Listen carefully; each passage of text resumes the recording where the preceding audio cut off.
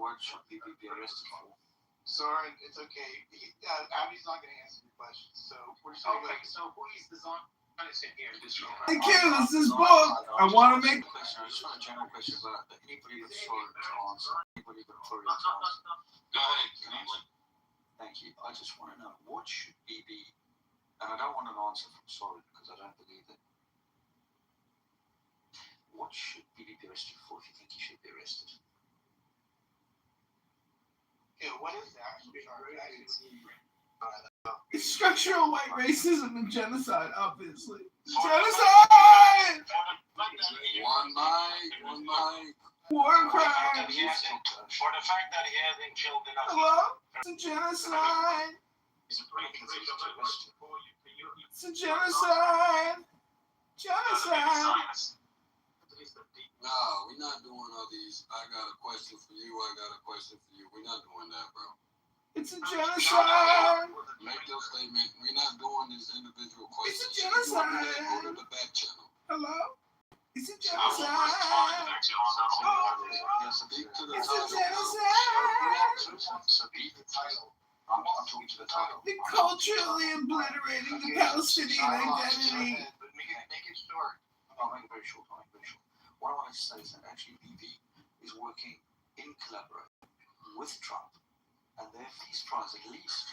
You're very, very wrong, man. Very, very wrong, man. I don't know what the hell you're very close-minded, sir. Zach, I don't know why you're talking as a fucking revert. But I have to be fair, so far the poll is trending that he's a war criminal, so you got to answer that to the people that are, going full ham. You know what? Can I just talk about polls for a second? Because there were polls that were predicting that Trump was not going to win the election, and they were way off. So polls can be wrong. Yeah. Polls can be wrong. Polls can be right, too. All right, who else wants to answer the question? This is The book. answer is very clear. This is book. Put me in the queue.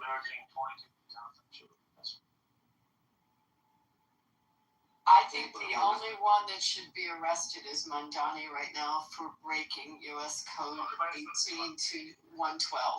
That's what I was. And violating federal rule. Abby, I wonder who's going to get arrested first, Mandani or Netanyahu? That's a good question, actually. Look at Todd Blanche's letter, and you tell me what the federal government's position is going to be with respect to Mandani's action. That's why he knew he was doing it to create the blood libels and doing it for. I think look at our U.S. attorney's letter on this. The problem is that they're a little bit loose on the cards with coming through on that because they didn't go full heat on Hillary. When Trump said he was going to take Hillary to the slammer, that didn't happen. Very difficult to do these things for some reason. So and going back to the 22,000 children, I have to be honest with you that whole situation was completely self-inflicted, and the only people you can blame. Like the Jews won this debate. I just want to give air highs to all the Jews and all the allies of the Jews. Thank you. You can win any debate you want, but you're. Fair warning. Yeah, Tiger, how do you want the Uyghurs and Xi Jinping torturing and murdering 10 million He Uyghurs? already answered that. Is there anybody new on stage that wants to answer the title of the room? Amir. Is it Mir here? Yeah, What's up? Do you want to take a stab at the title, or what do you want to do? Yeah, I guess I just want a follow-up question on this. Why would you all define a war criminal exactly? Because that's it has a vast definition, we persecuted a lot of German Nazis in war in the court as war criminals, but if you compare what they did to what Netanyahu is doing, I wouldn't technically define him as a war criminal. This is the first Amir I've met I like. Yeah, I mean, just by comparison of 6+ million Jews dying to, how how many, whatever, how many. It's not about intent, it's about intent. You gotta understand, genocide is not based Did he ask you about your opinion, or? Yeah, I'm saying someone to kill people, not about the number of the people that he killed. That's what the scholars. Central Jews, bro, shoot him. A lot of Jewish scholars call what Shoot happened him. after the genocide. I mean, Put that switch on, man. Put that switch on. Shoot. When is the last time a quote unquote war criminal was prosecuted? Oh, You know who the last person is? I can give you the Sudanese leader, Omar Bashir, and he was actually literally arrested. Well, from what country? I can't. Soren, so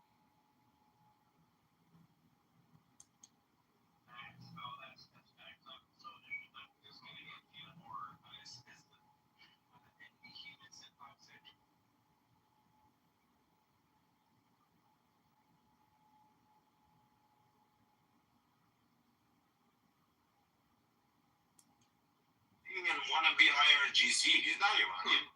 Milosevic was a good example that was actually arrested to respond to your question. He was actually a war criminal, so he was actually arrested and prosecuted for killing a lot of Muslims. So Milosevic refers for so why don't you call RGC as a genocide regime? The title of the movie should be arrested, and I can see 61% of the people say yes, he should be arrested in this.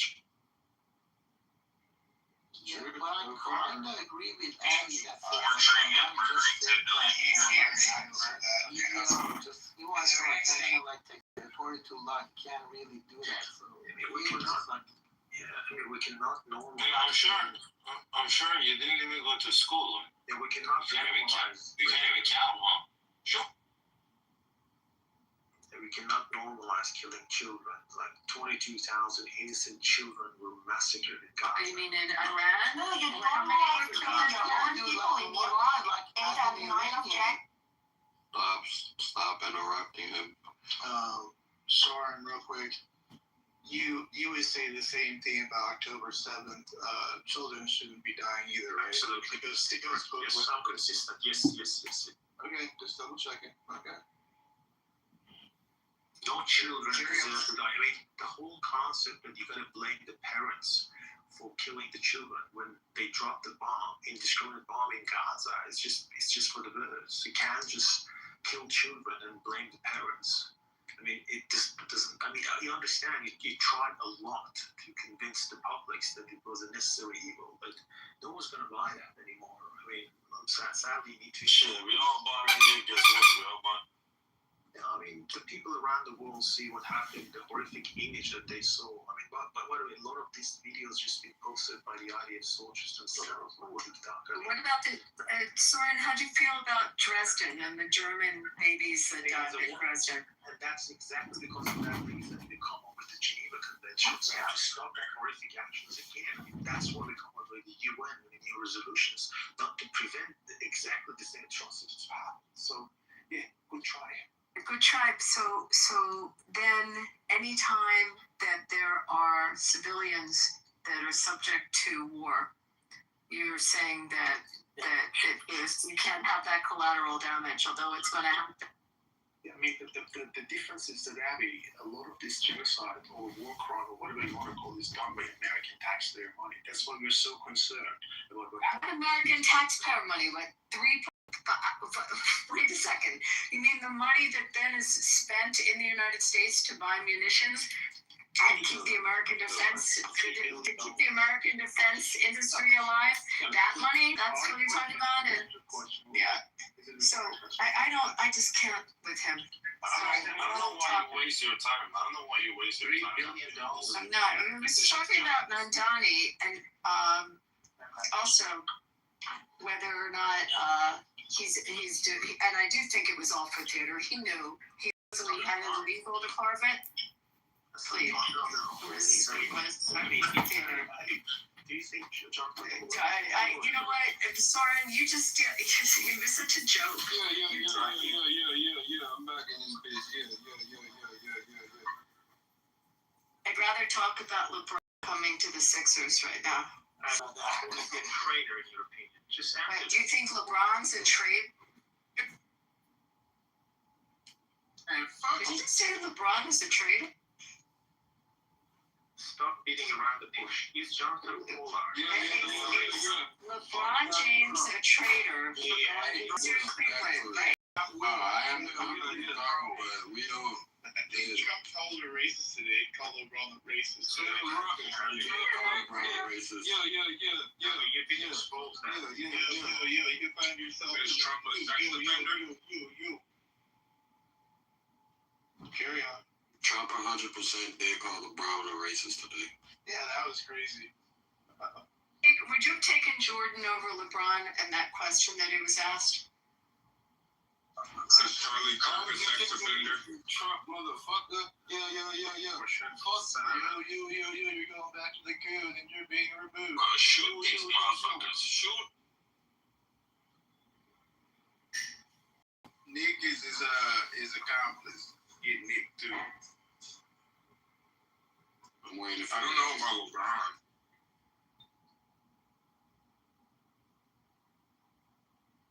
Nick, do you want to speak on the title?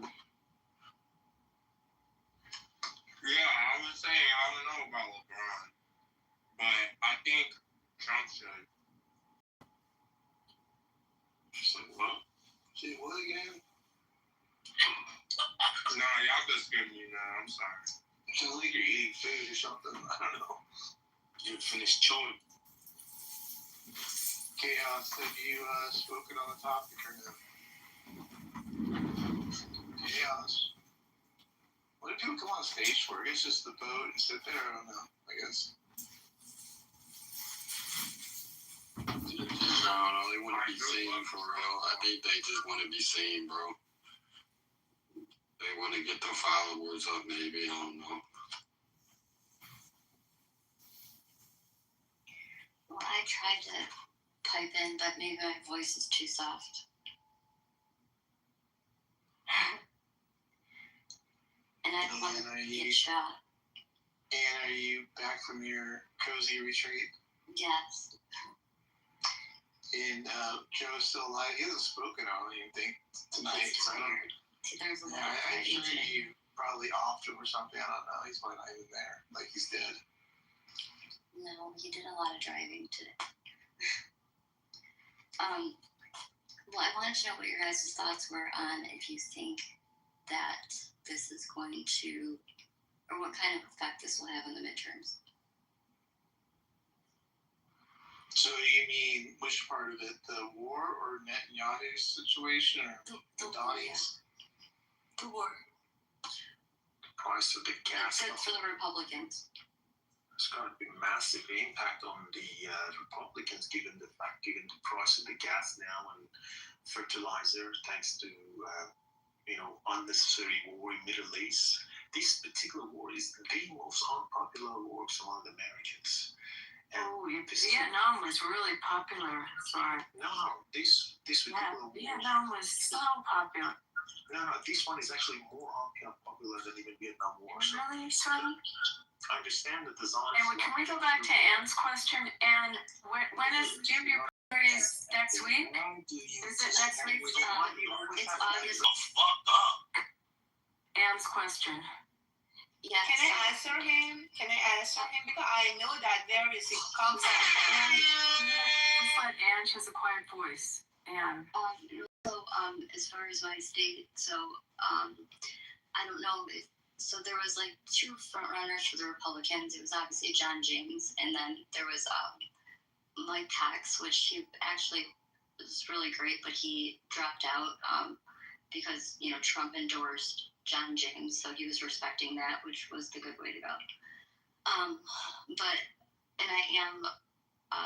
I'm a poll challenger this time, and I picked like an area in Detroit because I figured there would be like a lot of, if there was any sort of corruption or anything, that's where I would work. So I'm working there the whole day. But Jocelyn Benson seems to be in the polls showing that she's beating John James, but who really knows? But I just didn't know. I know that that was it the House they rejected funding the war, or was that, did I hear that right? That they voted on not funding the war? No, they're funding it. Okay, so They what voted. was it? But Anne, I wanted to ask you on Hallie Stevens and where she is polling wise and what you're feeling on that. Yeah, she's pulling very well. I heard she's soaring right now. Yeah, yes. She is. So, and what is the reason that the majority of your people are not living in their homeland? Which group of people kicked you guys out and made y'all flee? Well, it was the Ottoman Empire and the French.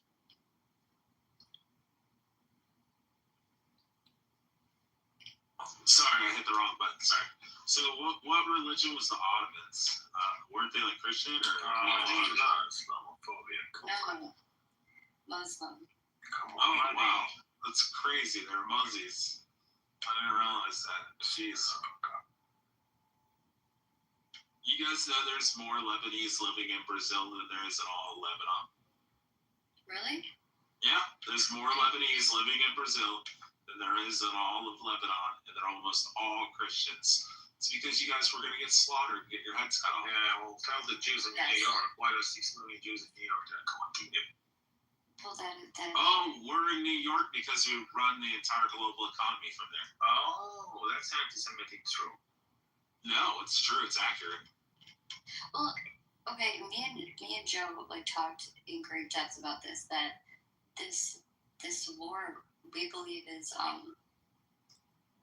about China for the U.S. and everything that China has done to the United States, interfering with our elections. Then we have COVID. Iran or Gaza? What? You mean the Iran war or Gaza war? Oh, Iran. Oh, yeah, Iran's just cutting off the Strait out of all oil and gas in the reserves, and then we let a couple ships go through over mainland China. And the whole thing about the Iran war is just to control Strait of Hormuz so we can fuck China. And it mostly has to do because China's ramping up. They're going to have their first nuclear aircraft carrier by 2027, and by 2030, they're supposed to have like 3 online in their fleet. So when that happens, then they can actually proceed with invading Taipei. And they'll do it through a policing force. They'll claim, oh, well, Taiwan's part of mainland China, so we have to go there and police this country because they're doing really bad. And but what we want to do is we have the CHIPS Act where we're going to build all the military grade silicon chips here in the United States by 2030. Right. So we're just trying to slow roll China until we get to 2030. And once we get to 2030, unfortunately for Taiwan, we're just going to say, hey, sorry, Taiwan. That's still not long enough. That's still not long enough. We need longer infrastructure required for the specific. So crazy. We're still going to need longer than 20 to 30. But the whole point is to slow roll this war so we can get to 2030, and then we can drop fucking Taiwan. The Chinese don't even have the engineers to even go in and run the facilities and operate them. This is why they can't do it themselves. So in the thought that they're going to go in and force the Taiwanese are very fucking strong people. They're going to go and they're going to blow these fucking silicon chip plants up. And when they blow them up, then the entire global economy's fucked. All the militaries around the world are fucked. The United States is fucked. Israel's fucked. Russia's fucked. China's fucked. We're all fucked because the majority of this US military-grade silicon chips come out of Taiwan for almost every country around the world. And once that happens, then we're all fucked. So, yeah, it's like I said, they're going to blow those buildings up once they come in with a policing force, and you'll see all those buildings be leveled. And if hopefully we get to 2030, then we can say, well, that sucks for them, but we can keep producing our own. And then we'll probably be at war with China. No. China's fucking, they're on the verge of collapse. They're estimated 680 million people by 2030. This was supposed to be less than the U.S. populace by 2100. So, I mean, their one daughter initiative and all that shit where they murked all their babies, stuff like that, euthanize them all, fucking infanticide, which Tiger's okay with because he's a total piece of shit. But yeah, I mean, and nobody in mainland China's having babies. They also during COVID took all their people and forced them into their the buildings. People wanted to go out and go get groceries and just go out on the street and do normal shit. They forced them into the buildings. They sealed all the doors, and then they went through and they burnt all the fucking buildings. And then on top of that, you have also China, where they forced all their people in their country to invest in second and third homes, and they've never came to fruition. Or they're just ghost towns and all their buildings are like tipping over. You can go watch all these videos where the entire like 40-story building just tips over because they were built so fucking shitty. And they're like, we build one floor per day. It's like, yeah, but then the fucking building just falls over. Yeah, China's a fucking shithole. And we fucked up your Belt and Roads Initiative, Tiger. You guys are starving to death too. It's funny. You like to trigger people, yeah, Rich. You like to trigger. That's kind of sickness, though, anyway. What, Tiger has 10 million Muslim Uyghurs in Xinjiang that are in concentration camps that they murder every day. I just think we definitely are going to win this one because our opponents are retards. Paige, where we go? Paige, hold on. Paige, you're trying to get in here. I know I'm being transparent about it. But Fried chicken. Good fried chicken. But he Did lost you a get lot some of watermelon and waffles? I would if I could, but it's out of the budget right now. You lost quite a bit of validity when you said China's on the brink of collapse. They are.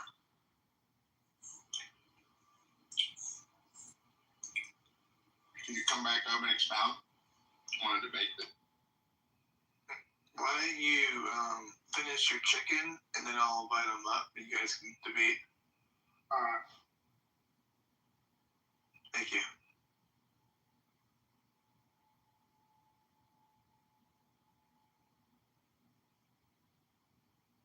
I mean, I like chicken. Well, so far, 66% of the people in this room believe that Netanyahu should be arrested, according to you. You never do, bro. Well, that still means that 44% died. I'm just gonna tell you, fuck you. That's not 44%, that's 33. It is 44. It is 44, and I'm just telling you the 66% of people said he's a war criminal. Well, yeah, 66%. That means 66% of y'all are stupid as fuck. I'm just saying. How many people think Madani should be arrested for breaking federal law? That will be my next goal. How about the Jonathan Pollard? Yeah, Jesus. Let's talk about what other possible. How about Jack the Ripper? Should we talk about old criminals? Let's talk about old criminals, right? He's a criminal? How about, let's see, what other famous criminals? We think Jonathan Pollard. Jeez, you know what? I'm not even responding to you. It's just ridiculous. And, yeah, but between Tiger and Soren, I'd rather. Oz the mentalist is on. Anyone watching Fox? So what?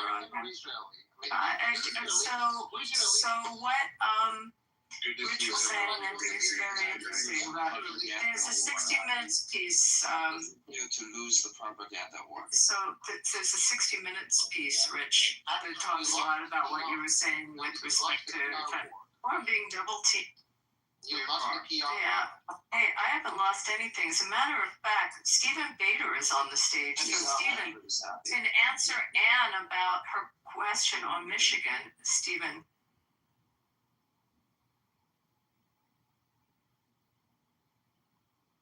Is he there? Stephen, you there? I don't know. I see him. Soren is not here, but I just wanted to say something about these people from IRGC because he's obviously, I spoke with him already and he obviously supports the IRGC. And these people have three different ways with the three groups in the world to arguing. With like us as a diaspora, they just tell us that, hey, you're gonna kill your own people, you're gonna kill your own parents, any Muslim here, they say that, hey, these people are against Islam, and they just tell some story that's not associated with the people of Iran, that they want to change regime. And then when they face to the American, they just, scare them about the tax and the price of oil and everything like this. So they have three ways, and up to the who are speaking with, they say something different. Stephen, you know?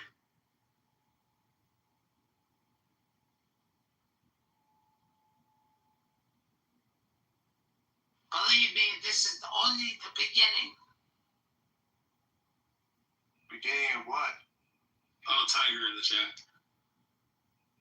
The retarded communist. Who just talked right now? Someone said it's only the beginning. Who's that? Oh, that was me. I was doing like a Tiger impression. That was weird. I didn't recognize it. Okay, sorry. Hi everybody. Hi, Zula. I thought that was you that actually spoke, but go ahead. What are you thinking? With the question, like I think Donnie's whole thing, I think it was kind of like, I definitely think it was symbolic. Speaking for just for myself or what I think, absolutely, I think Benjamin Netanyahu needs to be arrested. However, if we're gonna I guess look at the technicalities, right? Like America didn't ratify the Statute of Rome, right? So even if he did come over here, they're not going to, because they can't. I mean, he has, and I say the word very funny, I'm sorry, he has diplomacy. I know, I'm sorry. Is that weird when I say it? I don't know. Diplomatic immunity, I think is what you're trying to say. Yeah, but isn't it still diplomacy? Can I not use that? Oh, whatever. It's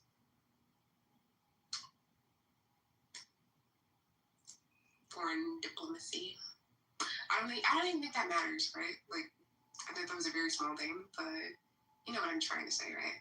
Yeah, you're trying to say diplomatic immunity. No, my overall point, you know what I'm saying, right? It's against federal law, under what the law that I cited in the chat. We were in the room earlier. I just got.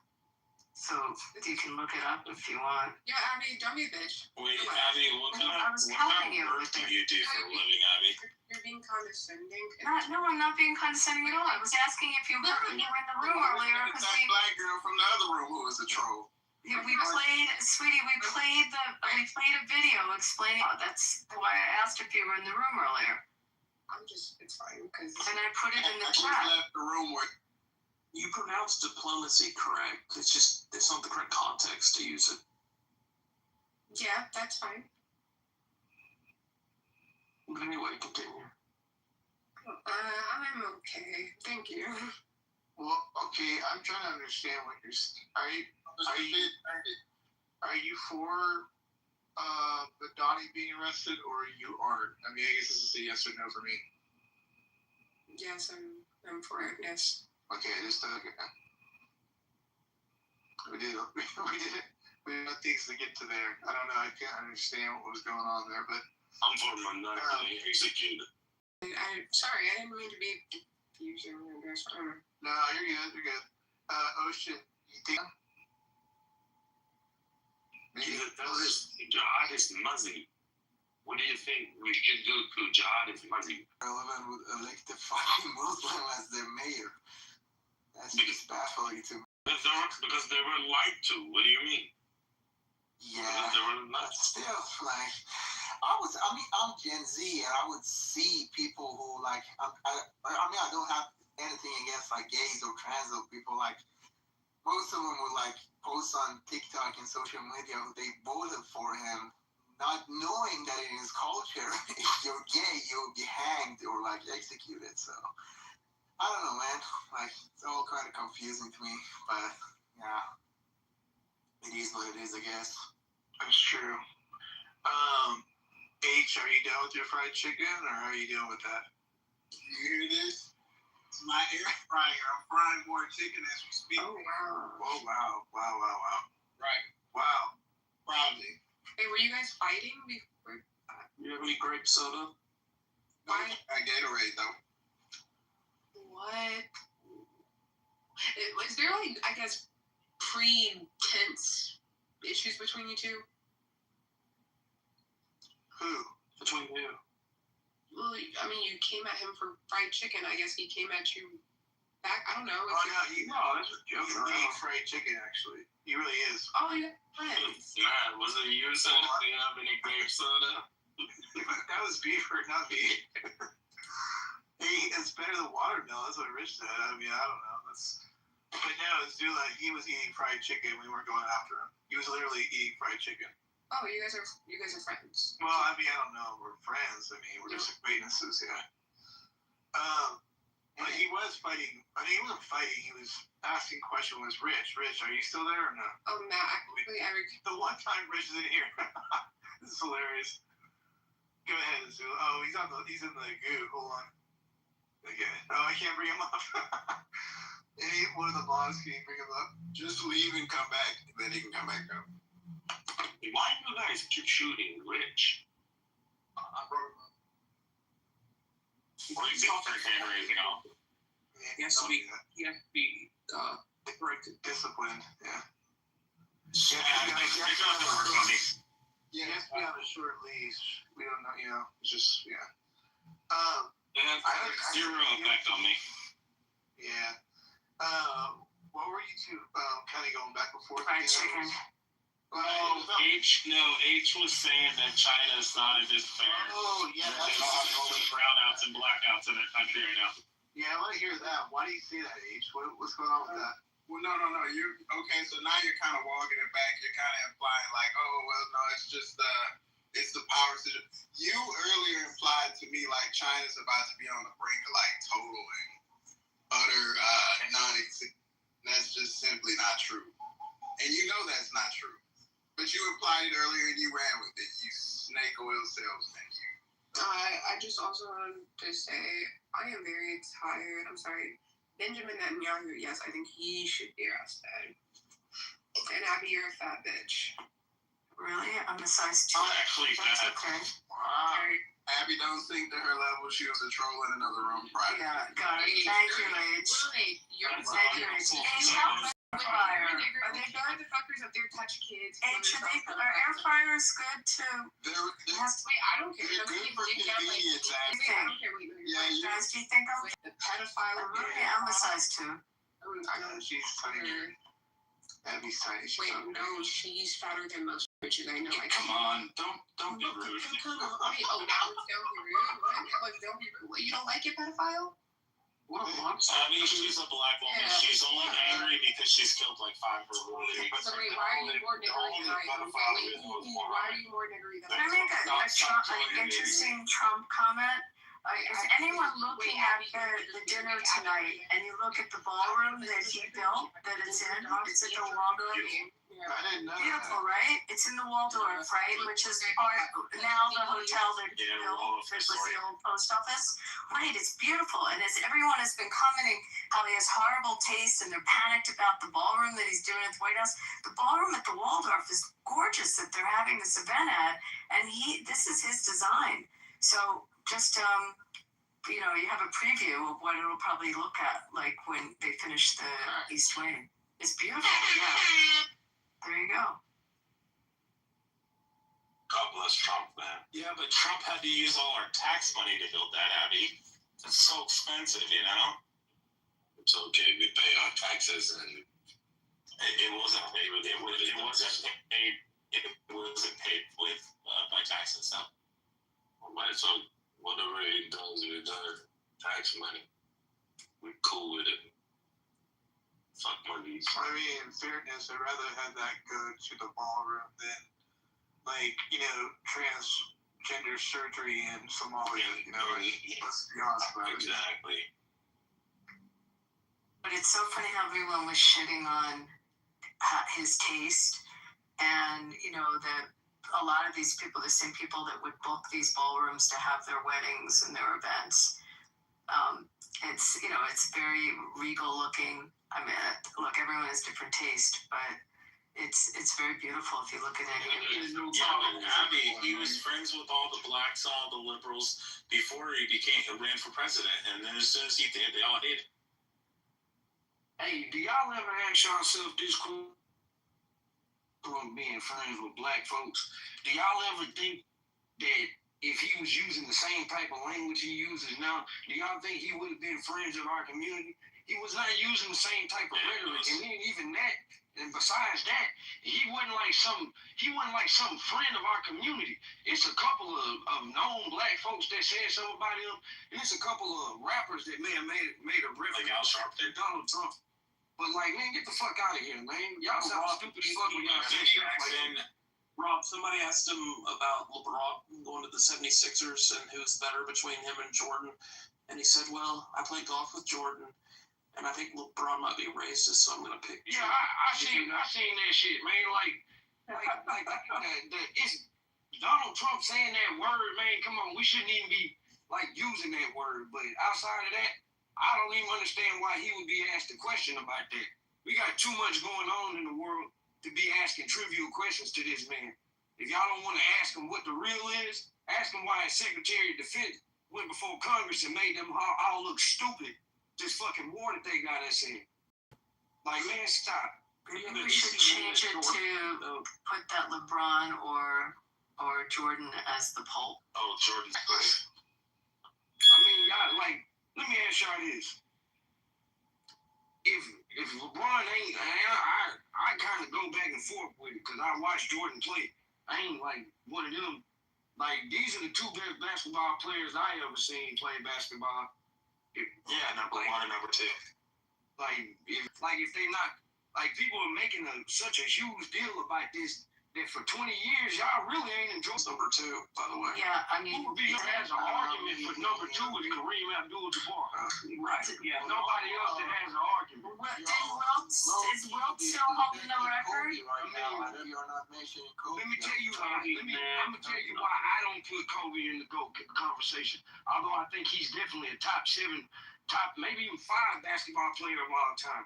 I don't give him in my opinion, to be the GOAT. You had to be that guy from day one. And Bron, Michael Jordan, and Kareem Abdul-Jabbar were from day one, and they never were not the guy. Wilt Chamberlain was from day one. I mean, he scored 100 points in a game. And Dr. J was from day one. But he won one championship in the GOAT title, in the GOAT conversation. Like, that's when rings matter. You feel me? Like, just telling somebody, Charles Barkley is a great fucking basketball player. We're not going to shit on Charles Barkley, but we wouldn't put him in a GOAT conversation because he didn't win anything. Yeah, now, Tim Duncan, Dr. J before Dr. J is not in the GOAT conversation either, but he does have a ring. I mean, he's like top 30, right? Top 20. I say, Dr. J anywhere outside the top 20. You have the Mount Rushmore of basketball players. Who's in the Mount Rushmore? I think you would probably put Bill Russell to start, Michael Jordan, and then your other two is probably a preference.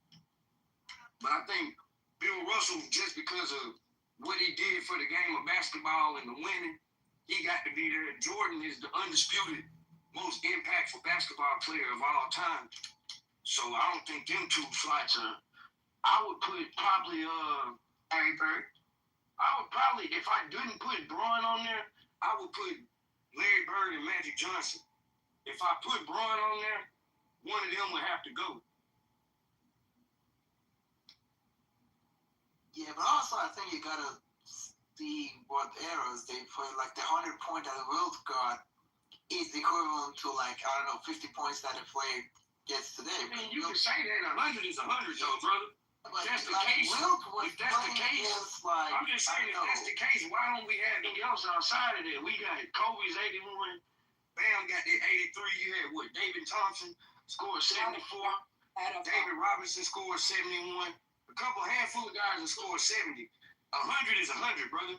I don't care if he did it. What I'm saying is, dude, the 81 that Kobe got was much harder than 100 that Wilt. I mean, it's easy for you to say that because that's what regardless of who they were playing against the best of their times.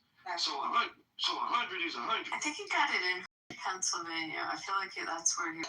Probably, from what I heard, like from what I saw on YouTube or like from the research I did, he was playing against like plumbers, firefighters, like I don't know. I mean, if that's the case, we need to discredit anybody that played basketball until Played for when he played for the Sixers. Yeah, I'm not saying who he. They were a great team. Matt Lucas played against. There was nobody that can match up with him back then. I mean, and that's true, but it's like, man, Bill Russell had some insane fucking rebounding numbers. Like, certain guy, Kareem Abdul-Jabbar came in as a rookie, dominate. Like, the game was still evolving at that point in time. Athletes had to catch up. I mean, he would be a freak athlete today if you going by what they say. They said the man was 7 feet tall, about 300 pounds, and ran a 10-4 in the 100. Like, I mean, back then though, they didn't have any second rule, so you could literally just camp in the paint. I mean, like a little bit different. The rules are different, but I'm not gonna fault those players for the era that they played in. The people always love to say like hand checking was this big thing, but bro, go look at some of the scores in the 80s. The highest scoring game in NBA history is from the 80s. You feel me? Like this whole idea that the 80s wasn't scoring. Nah, it's actually the 90s that wasn't scoring. That's why they took the rules off. Because didn't nobody want to see fucking 70 to 66 games in the finals. How many rebounds a game you think Jokic would average if he was able to just sit in the paint without 3 seconds? Who knows? Who knows? I would say at least probably maybe 20. Abby, what the Jews, like the early people that were dominant at basketball? Who? The Jews, like I think they were pretty good. What do you mean, like names South like Philly Dog was and one all of that? the spas that before there was the Sixers, the South Philly Hebrew Association, and they were the Jewish players in Philly definitely very involved in playing back then. But also, someone put it in the chat. I forgot about Jerry West. No, Jerry West is a great basketball player. It's the logo for a reason. These are all great basketball players. I don't discredit no. And Pete Maravich. Hall of Fame basketball player. I don't care what area you from. You improved yourself to be one of the greatest players to ever do it. Wait, actually, I don't even like basketball. Fuck basketball. Jerry West was a miserable bastard. Did you watch this stuff? I mean, he didn't win. I mean, Pete Maravich. At the end of the day. Yeah, he couldn't win. He was a good player, but he couldn't win. He won 1 title, I think. Okay, an easier one for you. The best player under 6 foot. Isaiah Thomas, if you think he's under 6 Allen foot. Iverson. Allen Iverson. Iverson stands over 6 feet. No, I don't think he's over 6 Yes, he feet. does. He stands at 6 feet 1, 6 feet. I don't think so. I just looked it up. Allen Iverson is 6 feet, and just for reference, Jerry West was 1-8 in the finals. Alaska, they want the pedophile. Yeah, like you gotta want to ask under 6 feet. It's not a lot of. It's Isaiah not a lot of Thomas, running. right? Isaiah Thomas technically, I don't even think he was 5'11". I think Isaiah was 6 feet. Nate Robertson was higher. No, Oscar Robertson was 6'5", 6'6". Oh wow, I thought he was the original big guard. Probably the best small guard was Tiny Archibald. Hi Rob, how was your day today? It's great, man. I had an excellent day. Then I came into work. I made more money in my small business than I made at work. So that was great. We just had all those guys here in Vegas for the summer league. There were tons of them. Hey, a lot of the I'm older players. interested in this rookie class. I'm interested in this rookie class. Yeah, no, this rookie class is probably the best since LeBron and Carmelo's. I'm not finna go that far. They gotta play. I think this class is more like the Kevin Durant, maybe even the next year, 08 class with James Harden and Steph and all them. Boozer was what, 3rd overall? Yeah, Boozer went 3rd. AJ went 1st. Darren Peterson went 2nd. Hey, that boy in Chicago though, man. He wasn't showing that in North Carolina that he could really shoot and handle the rock. The nigga was hurt. No, I'm just saying, he got hurt at the end of the year. He was dog. He was putting up 20 a game. Yeah, no, he got nice. Caleb Wilson. Yeah, he just wasn't showing like his shot like that. Can someone?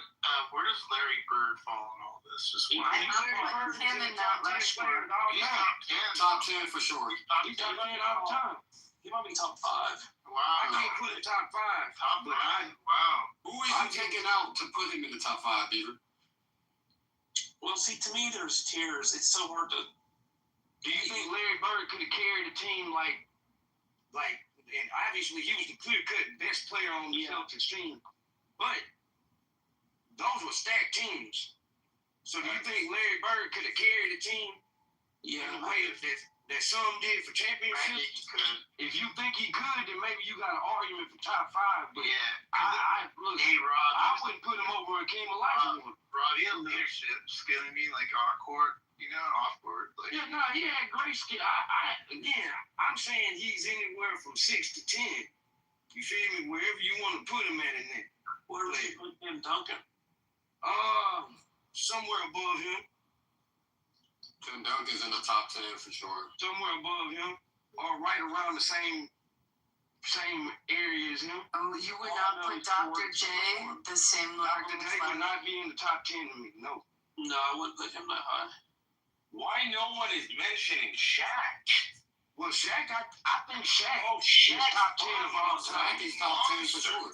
He's top 10 all time for sure. Yeah, depending on how you look at basketball, man, look, we watched Shaq from day one come in and dominate him. Like day one, he came in the league averaging 25 and 10, and pretty much didn't stop averaging that until, his body started to deteriorate. I sometimes ask, why are we so eager to put Kobe above Shaq? I don't like Kobe. I never liked him. It's because we seen Shaq couldn't win by himself. When he had What do you mean? When he had his own team in Orlando, he got swept. He went to the finals as a. That's what I'm saying. He went to the finals, but he didn't win the finals. Do you know who he played against? Yeah. Bro, you know how many times Shaq got swept in his career? I don't know who he played against, but let me ask you this: did Shaq ever miss the playoffs in his prime? Nah. Two things can be true though. The point is, Shaq didn't start winning until he paired up with Kobe. That's what I'm saying. No, Shaq started winning. Like, look, let's be like, he made the finals a part away. He made the finals, and yes, they got swept, but they made the finals in his second year. He also knocked out Jordan. Yeah. I'm thinking also of some of the Sixers, like Moses Malone. I mean, Moses Malone is somewhere in the top 25 of all time. Shaq is he got swept 6 times before he started playing with Kobe, and then Shaq got swept 6 times in the playoffs: 94, 95, 96, 98, and 99. In 2017, Shaq got swept 6 times in the playoffs. And that's brutal. Wow. Again, he ever missed the playoffs in his prime. Bill Walton didn't play. He didn't sustain it on. Bill Walton didn't even belong in this conversation.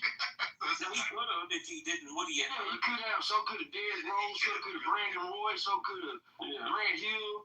And then Carmelo top 25. I wouldn't put him top 25, but I think he's top 50. You wouldn't put Malone in the top 25? No. Because when you start going down the list of players. But he's second all time in the. I think it's something to be said. I think it's something to be said about how he got his points. Again, he played with the all-time assist leader. Like he played in a system that I just don't think Carl. But if he is top 25, he at the tail end of it. Like name white player. Best Larry Bird. Besides Bird, I was gonna say. Do y'all count Europeans? No, I want American whites. Jerry West. Probably Jerry West, Rick Barry, John Stockton. Yeah. Those names is there. Yeah, John Stockton. Havlicek. Steve Kerr. I don't know. He's kind of. Nah, he doesn't even belong on that. Like he's a great coach. Top. But we talking about players. Well, he does have like one of the highest percentage shooting for 3. So does Tim Legler. Steve Kerr does. Didn't John Havlicek? Yeah, if you want to put John Havlicek, because he's a Hall of Famer. Kevin McHale. Now we're Kevin McHale. Yeah, he belongs in that combo. Now we're talking Steve Nash for the whites. Jason Williams, Steve Nash, Dirk Nowitzki. y'all count Steve Nash as a Canadian? Yeah, he don't. I thought y'all said y'all wanted American. I love Billy Cunningham. I don't know. You know who that is, but you're obviously old as fuck. I am, and I love the old Sixers. Like all of them. You might as well say Dolph Shays and names like that. No, I say Walt Frazier. Walt, great player, but Hal Greer. All time, like, if you go from that era, how about you do this? Who you think the top 5 players from the 60s were? Oscar Robinson. When did George Mikan play? George Mikan played in the 50s into the early 60s. Oh, I don't know. What about Oscar Robinson? Oscar Robertson would be top 5 in the 60s. It would probably be top 10. Bill Russell. Bill Russell would be Wilt. It'll be Big O, probably Elgin Baylor. When did Bob Petty retire? What's up with him? Jerry Lucas. Man, I ain't run down to the store real quick. You got your key? You go clock out. Sit down. See, the only reason why Kobe gets so much love is because she's the closest resemblance to Jordan, bro. If he ain't like Jordan, he wouldn't get as much love as he do. But you great player, dog. I think what it was about Kobe is just he seemed to work so hard at good. You feel me? And I think that resonated with man. When you watch that man, I actually think the 60 points in three quarters is more impressive than 81. But that happened like 2 weeks apart from each other in the same season where that man, what he did, like 20 straight 40-point games or something like that. The 81 was only 3 quarters. He didn't play the fourth. Nah, he played the whole game. I watched the game. The game was. Do you want to make a bet on that? I was there at the game, and he was on 4. He played all 4. He set out the Mavericks game. He set out the Mavericks. I was at the game too. He's lying. I don't care. Who else was there? Me. Azula wasn't even born yet. I was pretty drunk that whole night, but yeah. Like I'm saying, I watched the game. The most impressive game, 37 and 1 quarter, Klay Thompson. Sleepy Floyd did something similar. Definitely impressive. 37 and a quarter. The Wimby guy kind of scares me. Why is he? Who? The Wimby motherfucker. Why is he? He's a freaking nigga. Hey, his daddy was randomly at my job, like during the Western Conference Finals. Kobe's father was our high school girls basketball coach. Everything. Swear to God. And I bet you. I met Kobe a few times. Yeah, he was. Where y'all putting Steph Curry? Live near me. Steph Curry's gonna go down. And hey, when it goes down, he's knocking somebody out the top 10. Yeah, he's top 10. Let me tell y'all, I don't want to like Steph Curry. Okay, I'm a Rockets fan. Let me be honest. Y'all were talking about Troy Bolton. Okay. I'm a Rockets fan. I hate it. Like I think, but Steph Curry, bro, he has to be in the top 5 just because he literally changed the game, bro. He might end up top 5. Just off of that, you gotta put him in the top 5. By the time his career ends, he might have an argument, but this is my thing. To be top 5, that was, in my mind, you had to been like dominant from day one. Everybody that we kind of give top 5 credence to. Let me see what these people. Yeah, everybody we give top 5 credence to. Jordan, Kobe. Well, not Kobe. Jordan, LeBron. Kareem, Braun. How tall was Larry Bird? They've been dominant from day one. Steph took like 5 years to get to that point, so I don't think he'll ever rise to saying he's top 5 level. But I do think he's taking somebody out the top 10. I don't know who though. That nigga literally changed the game of basketball, bro. Man, I'm not disputing that, but I think it has to carry some type of weight. I think it carries enough weight. I think it carries enough weight to knock somebody out the top 10 of all time. But to be top 5, again, this is my opinion though. So you maybe got different criteria. I think to be top 5, that means you're truly in the GOAT argument. And to me, to be the GOAT, it does take rings, But certain players from day one, they were that guy. It wasn't no development in. Bro, no, that's cap. Yeah, they got because better. Kobe wasn't that guy. That's why I don't think Kobe is the GOAT. I don't put Kobe in the GOAT conversation. You put him in your top 5 though. I put him in I said he's anywhere from 6 to 10 on my list. Yeah, but that's Kobe 17 when he came to the league with the good team. He was 18 on a bad team, so I'm not gonna give him. Like, it is what it is. But again, that's my criteria. Well, I just looked it up. Wendy's parents, his mom was 6'3" and his dad is 6'6". Yeah, no, his dad was tall, and like I said, I just seen him.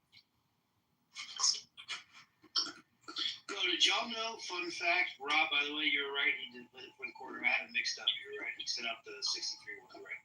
So I stayed corrected on that. I'll take my whippings. But did y'all know? Fun fact: China took the tallest male basketball player and the tallest women's basketball player on the national teams, and they forced them to have a baby, and that's Yao Ming. No, hey, it will be no Yao Ming. So crazy, Mike. Is that for real? Is that true? Y'all, man, I'll beat your dick. Yeah. It was the tallest male on the men's national team, the tallest woman on the female national team, and they had like a forced marriage. That's so wild. That baby was Yao Ming. I have a wine called Yao Ming. You know, he has like wine. That's so crazy. Wait, is that factual? Like, I guess so. is there a way I can check that shit? Try to drop the link, maybe. Hey, Just fucking go ahead and go to your. Yeah, why don't go on your Here, why don't I just go and say the fucking stats and Yao Ming, where Yao Ming's No. parents forced to have a baby. Go ahead. Hey, Robbie there? Rob? Where Robbie go? I seem I said he had to go do something. Wait, can I step in for Robbie? What do you think about Embiid? Timothy, what do you think of why can't we do Magic Johnson? Where's he? Magic Johnson, man. I know, right?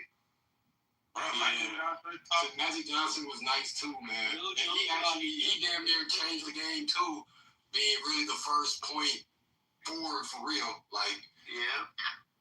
So I mean, where do we place him? He's getting stuffy. Not bad, bro. You gotta be stupid to not put Magic Johnson. Magic Johnson would have no position in the NBA today. Man, it's tough. I'd just like to bring to your attention the poll. PC the poll.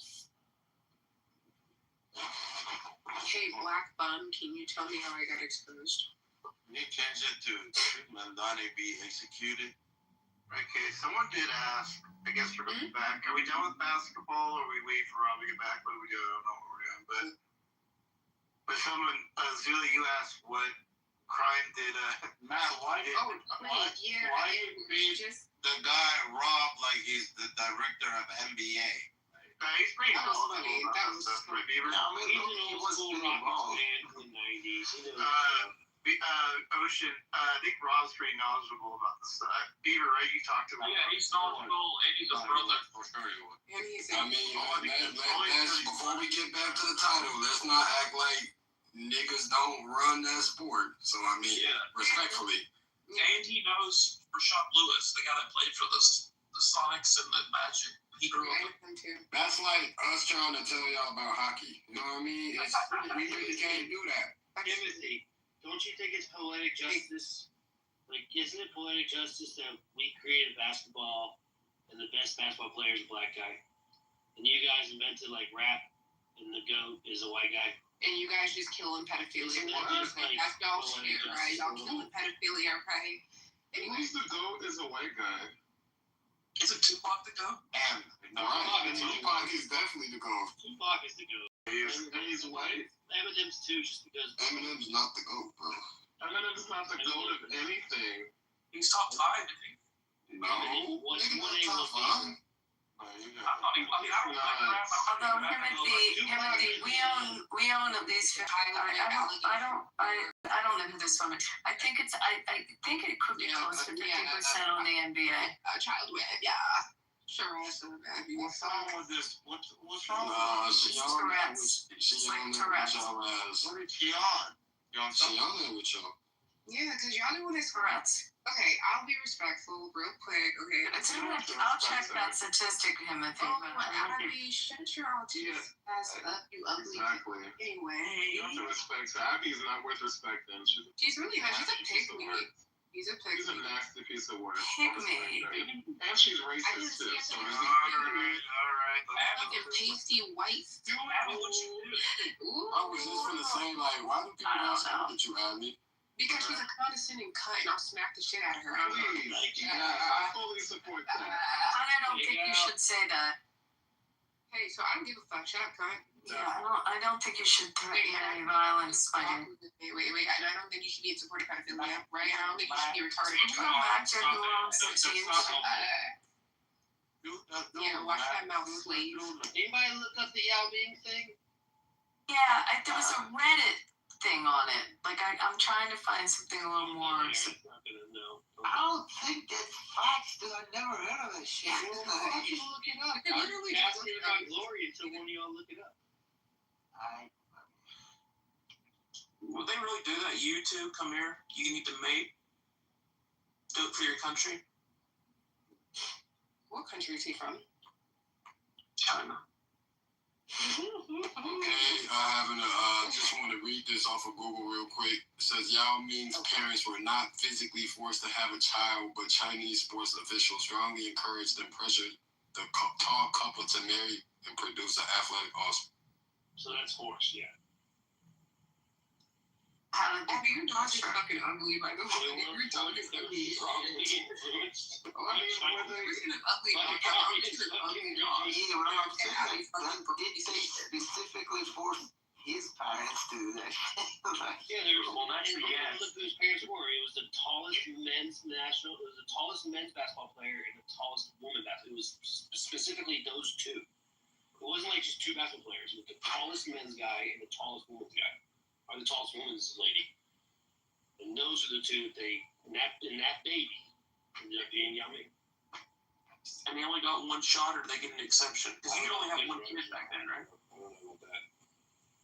But he just read it. They weren't forced, but they were, what'd you say, strongly encouraged.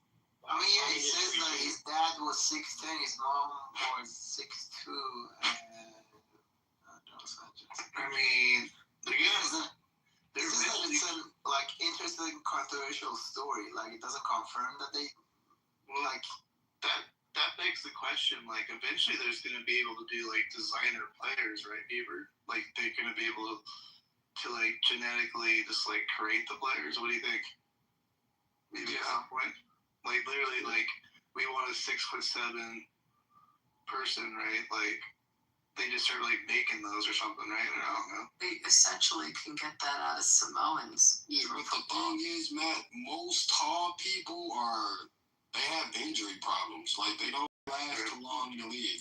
The support of their knees or whatever, or feet.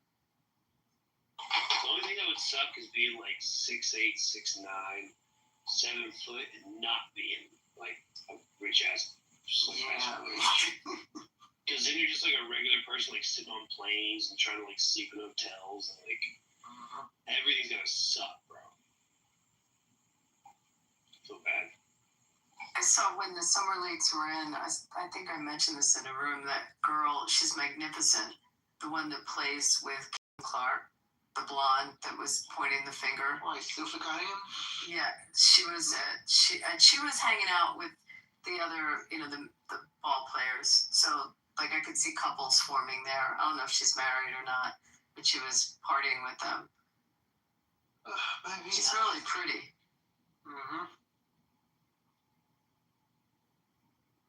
Y'all know Hashim Thabit? You ever heard of Hashim Thabit? Who's suckling Abby's tit? Anyway, Matt was a PhD in here. Yeah, I'm trying to get him up here. Oh, damn. What do you want to you? He was 7 feet tall. I want to ask if he still gets to eat fried fish. No, he's still here. He's down there. PhD, come up. Brother. Get some fish fry. He's down there. Where is that? The friends with the speaker. PhD. Oh yeah, PhD. That nigga is down there. Wait, I think he's sleeping because we were in a live earlier and he was. Yeah, I think he's sleeping. So Azula, do you want to speak on the title by chance, or you just want to talk about Abby all night?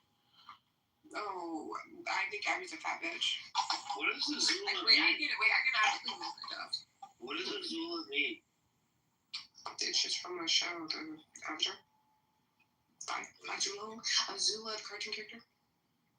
Like.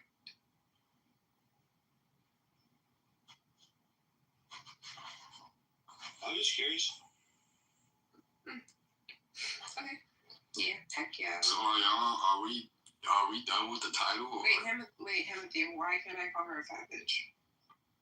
No, I mean shit. Oh, I'm sorry. I wanna.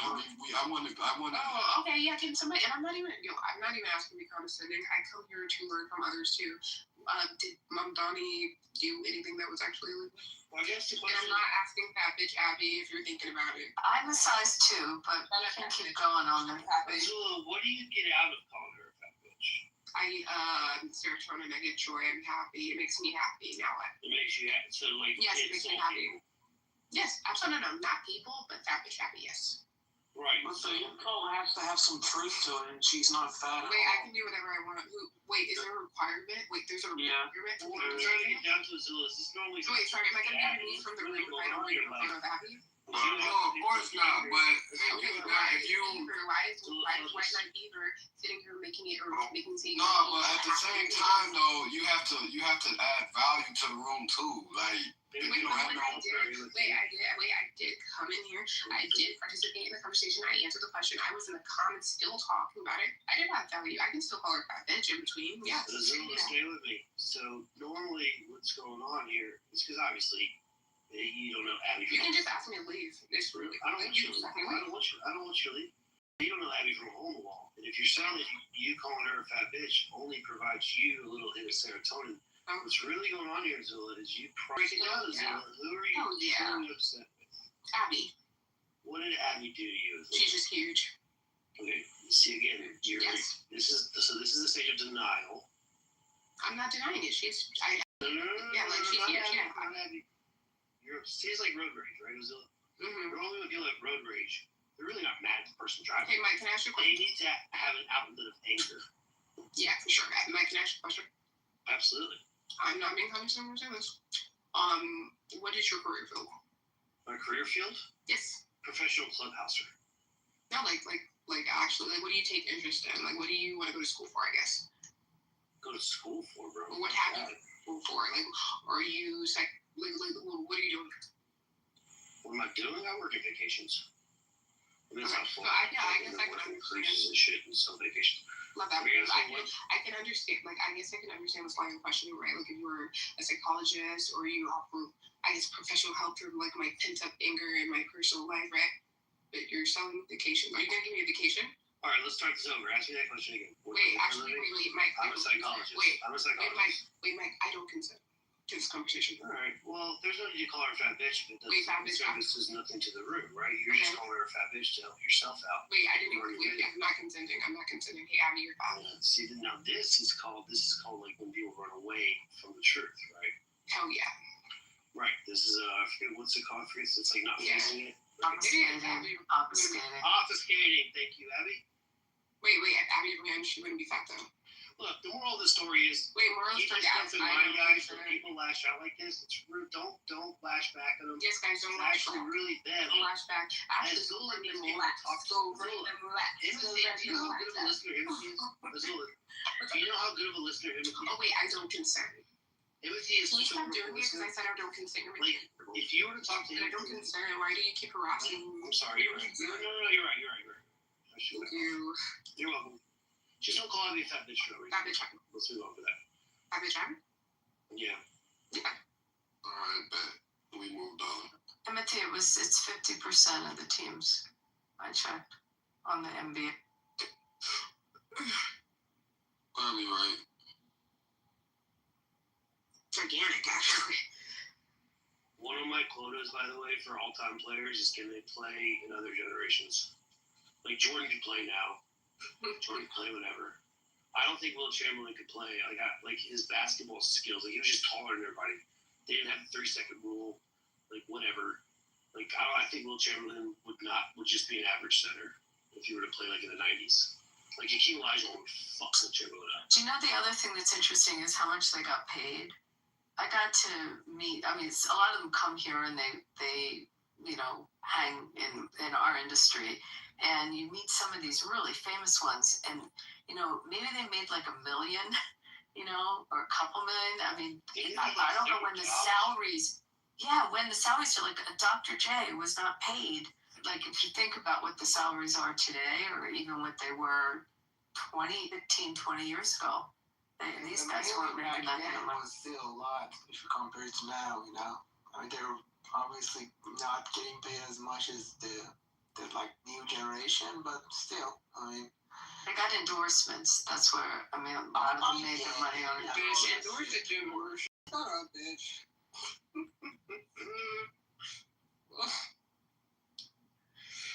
By the way, same with baseball.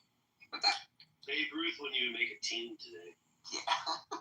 Bully me. Like, no, this bitch is condescending as fuck. Also, when I came in here earlier, they were doing this little weird racist shit they thought I was gonna pick. No, I'm actually. Why are silencing? Oh, that's unfortunate. That's totally unfortunate. Matt, see, this is the thing. Y'all gotta allow people to talk, because when Abby be talking her bullshit like she tried with Jazzy, like, y'all didn't have the same energy. Like, I thought we were free speech and everything. What is the issue with being talked to Jazzy a lot? What's the issue? No, my issue is with you just came in this room. You didn't know what we were talking about, did you? No. And this lady didn't shut up. So you don't know what we were talking about, I'm sweetheart. talking about you. No, don't sweetheart me. Don't sweetheart me, Don't sir. Don't call me out. Don't sweetheart me, And sir. I'd like Because to- you know I'd what like you to- said to me. So, no, I don't know what happened between them two, but to be fair, I didn't move her down. But to be fair, we let her get her shit off. You know what I mean? But you know what I mean? If you know what I mean, bro. Like we let her get her shit. Yeah, I know. We let her get her shit off, bro. So I mean, at a certain point, you know what I mean? We gotta move on from the shit. It was like, no, I get it. It was like kind of was an Abby versus Zula. Yeah, it was like 20 minutes of it. We let her get her shit off. Oh, okay. So okay. Like, grew up a little bit. We gotta get back to the conversation. What's that? I just. So you do enjoy this stuff, I fucking say. Yeah. Yeah, well, especially she's not worth it anyway. But Mandami's an American hero. Like, I'll be arresting him. This guy too.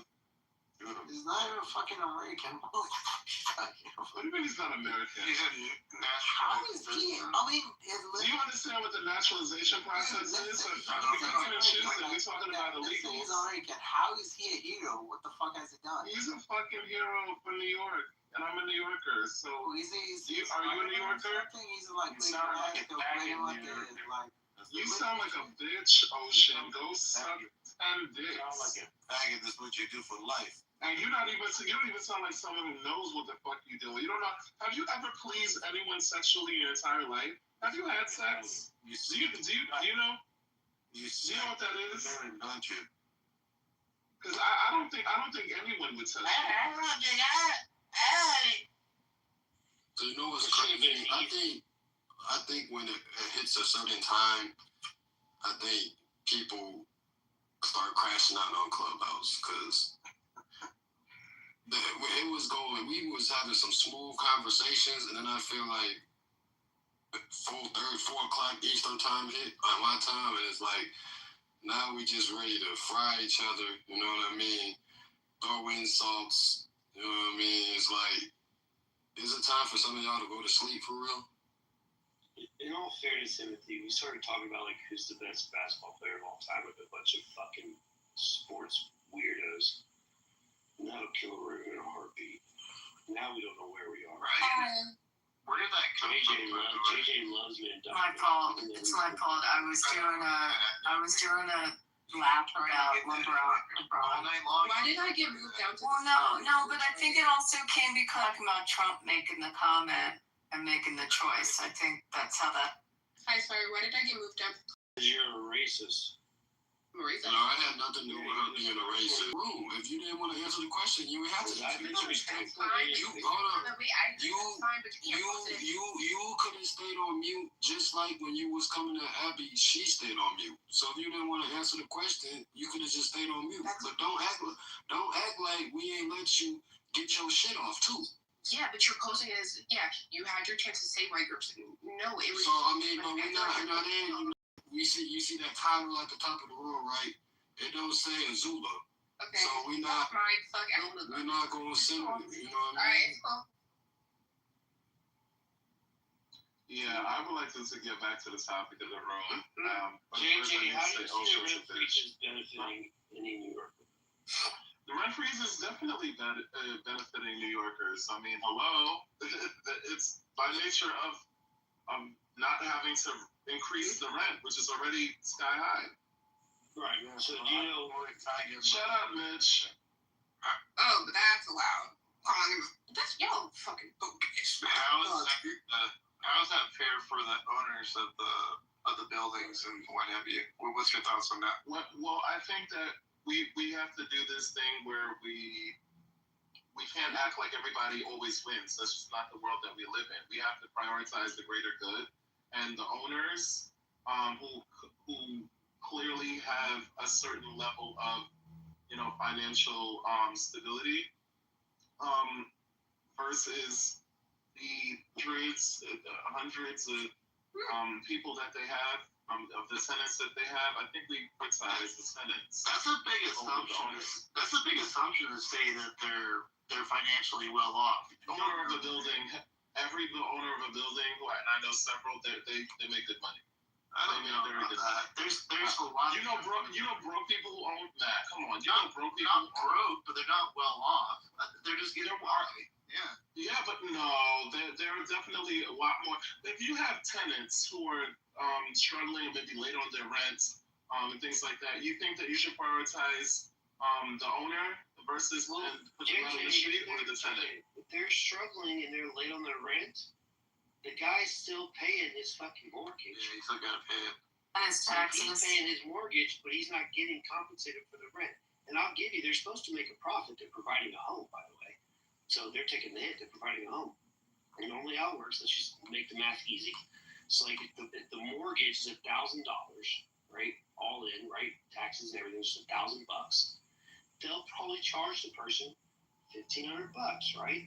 Because they're probably they'll make them probably pay for the utilities or whatever. But they're gonna the $1,500 will cover the $1,000 for their mortgage and the taxes, and they'll make $500 a month off it. But they're providing the thing, right? Now, if the mortgage rate, if the interest rate rises, they'll raise the rent. If the property goes up in value, they'll raise the rent. Shit like that, right?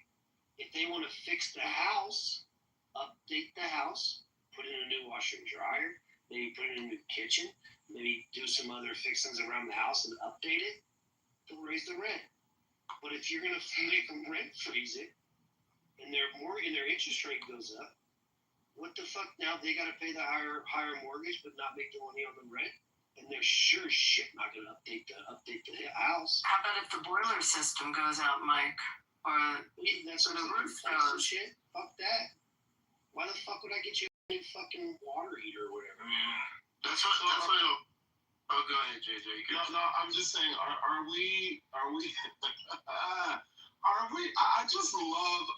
It's just this funny thing that conservatives do, where always the person who is the y'all glorify and glamorize like the wealthy. It's really, really problematic in conversations like this. I think we just heard your brain melt. No, you don't hear my brain melt. It's 4:30 in the morning, and I'm here sitting in the room with a lot of people who are, I don't know, very strange. But I don't judge. I'm a leftist, right? Progressive, don't judge. So, well, wait, hold on. I don't think we said anything that's totally out of the ordinary. We're just questioning why you think, because you're saying that we think that well, I don't know. I'm just saying, why is it odd for us to ask why do you think all owners of buildings are wealthy or well off? I mean, I don't know where that came from. I don't think that's very strange to ask. No. No, I don't think that, Matt. I don't think that that's strange, but I do think it's strange when we are sitting here acting like there's not a major difference between the abilities of the tenant and the financial access of a tenant versus the owner of the building. Like, oh, well, they have to pay the mortgage. Yeah, they're still going to be good. Whereas if you, the person, the tenant, is late on their rent, and then now you just want to put them out, like that's a whole different scenario. First of all, how are they going to be good if they can't pay the mortgage? If they can't pay the mortgage, then they're going to have the property foreclosed upon. If they can't pay the taxes on it because the rent's not being paid, they're going to have a tax lien, and the tax lien will get foreclosed upon. So they can lose their investment, and then they could go bankrupt because they've lost their investment. The tenants, on the other hand, have very good tenant protection laws in the city of New York. One of the most comprehensive tenant protection legal systems in the country. So they're not going to get thrown out. They're going to have all kinds of notice periods and time, ability to cure after the notice before they're in full default. They're going to have the rights, that the tenants' rights that are in place. So now you have a landlord that may be his life savings, that he bought a building as an investment, and now he's going to lose the building to the bank that he borrowed the money to buy the building because he has no revenue coming in. And the tenants have no risk. It's all the owner put all the risk in this, you know. So I don't know, just like penalizing and criminalizing almost these owners just at first seems really weird. I don't know why that just comes across as weird to me, but because he's never been a landlord. Don't get me wrong, like I get what you're saying, like obviously. There you go, you're talking on me. Abby. Hold on. Yeah, but look at these bum ass ain't gonna get her because he paid her to the light. My bad, y'all. I'm out now. That's how. It's all right, bro. Most black bitches, they switch in their side of things, bro. It ain't nothing, bro. It's a typical black bitch, bro. Yeah, and I hope you get a kiss of right woman. I cannot lie. I hope you get a kiss of rape. I hope you get you and Abby. Sit your ass in the boo, then. What? Talk shit to me in the chat. He gets raped by a white Go over there. Yeah, no, she can talk shit in the chat, bro. She can talk. That sounds awesome. I wanted to listen to all this, but I don't know. I guess maybe the approach is kind of odd to me. I don't know. The original question was about fairness, and the point that I was trying to make is that if you're the judge, right, and you're looking, and I'm legal, whatever, because we do this thing about legality, and we act like the law can't change. I'm just saying, if you're looking at the greater grievance, or maybe that's not the right word, it's late, y'all, but if you're looking at the tenant versus the owner of the building, and you're saying, oh, but they're going to take a loss. If anybody's going to take a loss, it should be the owner. That's the point. Sometimes there has to be one or the other, not the tenant. That's why the laws are the way that they are, because guess what? If you're going to lose your investment, yeah, it's giving classes and elitists, because you know what? You lose your investment, the 9 times out of 10, okay, I'm just being hyperbolic here, but more often than not, you lose your investment, you get another freaking investment. The tenant loses their, if the tenant, you kick the tenant out, they lose their home, okay? So yeah, it's if somebody has to suffer a loss, it should be the owner. That was a point I was trying to make. One thing I like to say as someone that is in real estate is simply this. Hey, look, interest rates go up.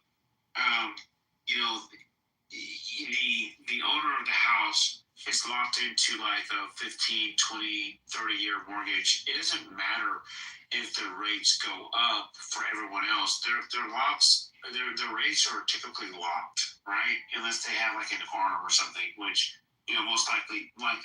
Most likely not. Right? No, interest rate. Look, man, in 2020, 2021, 2023, we had historic lows for interest rates. People were getting, third mortgages refinancing at like 2-3%, bro. Like, period. Now they're like in the they're in the sixes, right? So they've doubled since then. But the homeowners with the fucking 3% rate, they don't care that rates are going up. They're not gonna raise the rent on their tenants because rates are going up. Their rates aren't going up. Rates are going up for everyone that's in the buying market. Secondly, there's protections out there. Insurance is out there for if a tenant doesn't pay. There's a rent guarantee insurance that has like a rent default coverage. I mean, like people in this room often talk about if people make choices, they should have done better. They should have known better. Well, shit. Well, in this circumstance, homeowners that are renting out to people, you should scream. You should have the insurances that are out there. There's protection out there. People aren't just automatically fucked. It's not like, a person in the situation. It does happen where you own a home, you rent, they don't pay. It happens, but it's not like there's no protections out there to safeguard people against these circumstances. There certainly are. Let's just kind of be real here and call it like it is. Keep that being real because so a lot of the loans are commercial loans and they float. They're not all fixed. And you also have situations where, like during COVID, where you think everyone was in a honeymoon because they had a 3%, what you think was a fixed rate. You had laws in a lot of jurisdictions that didn't allow evictions whatsoever during COVID. We had landlords in different cities that were stuck, tenants not paying. The state put a moratorium on evictions during that period of time, and the tenant was shit out of luck. And trying to collect on your insurance for your business insurance on that was not so easy, and the landlords had to float the money, and not everyone is so liquid in their businesses. It's not like these people necessarily have hundreds and hundreds of buildings. Sometimes they own one building, I respect that. So for you, you're the commercial side. I'm in the residential side. Right? I'm saying commercial loans. Yeah, I've represented lots of landlords. And I understand that. Like for sure, landlords definitely got fucked on the commercial side. Because people literally couldn't go into the office for like 6 months plus. That's not what I was saying. They couldn't evict people in their buildings during COVID. Sure, but during COVID, if you were a healthcare professional, you missed what I just said. I understand what you. They had moratoriums in states that did not allow a landlord to evict a tenant even if the tenant wasn't paying. So there was revenue coming in. I'm very well aware of that. But here's what I'm saying. Most of these circumstances, if you're commercial, if you own a commercial building, I'm not going to speak on that because you know more than I do, and I'll give you all the respect for that. So I'm not going to try to come on stage and act like I know more because I don't.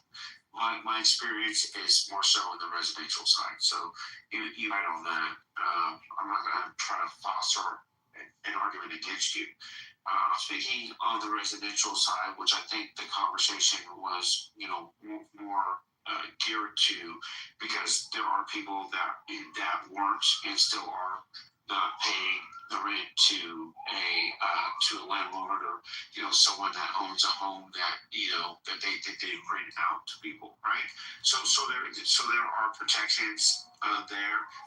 I know exactly how they work. And at the end of the day, you know, what happened in the commercial side, it wasn't a sort. It didn't happen just because people suddenly woke up one morning and was like, "I'm gonna fuck my fucking my landlord over." It was literally, I can't out of the commercial building. I have all this office space. I live in a city called Irvine, California.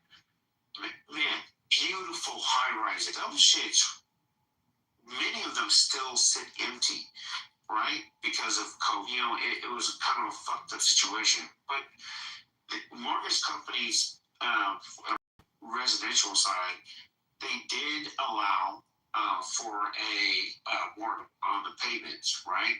Oh shit, this is happening. You have these existential sources.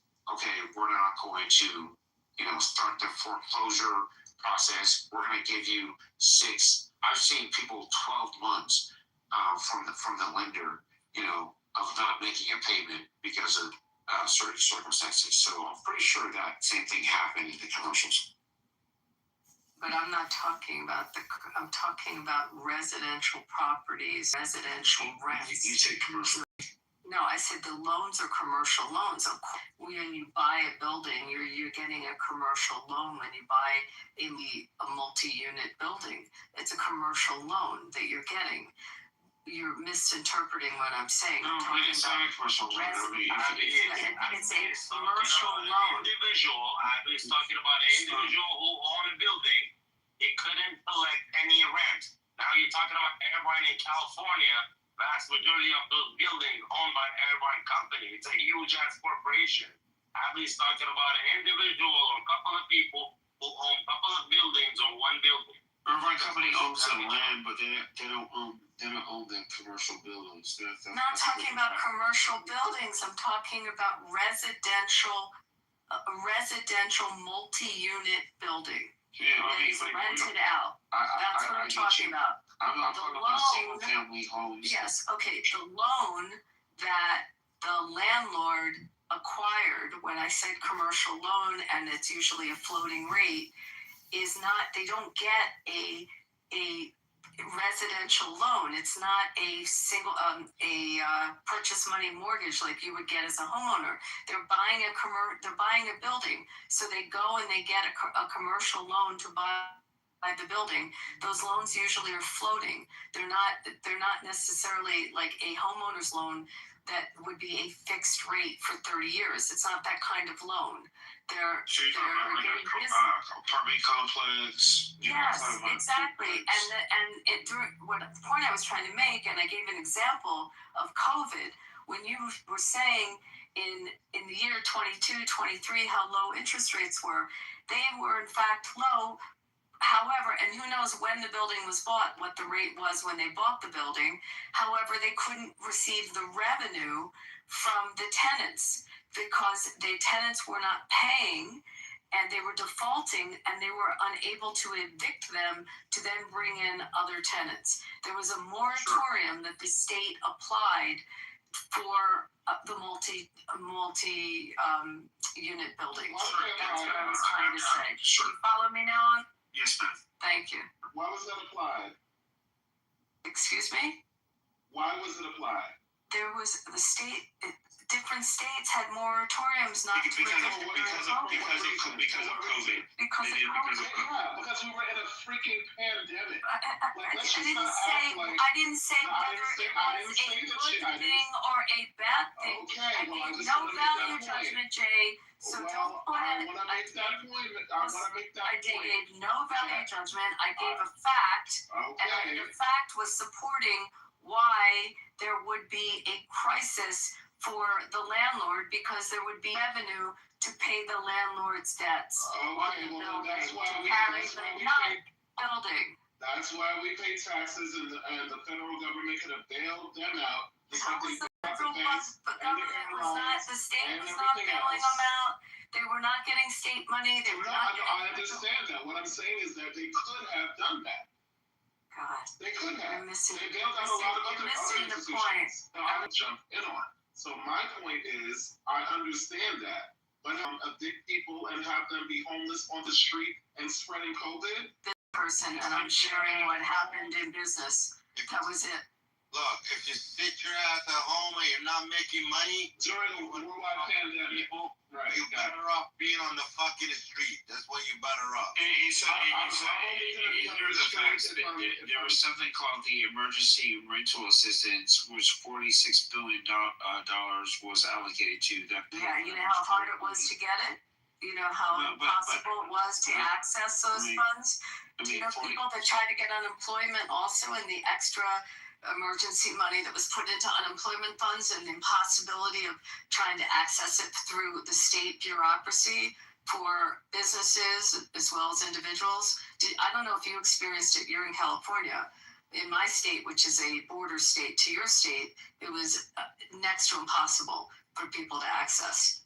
Yeah, but if you look at it objectively, I mean, I'm looking at the stats right now. Like literally, you know, this wasn't the case for the majority of people in those positions, right? Like literally, the stats say like nearly 90% of people continued, like Class A apartment collections stayed near 95% through the worst of it, right? So you may have had some true statistic. effect. It's not a true statistic. I know major landlords in my city that they almost went out of business because there was a moratorium and they had more short-term rentals. They couldn't evict and they couldn't get paid. So no, wasn't. So the question would be like, why did they go out of business? I'm pretty sure they got some assistance. I mean, no, they didn't go out of business because they had other investments. 40, and so then if you have losses, then you can balance your books with the losses. You're not wrong. However, the only thing I'm saying, Abby, to people, the landlord can lose their property if the revenue doesn't come in and they don't have a revenue stream. That was the point I was trying to make. Sure. In normal circumstances, that is the case. But like with respect to COVID, I'm telling you right now, there were protections, there were guardrails. Couldn't access it. People did. $46 billion literally got paid out. They could not access it when it was happening. They couldn't get through. Did you try to get unemployment or try to get money from the state when you weren't working? I'm an entrepreneur. I've been for 20 years. Okay, a lot of clients that couldn't get the state money. It was one phone number I knew a lot of people that got fucking loans or COVID loans that didn't need them whatsoever and got paid $200,000, $300,000. A lot of fraud with it. No. Yeah, absolutely. So at the end of the day, though, the only point I'm making is yes, there are circumstances where people got fucked over, but there's also circumstances where people that are coming out and giving these COVID loans. But what did the government do?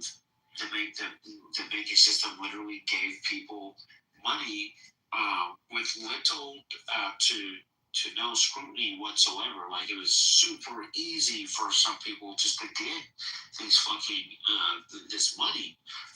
So the government tried to respond. Of course, they were not as efficient as they could have or should have been, but there was definitely a response. But someone sitting here saying, if interest rates go up, people should raise the rate, or if they want to, if the property value goes up, they should raise the rate. That says to me that this person doesn't know how home ownership actually works. Keith, it sunk.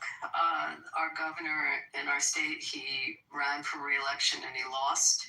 And one of the main reasons was because of how so many people were not able to access through the state system their unemployment funds and their emergency funds for sustenance, and how they had telephone lines that would ring. You'd have to be on hold like for hours and hours, and it was a clusterfuck in terms of how it was set up, and it actually is what tanked him in his re-election. So yes, for some there was too much going out, and you're right, there was fraud. But the general concept of owning an investment and not having, a revenue stream coming in is going to hurt the person with the investment. And that coupled with being able to then pay your debt service, your taxes, your maintenance, and the other miscellaneous fees, expenses that go with the property, you could lose it. And yeah, Keith, that was me that was talking earlier about this whole mortgage rate thing. Now, again, I think Abby kind of broke it down for you. It's not really, they have multiple units, but I will say this. I have a fixed rate mortgage, and I understand what you're saying. And if I were to get a tenant, and I were to rent my house out to a tenant, right? And then let's say I choose to refinance my home. Now, when I refinance my home, do I get that same mortgage rate that I got back when I originally purchased the home? No, I would get whatever the new rate is, right? So yeah, they don't just raise rates on people that have existing mortgages, but if the landlord chooses to refinance and the tenant's there, and all of a sudden they're refinancing, now they're paying a little bit more or doing whatever they have to do, they're going to raise it. And like I said, that wasn't just the only one. That was the upgrade. What about the upgrading of the buildings? If you're going to freeze these people's rents, why would they upgrade the building? What incentives do they have to upgrade a building? Yeah, so it's a great question. And like if people are refinancing, you give a 3% rate and you're gonna refinance, you're most likely gonna do what? You're gonna take cash out, right? You're gonna borrow against your equity. Probably buy another unit. Right. So at the end of the day, the person certainly has the right to continue to cash flow that property and raise the rate, absolutely. But it's not like, I feel like, Mike, you painted the picture as, like, if the rates go up, they're gonna charge people because they have to. No, they're refinancing and they're gonna reinvest that money to make even more money. They're both, at the end of the day, they're gonna be positive because they're taking that money to create another cash flow entity. So, it's greed in that. And there's nothing wrong with it whatsoever. I mean, there's nothing wrong. They certainly can, but it's not like, this is something that, a homeowner, most homeowners are not going to get out of their fucking rate whatsoever. Agreed. Like, because you got 30%. Okay, I'm gonna borrow. Why? You can get a fucking. You can get a loan based off of your asset, a loan, especially if you want to get a business loan. Most people that own multiple properties have an LLC, C Corp, S Corp, whatever. They can get a business loan based off of their assets. They guarantee against that loan without even have to raise the rate alone. Like, so it's like there's so many ways to get capital to continue to build your real estate empire, without having to refinance. I think people, unless people refinance these days with low rates because they're not looking to have tenants. They're simply looking to like. Here's what I would say, it's not abnormal for landlords to raise rent. Like, I think Matt said it. There should be some. I guess there should be some restrictions. I agree with that. Like, I think in Florida, I haven't rented in a long time, so it's probably changed. But in Florida, like, depending on how you sign it, it's like you can't go up more than 5% in 2 consecutive years, and you can't exceed like 15% in like a 5-year max, or like some shit like that, right? Like, you can't there's restrictions, but you can still raise rent. But like, you can't just fucking shoot it up 20% in 1 year. You know what I mean? So they kind of hold it back a little bit in Florida. I don't know what they do in New York, but again, like, let's go here, Keith. What do landlords have to keep their buildings up to date, or fix stuff, refurbish stuff, make sure that stuff is up to code, so to speak? Get on it when someone's shit breaks. Right, instead of just trying to keep fixing, they'll just buy a new one. Well, they'll just buy a new one. And your rent's gonna go up. Your rent's gonna go up an extra $50 for the next 6 months until I get my money back from my washing machine I just gave you. Right, but like, what incentive do they have to upgrade the unit? Yeah, I mean, to keep their tenants happy, because like if rent goes up, you have a tenant that's paying on time, that's living there. You can rely on them, which for any homeowner, that's a fucking positive. You keep your tenants happy, and of course, dude, when you rent out to people and you set that price, the homeowner should already be expecting you to. I mean, in like lease agreements, the ones that I have, we're expecting shit to, appliances or shit to break down. At the end of the day, it's my home. Someone else is just living in it, and I can't occupy it because I live somewhere else.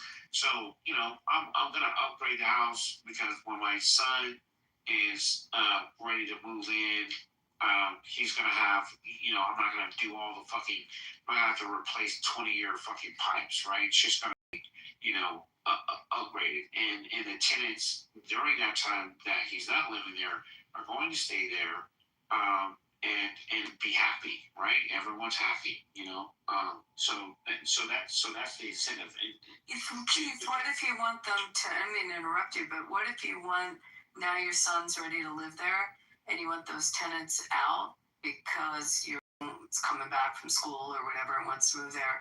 Do you know in New York you can't? You have to have this.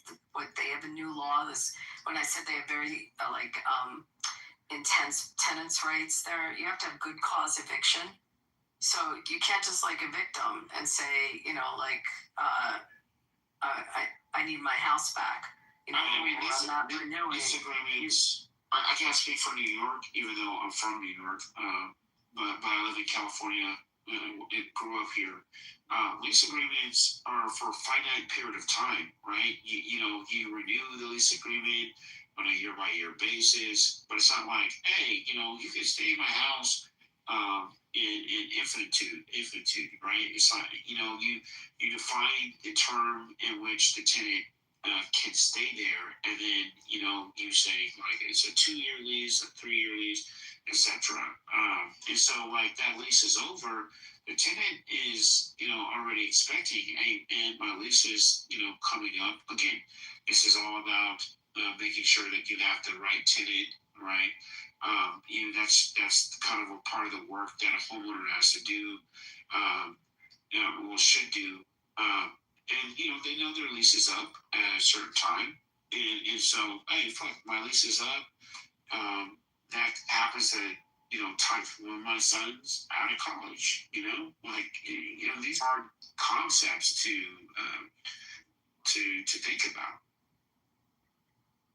And so I don't know what it's like in New York, but I mean, well, in cities, in a lot of urban cities, not a lot, but I mean, there are many that have very strong tenant rights programs and laws. Things like if security deposits aren't returned within a certain period of time, you can get treble damages. You can get sometimes up to triple the amount of the original security deposit back, things like that. But you just have to be aware of it if you're in one of those jurisdictions. I mean, you can't get your security deposit back. No. If you don't get it back within 30 days or whatever the time period is under statute, the tenant could have an automatic right to treble 3 times the amount of the original security deposit.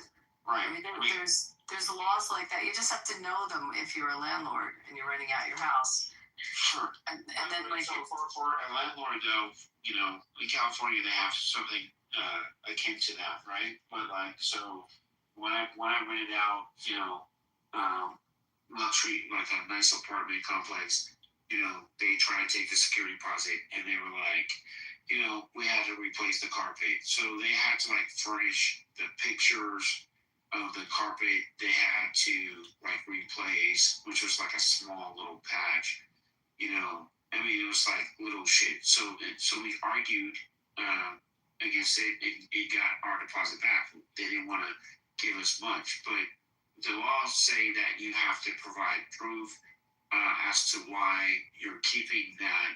Landlord has to provide proof as to why they're not returning that security deposit. It's a security deposit, and so if the landlord can furnish proof and the cost of like replacing the carpet, they're gonna take pictures and this countertop was messed up.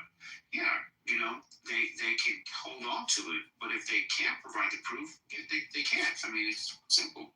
Over tenant where they're in a written lease anymore, and or they're on a month to month, and you want to evict them because you need the property back for whatever protection laws. Squatters. Yeah, it's going to be harder for you to get your property back when you want it. I'm just saying that you should know that when you're leasing. There's good, there's bad, but like it's not just in like one way where like landlords are completely fucked, right? I mean, there are some instances to where landlords are put into bad positions, right? They certainly are, but that's not that's not like the norm, right? At the end of the day, there are like protections for both parties, period. And if people know how to navigate and like actually play the game, whoever knows how to play the game the best, comes out on top. In worst case scenario for like an owner, you're gonna write those losses off. Like you certainly are. Yeah, I'll agree there. Playing the game is important. To anybody that hasn't spoken yet, new people on the stage, or to anybody in the room, Keith, you especially, or any of the new people here, we can just go around the room one at a time if you want. What's y'all's favorite thing about Trump? I got plenty. Keith, you want to start us off? JJ's not here. I was going to ask him. Timothy, you still here? What's your favorite thing about Trump? My favorite thing is definitely that he's showed me how dumb people actually are in this country, right? They don't have the ability.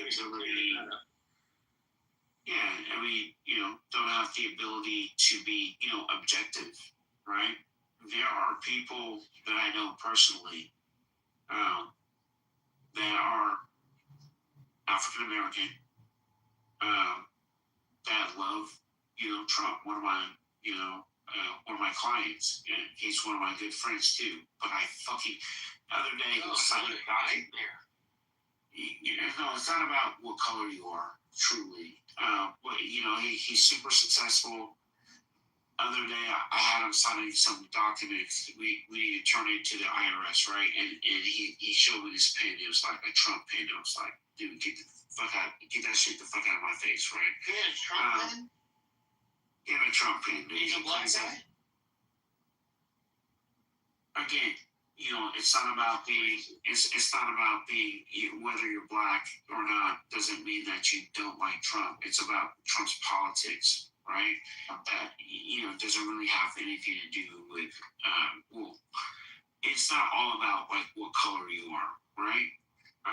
He likes Trump because he says that Biden pushed the trans agenda, and he's made more money under Trump than he ever has, right? So he has his reasons, but he ignores all the fucking dumb shit that Trump does, right? The going on social media and then threatening like complete and total destruction of an entire yeah, we didn't do that, so whatever. What else? No, Trump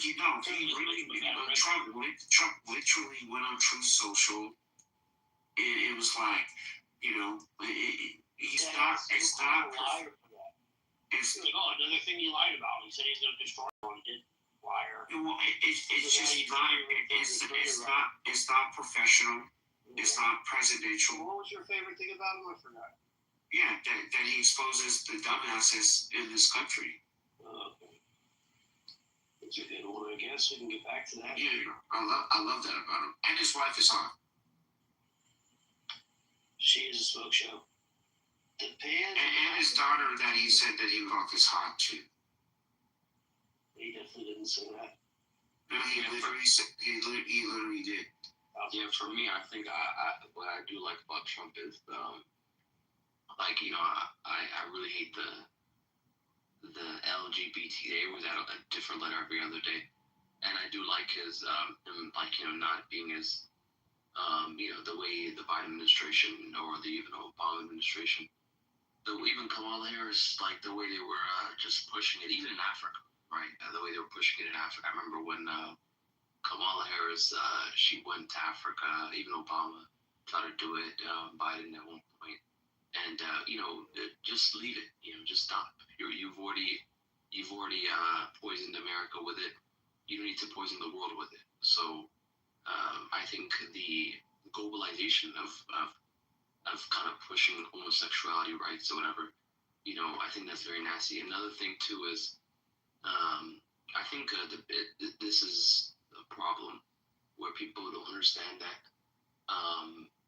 even Democrats, like whether people act like Democrats, you know, no, there needs to be strong borders. I mean, anywhere you go, you know, I mean, if you're an immigrant from another country, from wherever, I'm pretty sure you want strong borders in your country as well. Yeah, are you gonna let anybody in your country? You know, I mean, and actually, some people. The ironic part about it is that so many people who want free immigration and just open borders, whatever, you know, we're all global citizens mentality. Those same people, right? Let's say they're from a different country and now they've been natural, you know, they got their citizenship and they became, you know, naturalized citizens or whatever.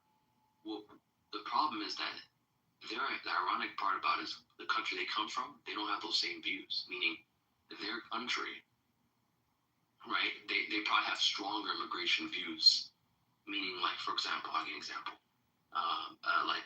Let's say, just kidding, a random country, let's say Turkey, okay? Say you're from Turkey, right? Let's say, I want open borders, whatever, right? A lot of Turks, they don't like, you know, Syrians, and, you know, because it's political reason. I'm not going to get to geopolitics, right? And they look at them as backwards in certain areas, right? So if you were to say, I should give Turkey as a random example. If you're saying, no, I want to be able to come to America, why can't they let me in? Why don't I just get a free visa? Why don't I just come in? It should be such a smooth process. Well, I mean, but you have such a strong affinity to Turkish nationalism to the point where you're not going to let the poor Syrian come in. So it's a hypocrisy, you know. When you look back at some of these people's immigration background, not to mention another thing I was going to mention, immigration. You start to notice, you know, you go back to their ethnic background, their origin, you find out they have even more radical, stronger views, more nationalist views than the average American, even the most strongest Republican I can find.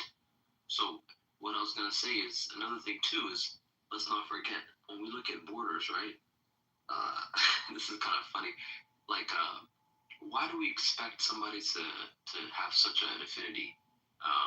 Shouldn't they prioritize their own citizens, just like how the country you come from, you don't want to prioritize your citizens? So I think in that sense, you know, and I think at the end of the day, when it comes to immigration, it definitely needs to be vetted. If that's the case, then why do we have countries? Why do we have countries? We have countries and we have nations. We have civilizations because, you know, in ancient times, before there was hunters and gatherers, when agriculture was invented, then after that, people need to protect that farm. So you just don't like brown people. Say it again. Sorry. You just don't like brown people. Me? I didn't say that. You just don't like brown immigrants. No, I didn't say that. I just talked about national security. Keith, is that what you're? No, I'm not at all. So you agree with strong borders, Keith? I mean, strong borders are cool, but at the end of the day, like, you know, where I live in California, like, I could swear that China is our mortal enemy, and fucking Chinese are fucking come here all day long because they have money. And so, like, it is like, what is it based off of? Immigration is about keeping poor people out. Like Chinese are illegally immigrating? No. It's called the golden ticket, right? You make a certain quote unquote investment and you get in. Your process is sped up. So people with money can get in to the country. Well, we do that at theme parks. If you provide the extra pass at the theme park, you pay for the upgraded ticket, you get to come Yeah, But what was wrong about what Pan African said about borders? I never said anything was wrong. I simply said that the entire thing is simply, it's not structured on fairness. Borders, anyone can get in the country with money, right? Look, the property values and where I live in Orange County, California, have gone up dramatically because of immigration, right? And I love Chinese people. I love the culture. I love the food. Even though most of them are not most of them, but they're kind of rude. But a lot of houses sit empty in neighborhoods that are owned by Chinese, right? Their kids probably went to UCI, which has the most admissions from any university, at least in California. I would think the country, most admissions from kids from China. That's why we call it University of Chinese Immigrants, right? It's University of California, Irvine, but so to me, that's kind of a problem. But hey, if you got the money, you can skip in front of the line. Okay, Rob, what's your favorite thing about Trump?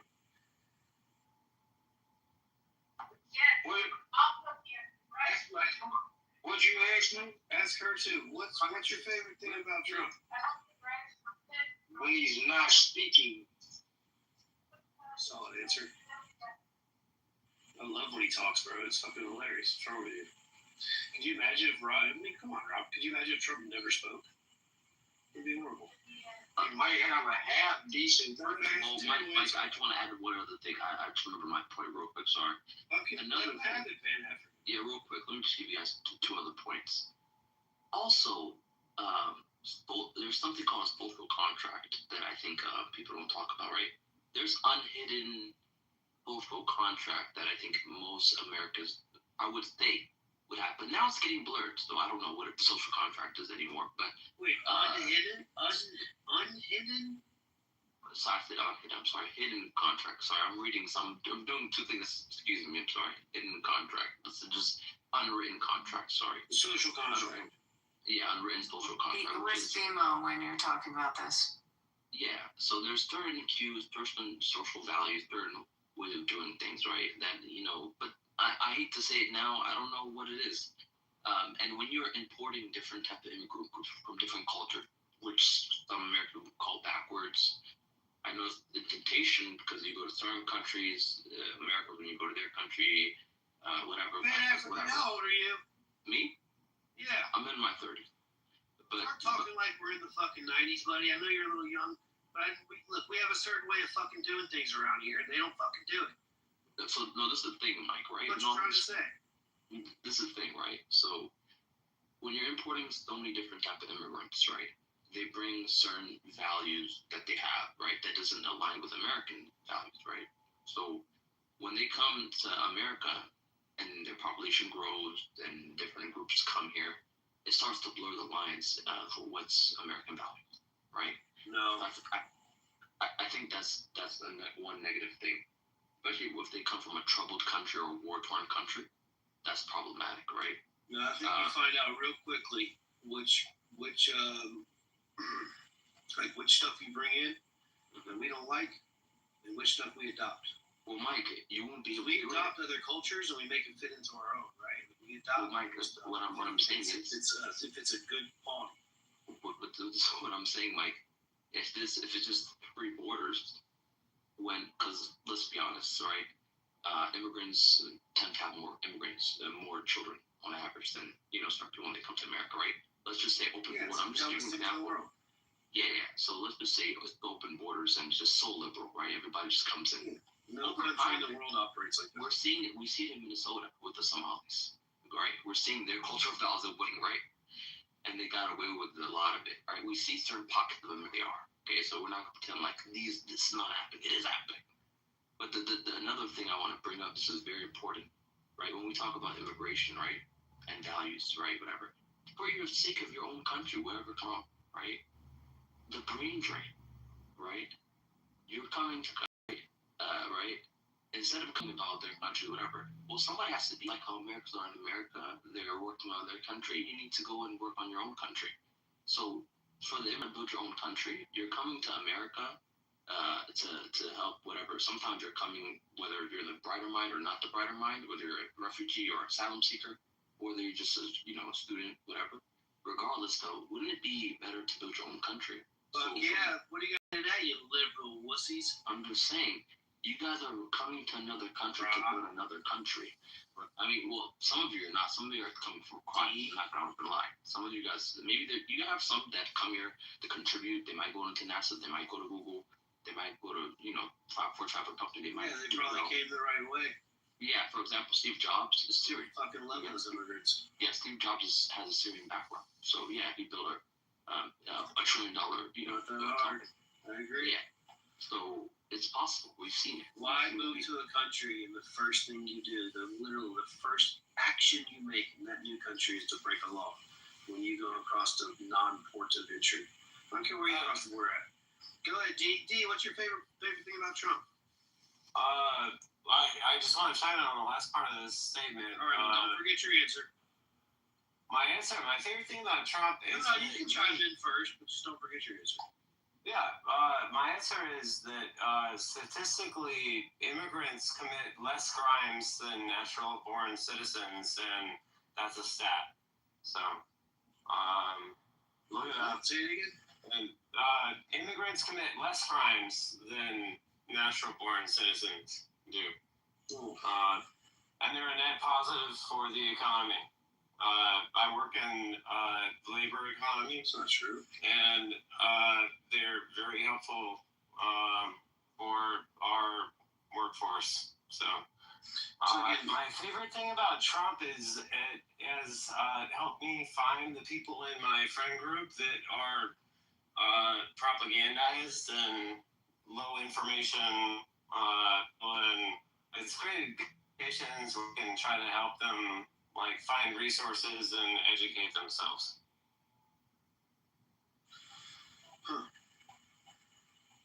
Y'all always do that thing where you leave out that word illegal when you say immigrants. You always do that thing because illegal immigrants versus non-citizens. Illegal immigrants, 100%. How far back does your family go? 100% of the criminals. What do you mean? What does that mean? The immigrants that come here commit less crimes than natural-born citizens. 100% of illegal immigrants have committed a crime. 100%. You're choosing to make a distinction that is actually the most un-American thing you can say. We are, give us your tired and poor. We are the best of, come here and let's go. You're a port of entry and welcome to America.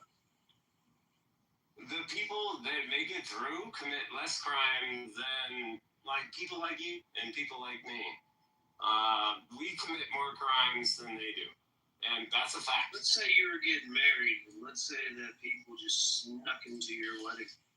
They just snuck in. You're like, well, fuck, you're already here. Or would you want to know who's coming to your wedding? Or let's say you have a business, or let's say you have anything else. Just use the wedding example. And all of a sudden you're at your reception, and there's 50 people. You're like, who the fuck are y'all? They fucking might have gotten a plate, get some cake, fucking cut the rug. I'm a business person, and I'm talking about macro stats, and they get less crime, and they improve the economy. They make the country better when you look at every number, and you have your like redneck, anecdote, which I'm not completely following, but immigrants do make the country better, and they always have. Agreed. I agree. Legal immigrants make the country great. I love immigration. That's what makes this country beautiful, actually. We're one of the only countries in the world that's constantly creating like new types of people, if you really think about it. Right? Like, it doesn't even matter who kids have kids with now. Like, everyone's kind of mixed, right, in this country. But, like, they're legal. Does that make sense? Like, legal immigration is so much different than illegal immigration. It's just different. And I hope you understand that. Going through a legal port, like, let me ask you a question, D. If you're, I don't care what country it is, but if you were to move to a country, let's just say you're going to go move and live into another country. Just pick one, you don't have to say it, just pick one in your head. Would you just, like, go in there? Like, would you go to the country next to it and, like, sneak in? Or would you, like, legally immigrate to that country? I'm just asking you. You're asking a question from a, like me personally, like, I've lived so much privilege because I've lived here that I haven't, like, suffered. Like, some of the people are, like, actually refugees, and... But they can legally come in. They can legally, if they're a refugee, they can go to a port of entry and they can apply just like everyone else. Which ones are refugees? And I'm saying that's great, and we should do that. Like, we're the bastion. Like, I think that you missed the, like, plot and, like, the theme of the country is, like, we welcome you're tired and weary, like, come here and we got you. He specifically said that. He specifically said that he welcomes it. We welcome it. And they make us better. But we have immigration laws. We take advantage of them. We have immigration laws. Right, we do take advantage of them, D. That's the problem. We shouldn't be allowed to take advantage of them because they shouldn't be illegal in the first place. And we have laws that will penalize the company. The company has to pay a fine if they're hiring someone. I'm with that too. There's a corporate shell. There's no teeth behind the fines for employers. So, like, there's no teeth. We'll agree there. Yeah, there are. There are teeth behind the fines. They do get fined, but like it should be. Yeah, they absolutely do. What's the largest fine ever handed down? Like, it's not significant. Like, I don't know. It's 25,000 on per. Let me pull up the statute. It's not enforced. Like, it's not enforced. It surely is enforced. It's enforced in my industry. Not even a question. It's enforced. You lose your license. By and large, it's not enforced. I mean, look, you have to understand, in the economy where illegal immigrants work. So in California, they work in agriculture, like meat packing, like warehouse work, look. So they're like for the exploitation of people for cheap labor. Look, the corporations are the corporations are that. The corporations are the ones doing it. Like, improve the economy. Like, it's a net gain for us. It's literally racism that prevents us from, like, having a reasonable discussion about, like, the bureaucratic steps to gain are outrageous and they're, like, not reasonable. Yeah, see, that's an insane So, topic. do you want to know the offenses? The first offense is 698 to 5,057.9 per worker. The second offense goes up to 13,946 per worker. The third or subsequent offense can go up to 27,000 per worker. You can also have criminal penalties. Then there are How many fines. times has it been enforced and, like, it doesn't... I'm going to answer you. May I answer you? May I answer you? I happen to be. You're gish galloping, and I'm saying... I didn't get to answer you, did I? Did I answer it?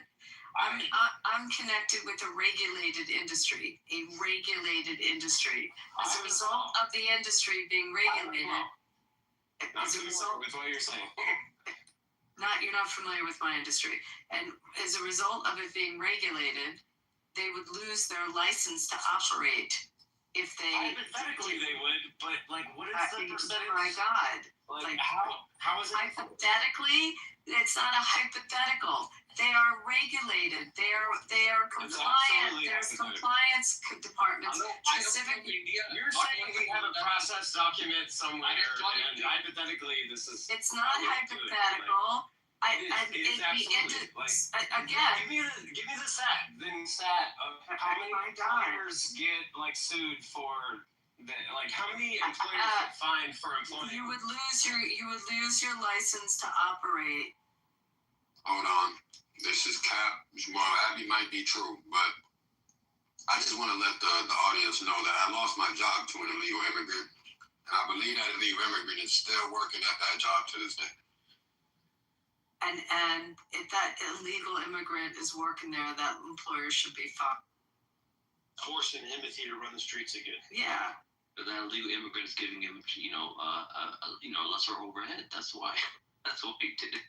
Maybe $12 billion a year in Social Security that these quote unquote illegals get taxed because they get paychecks. They certainly do, and they pay into SSI, and they'll never receive it. So the government. I'm looking at the stats right now. $12 billion a year. Yeah, they pay car insurance when they get cars. You think that they comply with I mean, there's so much to unpack. I am telling you from the employer end that if you're in a regulated industry that has compliance obligations and you are hiring illegals, you will lose your funds and you will not be able to operate. Well, you're just wrong. Doesn't happen in practice. That's not true at all. It doesn't happen in practice. That might be the letter. I just said in my industry it happens. No, you said your industry. You said if you're in a regulated industry. You didn't say my industry. You said if you're in a regulated industry. I said in a regulated industry, which is the industry that I am involved with. But and not have illegals. Each property has about 4,000 to 6,000 employees. I have to realize Abby is talking legally. In essence, 19-year-old walking into the liquor store and they buy some liquor and it was able to have liquor. Technically, it's fines, XYZ if they get caught, but like you guys are saying, we all know that they're going to sell that liquor and ain't nothing happening to them. So, that's what it is. Marty, stop using drugs. Yeah, and I agree with deporting that. all Islamists. I agree with that from the get-go. I said they should go after the companies harder. I'll agree with you guys there. They should make it. That's how you go get them, right? Similar to what we're doing with Iran, by the way. Well, the problem is, Michael, you have culinary unions, and you have unions that some of these get affiliated. But Abby, what they're not getting, and this is what I want Keith to unpack, and Dee, you can jump in here too.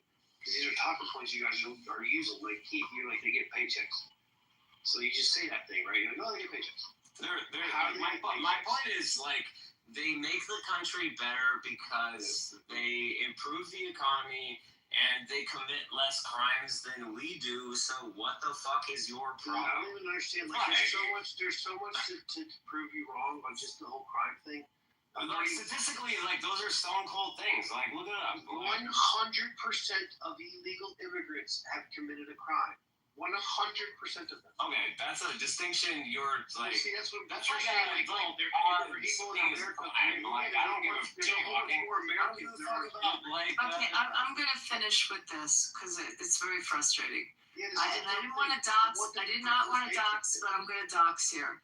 Okay, I'm involved with the casino industry.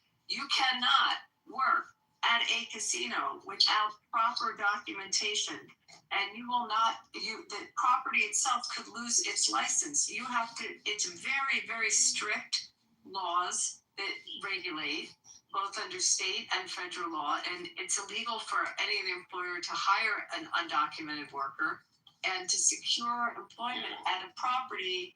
At a resort, the applicants pass extensive vetting processes to prove their legal authorization to work. Industry. Okay. I work for a highly regulated industry. So I just gave I didn't finish. Healthcare industry. I didn't finish. a heavy state regulation in I the hire state. thousands of people a year Oh my in God. healthcare, which is more highly No, regulated. it is not more highly regulated than the gaming industry. You know, it's not. I'm just explaining to you that they don't hire. If they hire, they'd lose their license and they would be fined. Look, no, we're getting Can I caught ask up in semantic shit. Is Pepe there? We're getting caught up in semantic stuff here. Is Pepe there? Can I ask a question? If you're a contractor, hold on, everybody. If you're a One contractor, mic, man. Don't make me have to start moving y'all. what happened? I said one mic. Don't make me have to start moving y'all, cause y'all, there's 3 people talking at one time. Well, yeah, I'll turn it over to Lady here in a second. I just wanted to say this real quick. We're getting caught up in the mud. We're playing in the mud, D. Hold on, D. We're playing in the mud here. Regulation or not. If you're like a contractor or you have a license and you fucking get caught hiring illegals, they have to deport a couple of them, boom, you'll maybe get your license suspended for 2 years. Then you'll get a fine. Now, the fine might not be as significant as you want, but he lost his license for 2 years. So that the business he could have had for those 2 years, he doesn't get now because he got his license suspended. Shit like that will happen. In Florida, they definitely crack down. But again, we're playing in the mud. He said a point, and I think he backed it up. He said paycheck. You're like, oh, they contribute to society. They do this. They pay all these taxes and shit. And when people say they pay taxes, they're talking about sales tax, like when they buy shit, right? That's what they're really talking about. So you say paycheck. The only ones getting paychecks are these ones that have these EIN numbers, those other kind of weird numbers, right? These numbers that make them technically not illegal. They're not like a naturalized driver. Millions. Not yet. Something weird. Yeah, it's something weird like that. They word it weird, but technically, they're paying, and we know who they are, and it's like 5% of them. I think it's like the thing you're talking about is the sales tax where they buy shit. These companies they're not getting paycheck. How do they open a bank account? Were they getting direct deposits? Were they getting a paycheck and going to cash to cash? You never heard of a ITIN? I just explained that.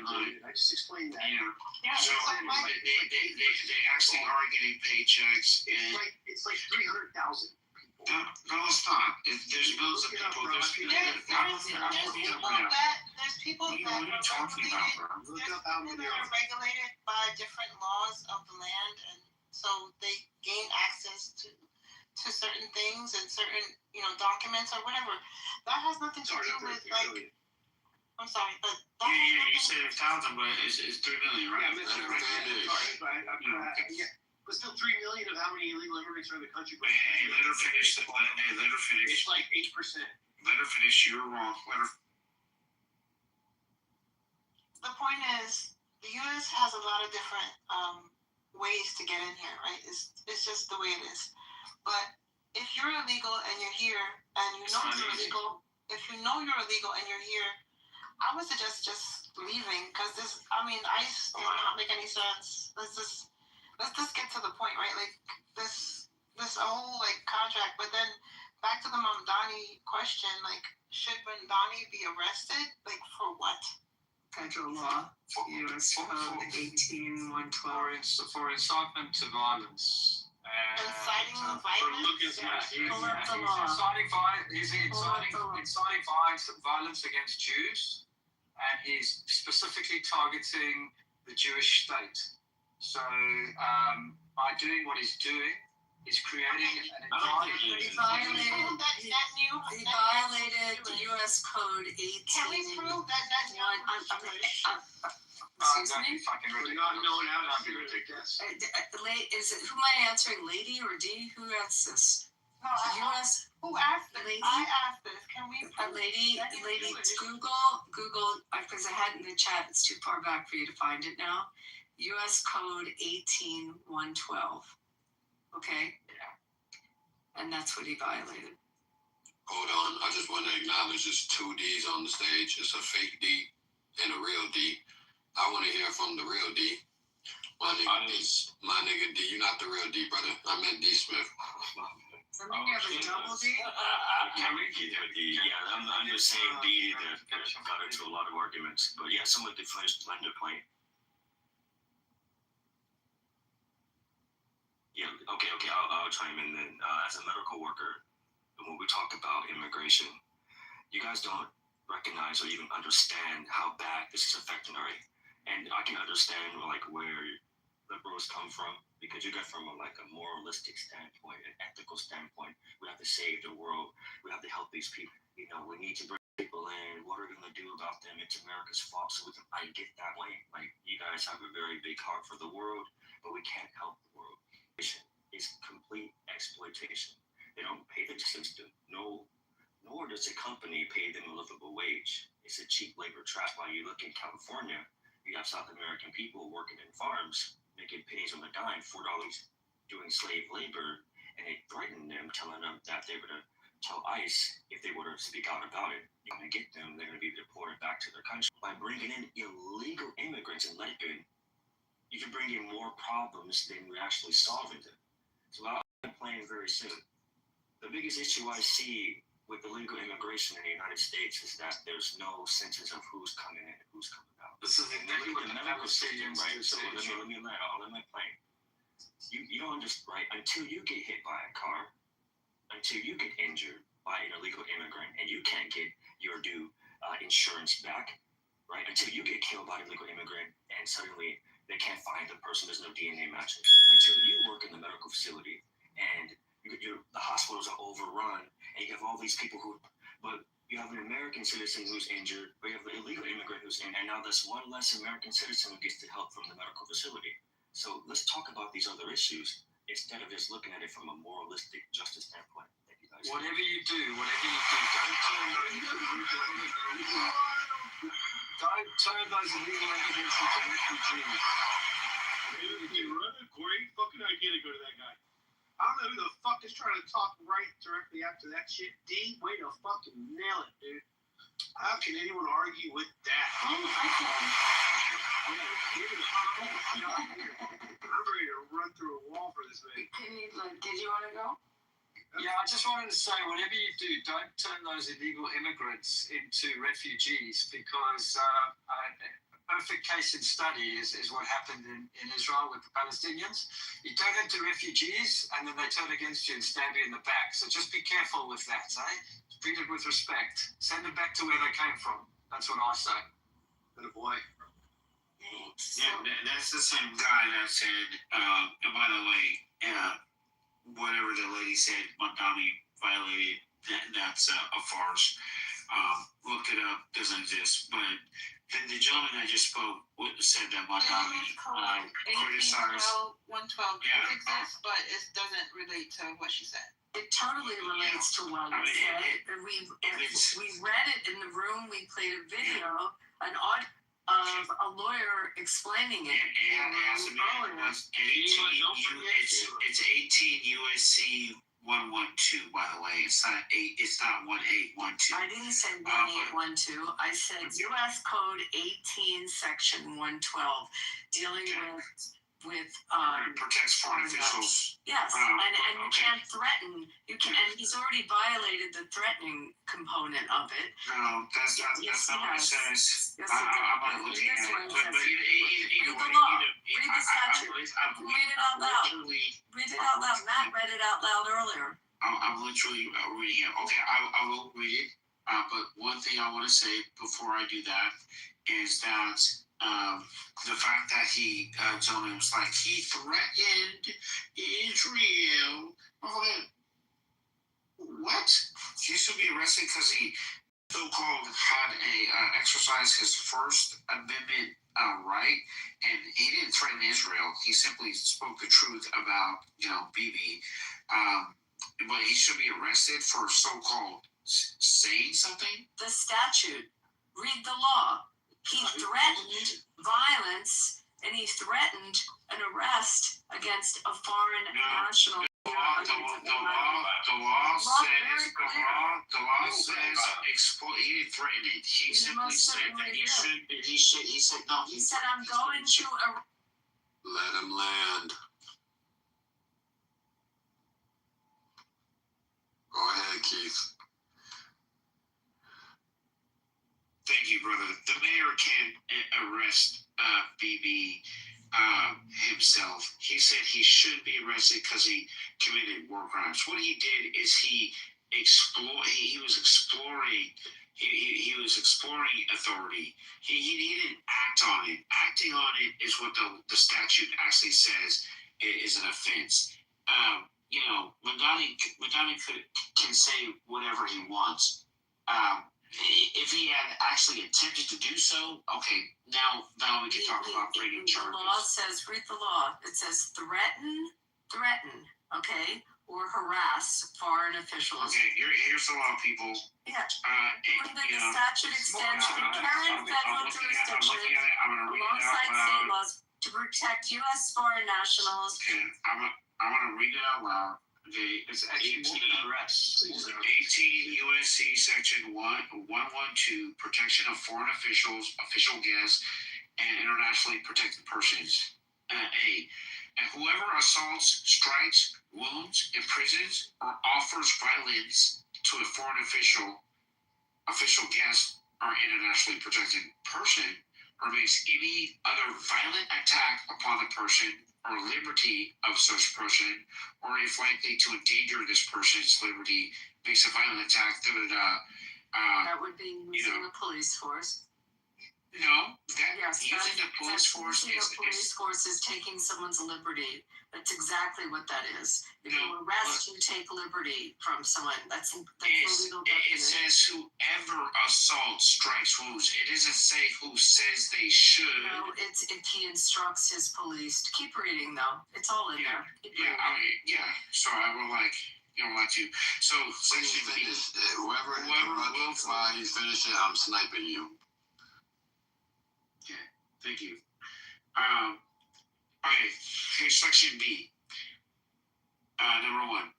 Intimidates, coerces, threatens, or harasses a foreign official, which I think you're talking about, or an official guest, or obstructs a foreign official in the performance of his duties. 2. Attempts to intimidate, coerce, threaten, or harass a foreign official or an official guest, or obstruct a foreign official in the performance of his duties. But Madani, he didn't intimidate. It was the word whatsoever. He used the word attempt. So he attempted to do that, didn't he? No, you can put the statue inside a he didn't attempt to do it. He simply... He actually made it vocal. He actually went on air and he said, I'm going to use all my jurisdiction to bring the case to Netanyahu and have him arrested. And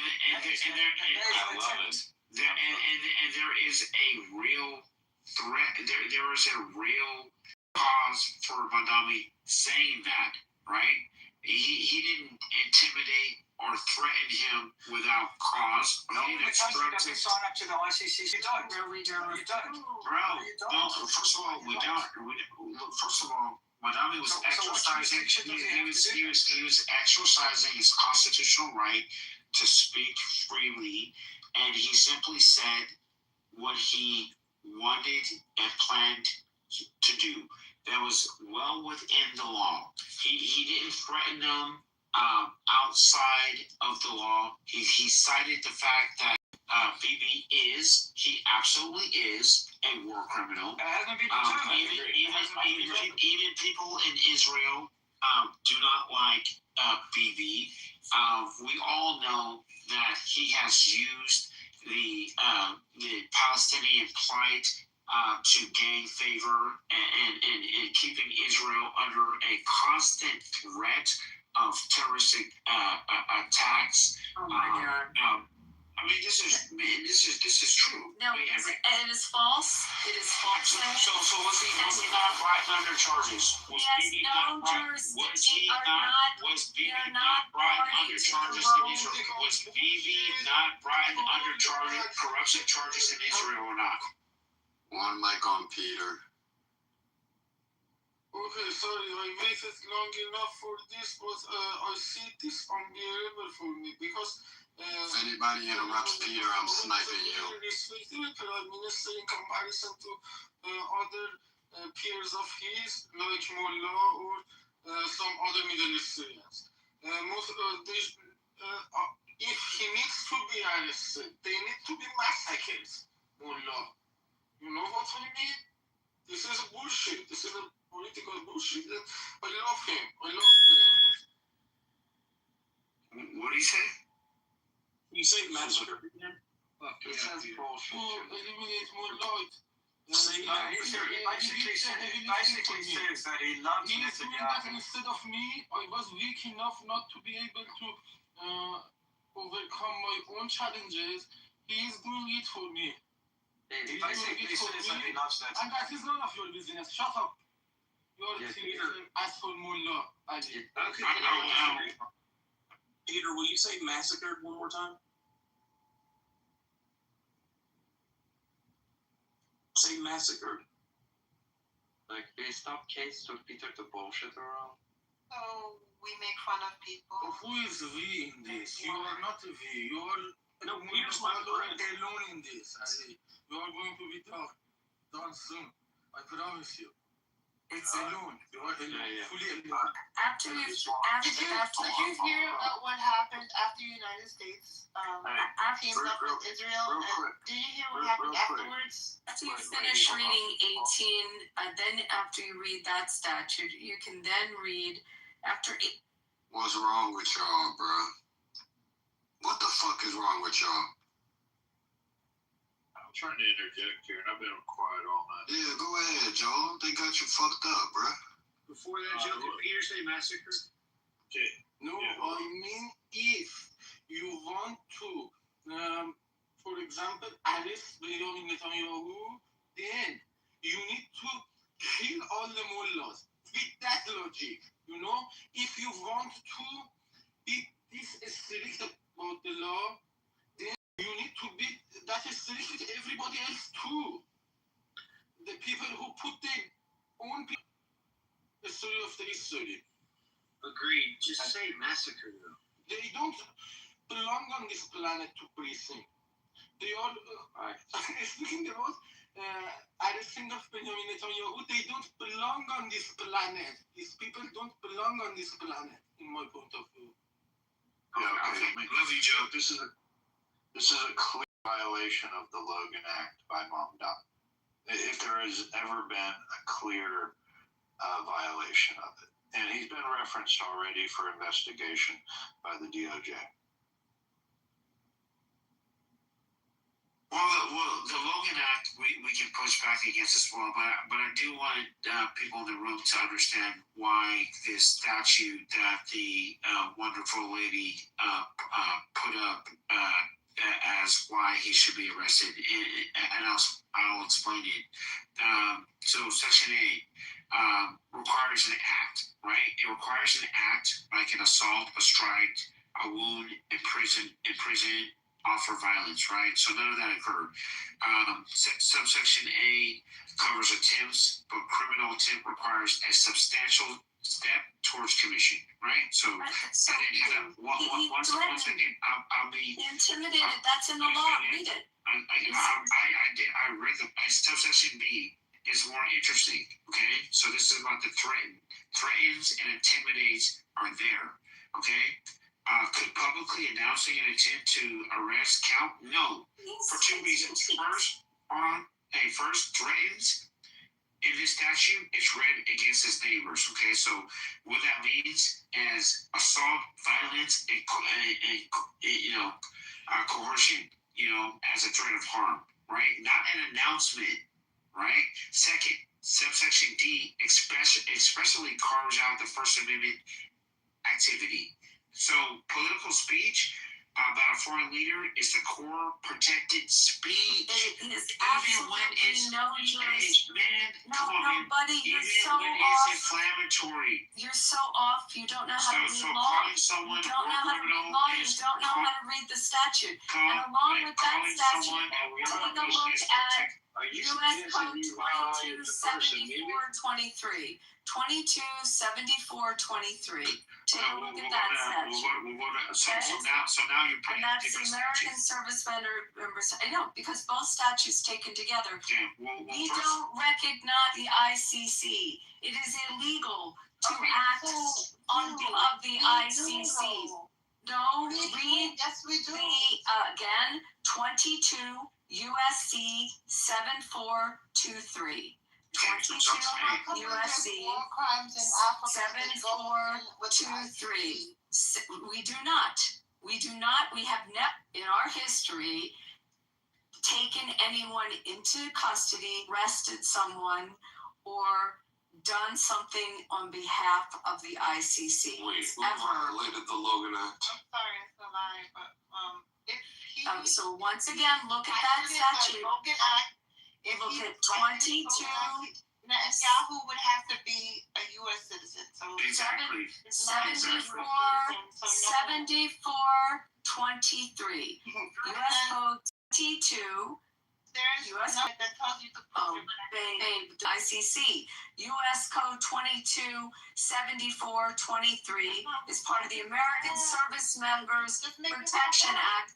I'm making it up. I'm reading the law. You're making it up and reading it. That's what you said. I am reading the law. It explicitly prohibits all U.S. federal, state, local government agencies and entities from assisting, cooperating with, or providing support to the International Criminal Court in response to any of its requests, investigations, or proceedings. The statute restricts government interaction across several key areas, prohibition of assistance of U.S. entities, including local police, courts, and state departments cannot extradite or transfer individuals to the ICC or execute arrest warrants. There you go. That is U.S. federal law. And so Did I just make that up? Abby, he didn't arrest Bibi, so how did he violate this law? I'm answering in Florida. I can have a normal conversation with you. Florida, that's the first statute.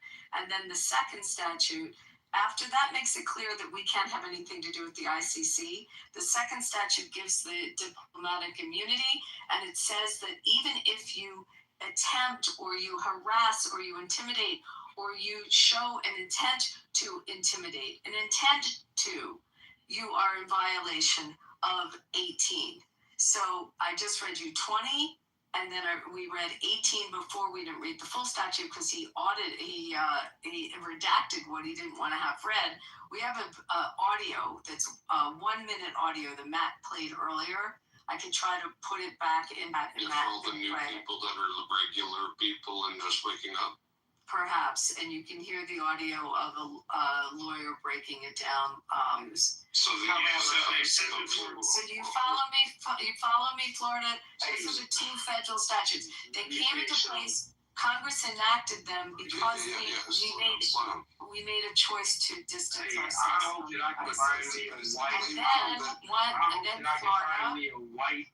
That's as loyal to Americans are to Israel. Then Florida, there is Todd Blank. Ain't no wait a second. I want to hear from either Florida or Rob.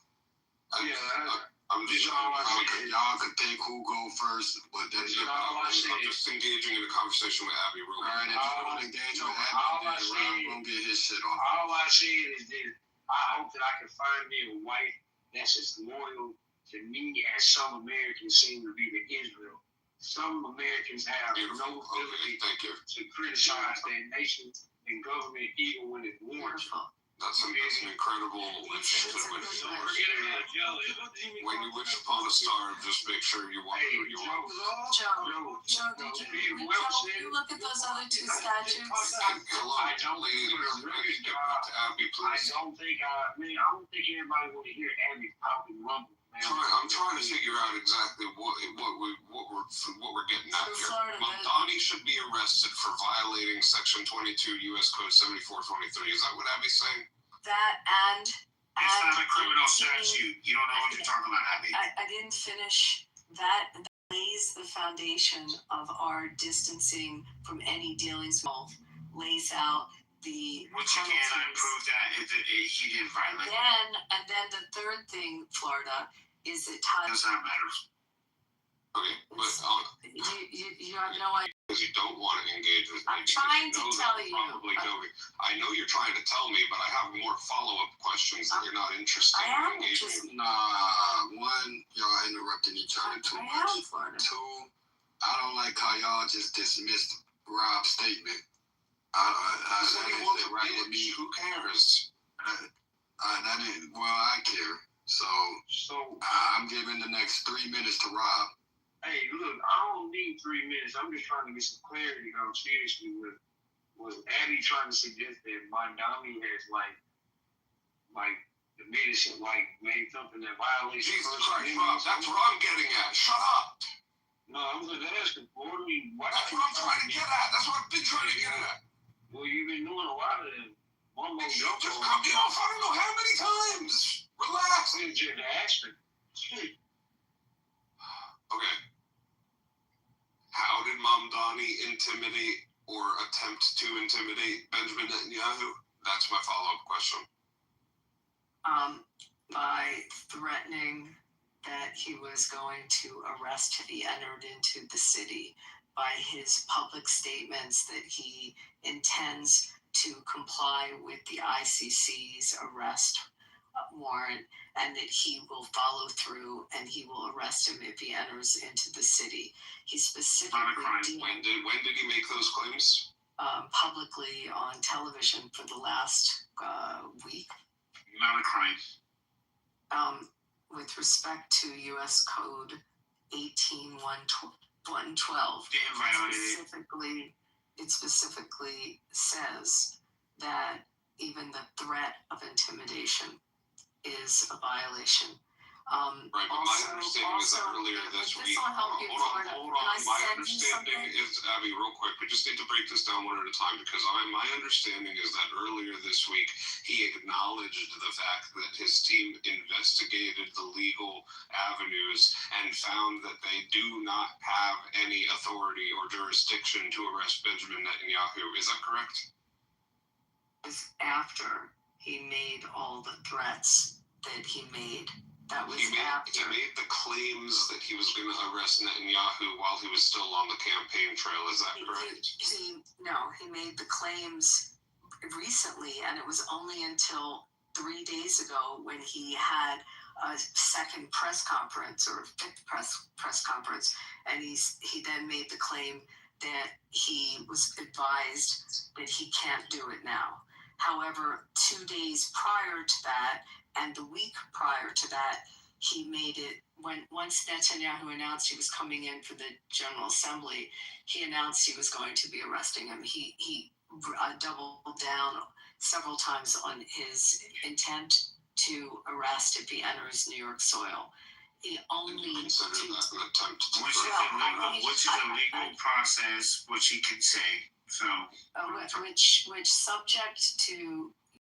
Keith, you shouldn't be so bold about that because claiming that you're going to arrest somebody could potentially be a threat. But I have a hard time believing the argument, Florida. That's going to be. I don't work for the U.S. government. I'm stating that's going to be. Nobody's going to say that that's an act. Yes, they will. Todd Blanche, who is our U.S. attorney, opined. Was he confirmed? Pardon? Was he confirmed? I love a good opining. Didn't just say he's going to them. He said he's going to act upon the warrant of the ICC. The other law that statute that she brought up, which the ICC, Court of American Law, and look, it's not a criminal offense. Whatsoever. It's not. So you one thing that I heard you guys talking about earlier was the Logan Act, and I'm curious how the Logan Act would apply here if the Logan Act is it would not at all. I'm not. Okay. On the other act, on 18, there's criminal penalties on it, and on 20, it lays out why we have no relationship and we are not to have a relationship or do anything to expedite any of the wishes. Sister, and political officials protected under constitutional right of the First Amendment, first and foremost, but the political official can state these things. There's going to be a bunch of people who don't even identify with the same political ideology that agree that you're wrong. I don't really care if you agree if I'm wrong or not. You can argue this with the Justice Department, not with me, okay? Why haven't charges been filed against Montana? If you're so right, why haven't charges been filed against quiet for a second. It's not still up. So we play that. He may have just Can we play that audio? Just play this. We don't need to play the audio. Political side. You're gonna hear it. If anything, by making a statement that you were going to arrest him, knowing that you can arrest him, that kind of makes him, they kind of loses some of your credibility. But it's not a threat. It's definitely not anything illegal. Again, I don't know what your loyalty, where your nation's loyalties lie. You know where it is, Ron. You know where That's right. That's my question. I actually wonder, like, Abby, like, are you being paid to have these opinions right now? Excuse me? Are you being paid? Like, are you incentivized to have your opinions right now? By whom? Are you incentivized to, like, are you paid to? Absolutely not. I'm looking at the law. If you won't talk over me, you'll hear that 3 hours ago. Hey guys, the International Criminal Court literally has an arrest warrant out for this guy. And we don't literally has. It doesn't matter. Yes, it does matter. We have a law that says you cannot act on it. And guess what? We also have U.S. laws that protect the speech of political officials. Doesn't So matter. hey guys, look how that works. It doesn't matter if we have a constitutional right. This has nothing to do with the constitutional right to speak. It has to do with intimidating a foreign official. He didn't intimidate. He simply called out, hey, there's an arrest warrant. Hey, I'm going to act on that arrest warrant. Well, look, you can argue this with the U.S. Attorney's Office and the Justice Department. And the Justice Department not doing shit. Well, really, Todd, of course, the effect under law. Nothing at all. Joe's going to speak. Look, I'm gonna Quiet, let Joe speak. Look, I'm gonna introduce the letter that was sent on July 16th to Todd Blanche. Okay. It says, Dear Acting Attorney General Todd Blanche, we write with concern about the recent actions of Mayor Zohan Mamdani's administration. Last week, media outlets began to report Commissioner Anna Maria Aquila, the head of the New York City's Mayor's Office for International Affairs, had a July 7th meeting with the Islamic Republic of Iran's embassy in the United States. As you know, negotiations with Iran are in critical stage. Given its timing, we believe this proposed meeting may have presented significant national security risks. In light of this, we respectfully ask the Department of Justice to investigate potential violations of the Logan Act 953 on the part of the mayor's office. The Logan Act prohibits any unauthorized American citizen from negotiating with foreign governments on behalf of the United States. Mayor Mamdani and Commissioner Arquila's actions create a clear conflict of interest in the United States strategic military actions in Iran and across the Middle East, warranting further examination by the department. We support President Trump's effort to shore up American economic and national security interests in the Middle East, and we understand the vulnerable nature of continued peace negotiations. For that reason, we believe that a formal investigation is necessary to determine whether Commissioner Arquila, acting on behalf of Mayor Mamdani, engaged in any unlawful activity or communication with the Islamic Republic of Iran. We look forward to working with you to continue preserving the safety and security of the U.S.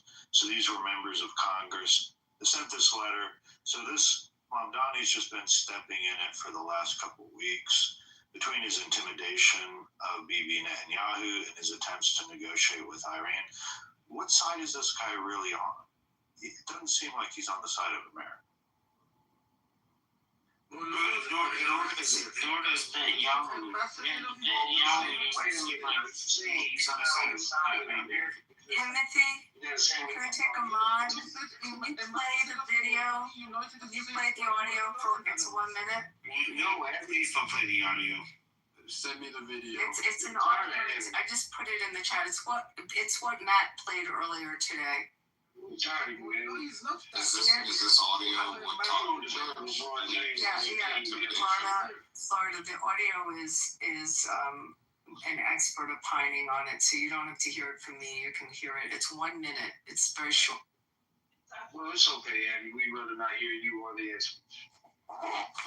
The fact of the matter is, Blanche wrote a letter to the ICC. Blanche wrote a letter to the ICC. He didn't write it to Mondani.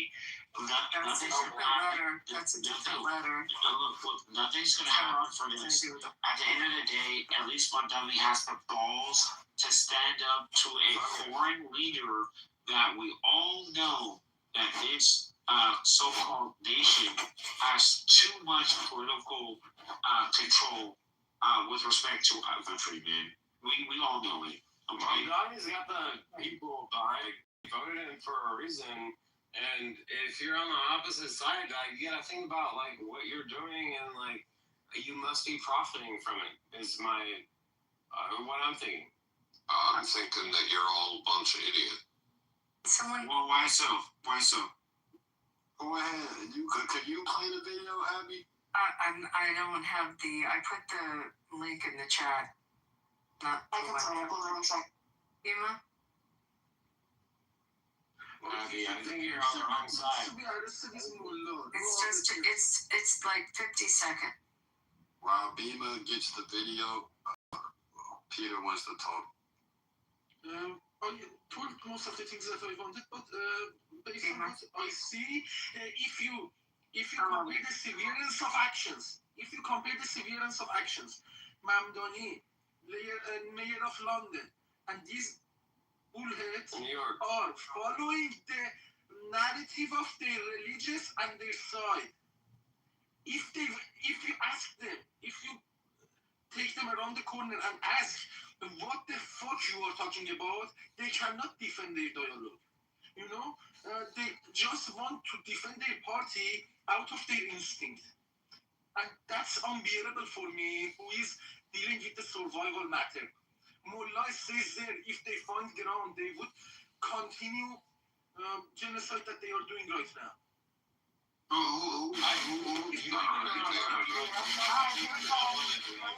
Benjamin Netanyahu did other parts of this war.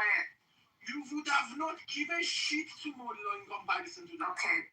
Thank you for your Who made this guy? Here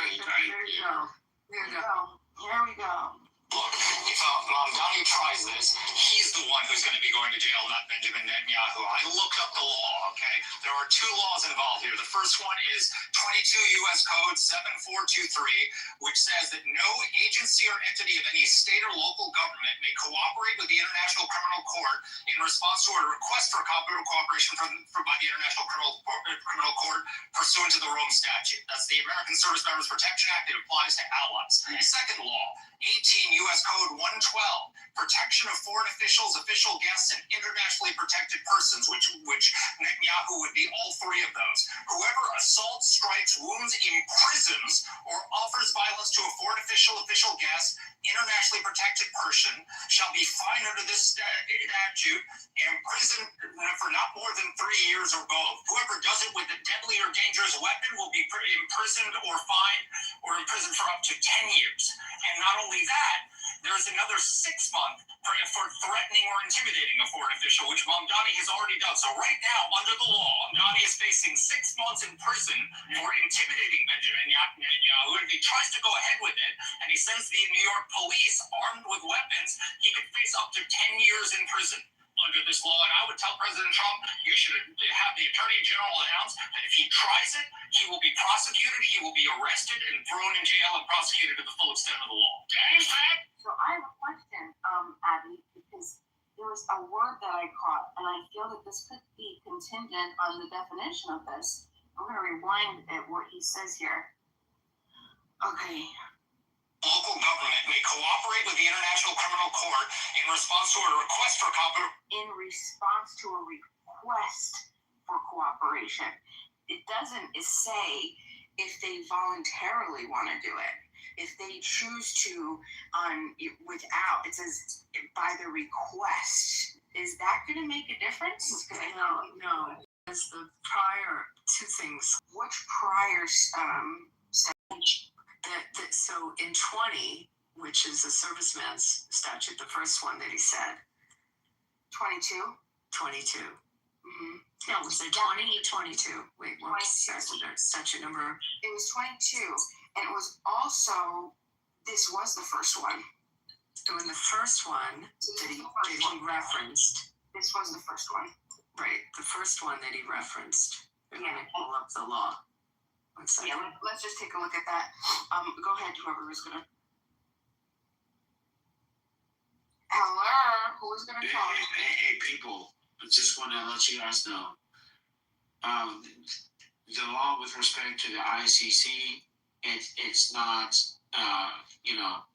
it's not an arrestable crime, right? It's not a criminal. If you violate it, it's not a criminal charge.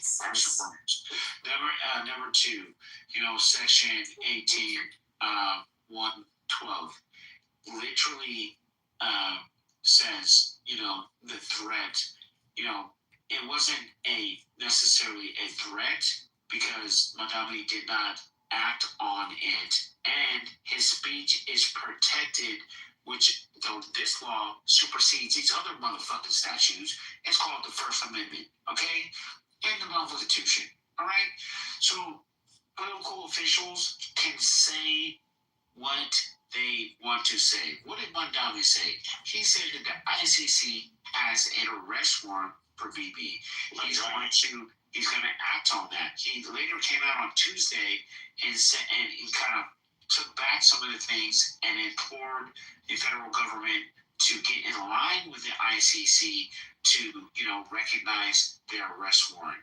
At the end of the day, to say that we should arrest this guy for simply speaking the truth is fucking ridiculous. All right, like grow a pair of balls. My God. No, but he said he wanted to basically violate the law and do something that was illegal, like what Abby said, which would require having a gun with guns. I gave you a compliment earlier, man. Don't make me walk it back. But hold on, no, but he did. Don't make me walk it back, bitch. Dude, excuse me? But but what he was saying he wanted to do was something illegal. I mean, that's not protected. Actually, it was not. He made a threat. It's not protected speech. It's not protected speech. And then the third thing, which Joe, you didn't have the letter I was talking about. In furtherance of this even more, we have an opinion coming out of our U.S. attorney, our Attorney General, stating that we can have no dealings with the ICC, that we have no relationship with them, and we have we will not consent to any of their wishes. And it's a very specific, it's a 2-page letter. I don't know how to put it in the chat. So that's even in furtherance more to make it clear that there will be no dealings. He knew all along that he couldn't do this, but he was threatening it, and it's been a threat. And it's under that, and you just heard the gentleman, and that furtherance too many times, and like you're losing us. Like it's obviously statute, indeed, to cooperation with the International Criminal Court in response to a request for cooperation submitted by the International Criminal Court pursuant to the Rome Statute, which is International Criminal Court policy. So what I'm considering here, Abby, is that it would indeed only lie in response to a submission for cooperation by the ICC in the city of New York. He said he's going to turn him into the ICC. But the ICC here's the problem though, to begin with, the ICC. Bunch of jailhouse lawyers. This is so ridiculous. Frankly, this isn't that complicated. The ICC never submitted a request to New York City. How do you know that? They never did. How do you know that?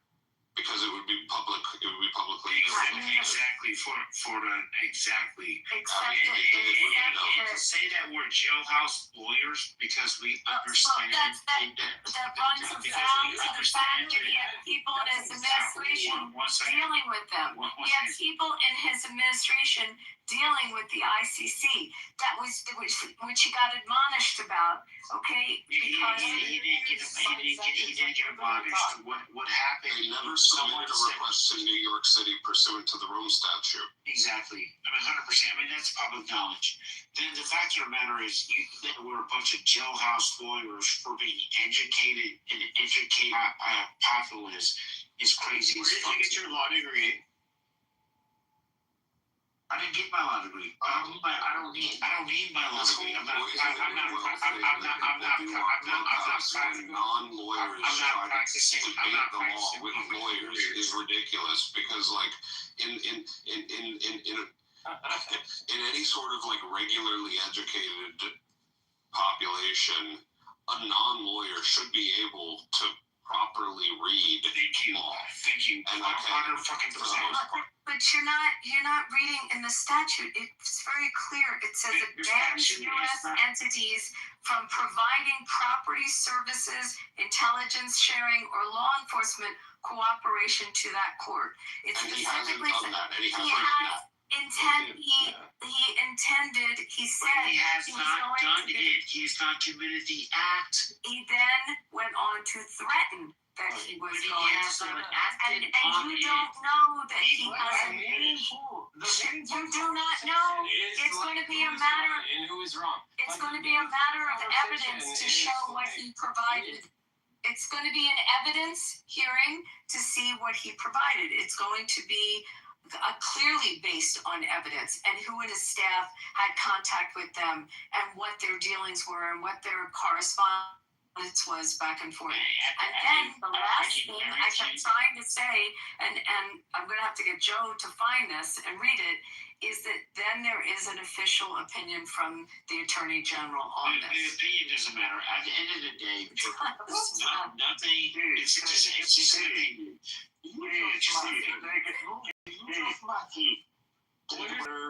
Blanche to Tomoko Akane of the International. Yes. Okay, I got it. From Todd Blumenberg. Thank you. Yeah, I just read it, John.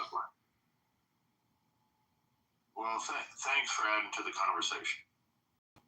It's going to be a matter of evidence and nothing's going to happen. He's in the right. Whatsoever. He's a political official and he has the right to speak his mind. He did not violate any law whatsoever. And guess what? If we want to think that violating a law now is calling someone out on their bullshit, then fuck, man, we're like guys. Call out on bullshit. Threaten to arrest. It specifically says in the law if he intimidates, harasses. Don't be my people. You're a shell. Like you're already here. Okay, listen, I posted the letter at the top here. It says, Dear Judge Akane, the United States Department of Justice unequivocally rejects any assertion of jurisdiction by the International Criminal Court over U.S. persons. The United States is not a party to the Rome Statute and has never consented to the ICC's authority as a matter of international law. A treaty. Okay. Y'all don't be so low IQ. A treaty cannot bind a non-consenting country. Accordingly, the ICC has no jurisdiction over U.S. persons anywhere in the world, and any attempt to assert such authority is illegitimate, unlawful, and a direct affront to the sovereignty of the U.S.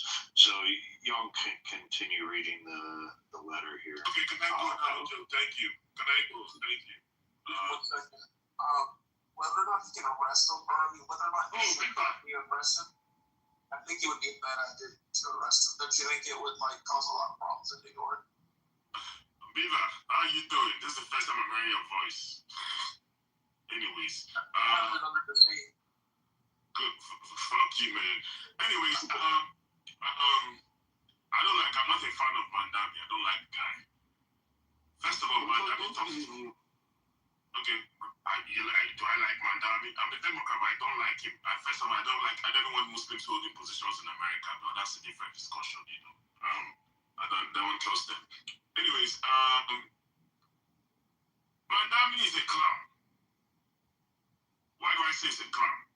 Is that I remember when he first utters that stupid nonsense. Mehdi Hassan, who is also an Islamist like him, openly asked him, what power do you have? You can't arrest the prime minister. He said, no, he's going to fulfill the international law that America is not a signatory to. I mean, it's a job that I did before. Secondly, if there's any mayor that can make such careless statement like Mandami, it's the of this team. Mandami cannot arrest anybody going for the United Nations, because if you go for the United Nations, you have what is called the diplomatic immunity, which is why Iranian officials can come for the UN, Venezuelan officials can come for the UN, because that is the other the United States had with the United Nations for them to start the UN building. So it's very stupid. The only mayor that can say such a stupid thing is the mayor of this example.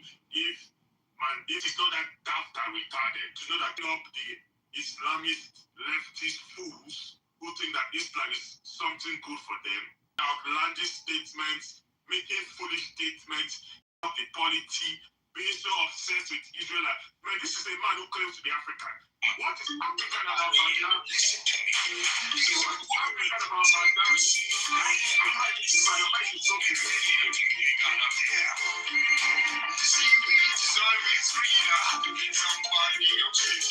Can you stop this bullshit, please? Thank you. You're doing this the way they start attacking you. Yeah, what is African about Mandami? Like, anyway, I don't like the guy that should just sit his ass down, do his job as mayor of New York. Stop all this stupid pandering. You're not a foreign policy official. You're not a foreign policy expert. You have no knowledge of what did even graduate history or some history of American studies. You should sit down his ass down, do his job. Stop talking too much, man. Let's twats. I don't like the guy. Don't like Mandami for any reason. I don't like New Yorkers.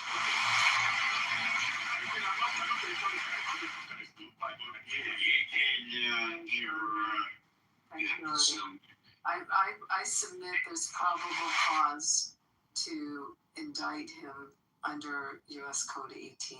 Hey, Odin, you said you don't like Republicans? No, Odie and I talk a bunch of stuff. We agree. Sometimes we don't agree. On this subject, we agree. It's going to be evidence. It's just going to be if there's enough evidence and enough probable cause. Nothing's going to happen. Wasting time talking about it. I was interested. I mean, the fact of the matter is that we are embroiled in a conflict in Iran because of, well, just like Iraq when we became like 20 years ago, it said that we need to fucking invade them, and we listened to his ass. He's doing the same fucking thing. Like, the fact of the matter is, he made us go into Iraq. This is interesting. What else are we going to blame the Jews? What else would you like to blame? First of all, it's not about We did not make us go into Iraq. We did not go to Iraq. He literally came. There's video. Interestingly, So first of all, why is it blaming the Jews?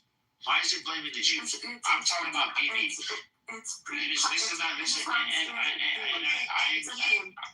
He came here and spoke to our Congress. Now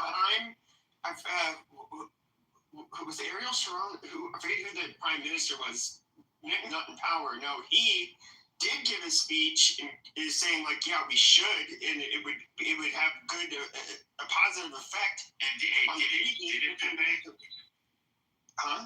Did it have a positive effect? No, but okay, but hold on. Yes, sir.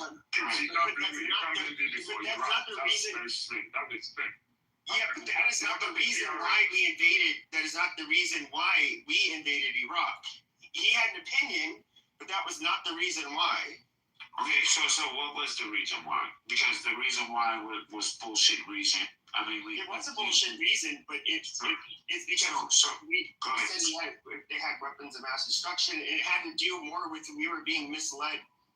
Primarily, there was there are people that were misleading, giving misleading statements, and I believe one of them was an Iraqi defector. I forget all of the details, but it had nothing to really do with Israel. Now, first of all, let's keep Bibi out of when I say Bibi, it doesn't mean all of Israel. I mean, he's under corruption charges in Israel. Nation state of Israel is. So if one criticizes Bibi and then people conflate that as to. First of all, Peter, please. When you talk, I don't cut. Peter, when you talk, I don't cut you off, please. When Bibi, someone criticizes Bibi, it's like, oh, you criticize the Jews? What the fuck are we talking about? Is this guy the Messiah? Like, no, you can criticize Netanyahu all you want. Nobody's saying that's what he. By criticizing Netanyahu or Israel, that's not illegal. Nobody could really say anything about the mayor violating the law. It was about when you're threatening to arrest him, that's a whole different thing. I mean, it's a violation of the law. That's a constitutional right. It's not a constitutional right to say, like, well, I intend to rob you or to kidnap you. It's just like he didn't say that. He went through the legal process. He literally said he intends to act on the warrant. And then on Tuesday, he walked it back. On Tuesday, he made it very clear. Madani came out on Tuesday and made it very clear as to he stood his ground and said that, I believe that he should be arrested. He said that the city cannot execute the warrant. It is clear that we do not have the independent people of Oregon. But he knew that all along. That's the thing. He knew that all along. But he knew that all along. So that's what the problem is. He knew. Yeah. Bro, I don't know why you've been in America, brother, but politicians know shit all along and then say shit that is counter. What does that have to do with anything? Like I'm going to tell you this. I'm 41 years old. I have a degree in political science. I'm pretty sure I understand how this country works more than you do, brother. I'm pretty sure you're educated, but I'm pretty sure I understand. Pretty sure. And you probably understand things more in Nigeria than I do, and I'll never question you on that. But the fact of the matter is, the fact of you're not Black American. So what tribe are you? Tell me. I'm not Black American. So yeah, where are you from? Well, you don't talk. You don't accents. So where are you from? I just wanted to say there were two things that were really. I'm from the USA.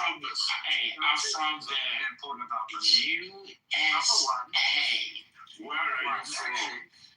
I just told you. Did what he did.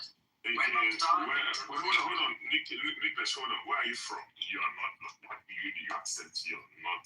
So where are you from? Let's talk about where people are from. I'm from New York. You're not from New York, again. You're not American. What? Wait, what? What do you mean? You're not American. You have an accent. Where are you from? Like, wow. I am an American citizen, right? So you can go. You see the one? We don't care, bro. He calling you out on your bullshit. And bang that shit in the chat, gang. I just want to say something. So what gives him the right to be able to call that on the basis of that particular statute? Just can you explain? Yeah, the First Amendment literally gives them the right. Keith, where are you from? Are you Somalian? Are you Eritrean? Because you are the guys that support my dad so much. I'm an Israelite. I'm from Bethlehem, bro. You low-level Africans. The First Amendment does not give him the right, and perhaps constitutional law when you study political science. Were you asleep that semester? Because that's not what they teach you in constitutional law. What's that? And no, he did not have that right. It's not absolute speech, and in fact, when you say something that's in violation of a statute, then you lose any privilege of that. It's protected speech for political official. What are we talking His about? speech violated federal law. It is protected speech. You cannot. If it's protected, it can't violate. It's not protected speech. If you say that you want to, or intend to, or I should say intend to commit a fucking crime, like Jesus Christ. If you say you want to do something illegal, okay, which it basically comes off as a fucking threat, and he's somebody who has the power to try to do it. Like that's entirely fucking different. Exactly.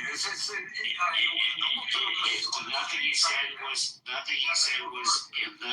said was what he said was not illegal at all. You listened to every speech that he said. You heard all his speeches of when he was threatening and how he was intending to do it, and what Absolutely. I got my Claude co-work as producing an artifact, and I'm looking at every motherfucking thing that's out there. And you take your Claude and go in front of a judge with Claude and see how well go in front of a judge. It's never going to happen. This thing is not going to go to a judge. Probable cause to show that he in fact violated that law. DOJ is operating out of Claude, and that's largely why most of their lawsuits are just fucking junk and thrown out pretty quick. Well, for everyone else is looking at these statutes and playing videos, so if you go to YouTube and play a video, and you learn from YouTube, what difference is it that I'm using a software? I don't learn from YouTube. That was a piece that was on the news today, so that's why I sent it to Matt earlier on. No, I actually learn from the news. Yeah, I don't learn from the news. I learn from law, from books. Which books? You said we got a lawyer get caught? It's unbelievable, this conversation.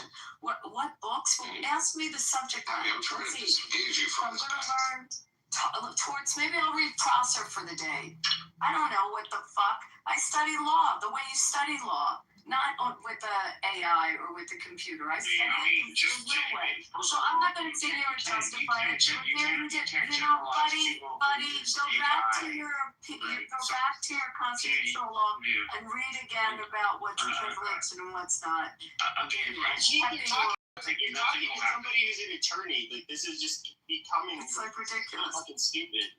What the fuck are we talking about here? So I didn't have to study all those subjects to be licensed in 3 fucking states. I didn't have to study all those. I never have constitutional law issues. I've never had a criminal case. I have had constitutional law Just because she's a lawyer, therefore she's obviously correct all the time, is what I have a Florida, I'm not saying I'm correct. I know you're not, but Pepe is again, poisoning the well, as if because you're a lawyer, we ought to bend the knee and just assume that what you're telling us is gospel. I'm trying to tell you, I was trying to explain how to read a statute to someone. That was what I was trying to explain. You obviously don't know how to read the statute. You're so many things that are glaringly wrong. You don't even understand why it is that what he said it could be considered illegal. Can I ask a question, just in relation to this, because I think it's fair to ask. I'm just upset that Abby keeps engaging with the worst fucking person on stage to be engaging with. For the lawyers in the room, I want to know, is there any difference in the way what Mamdani has said to what Trump has said in relation to his attack? Nah, fuck that. Y'all, all these lawyers claiming y'all fucking lawyers. What's y'all record? Do y'all got a winning percentage? Okay. You're talking to me? I'm talking to the lawyers on stage that claim they lawyers, man. Do y'all got winning percentages? She's a corporate lawyer. She doesn't go to trial. I'm a corporate lawyer. I should whatsoever. She doesn't practice criminal law whatsoever. I have practiced criminal law. So in a courtroom? Yes. I'm gonna look you up right now. Yeah, go ahead. I'm licensed in 3 states. You can have go ahead, cut match. I didn't want to cut you. I just wanted to know these people's records. It sounds like y'all transactional I mostly. want to jump in front of Kanina real quick.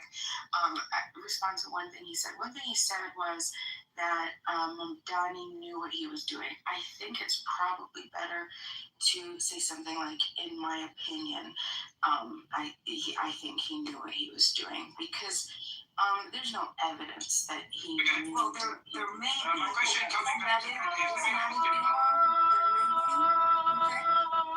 hold on. Is there any previous- I wasn't done. I don't know if there's not thinking. Sorry. It's okay.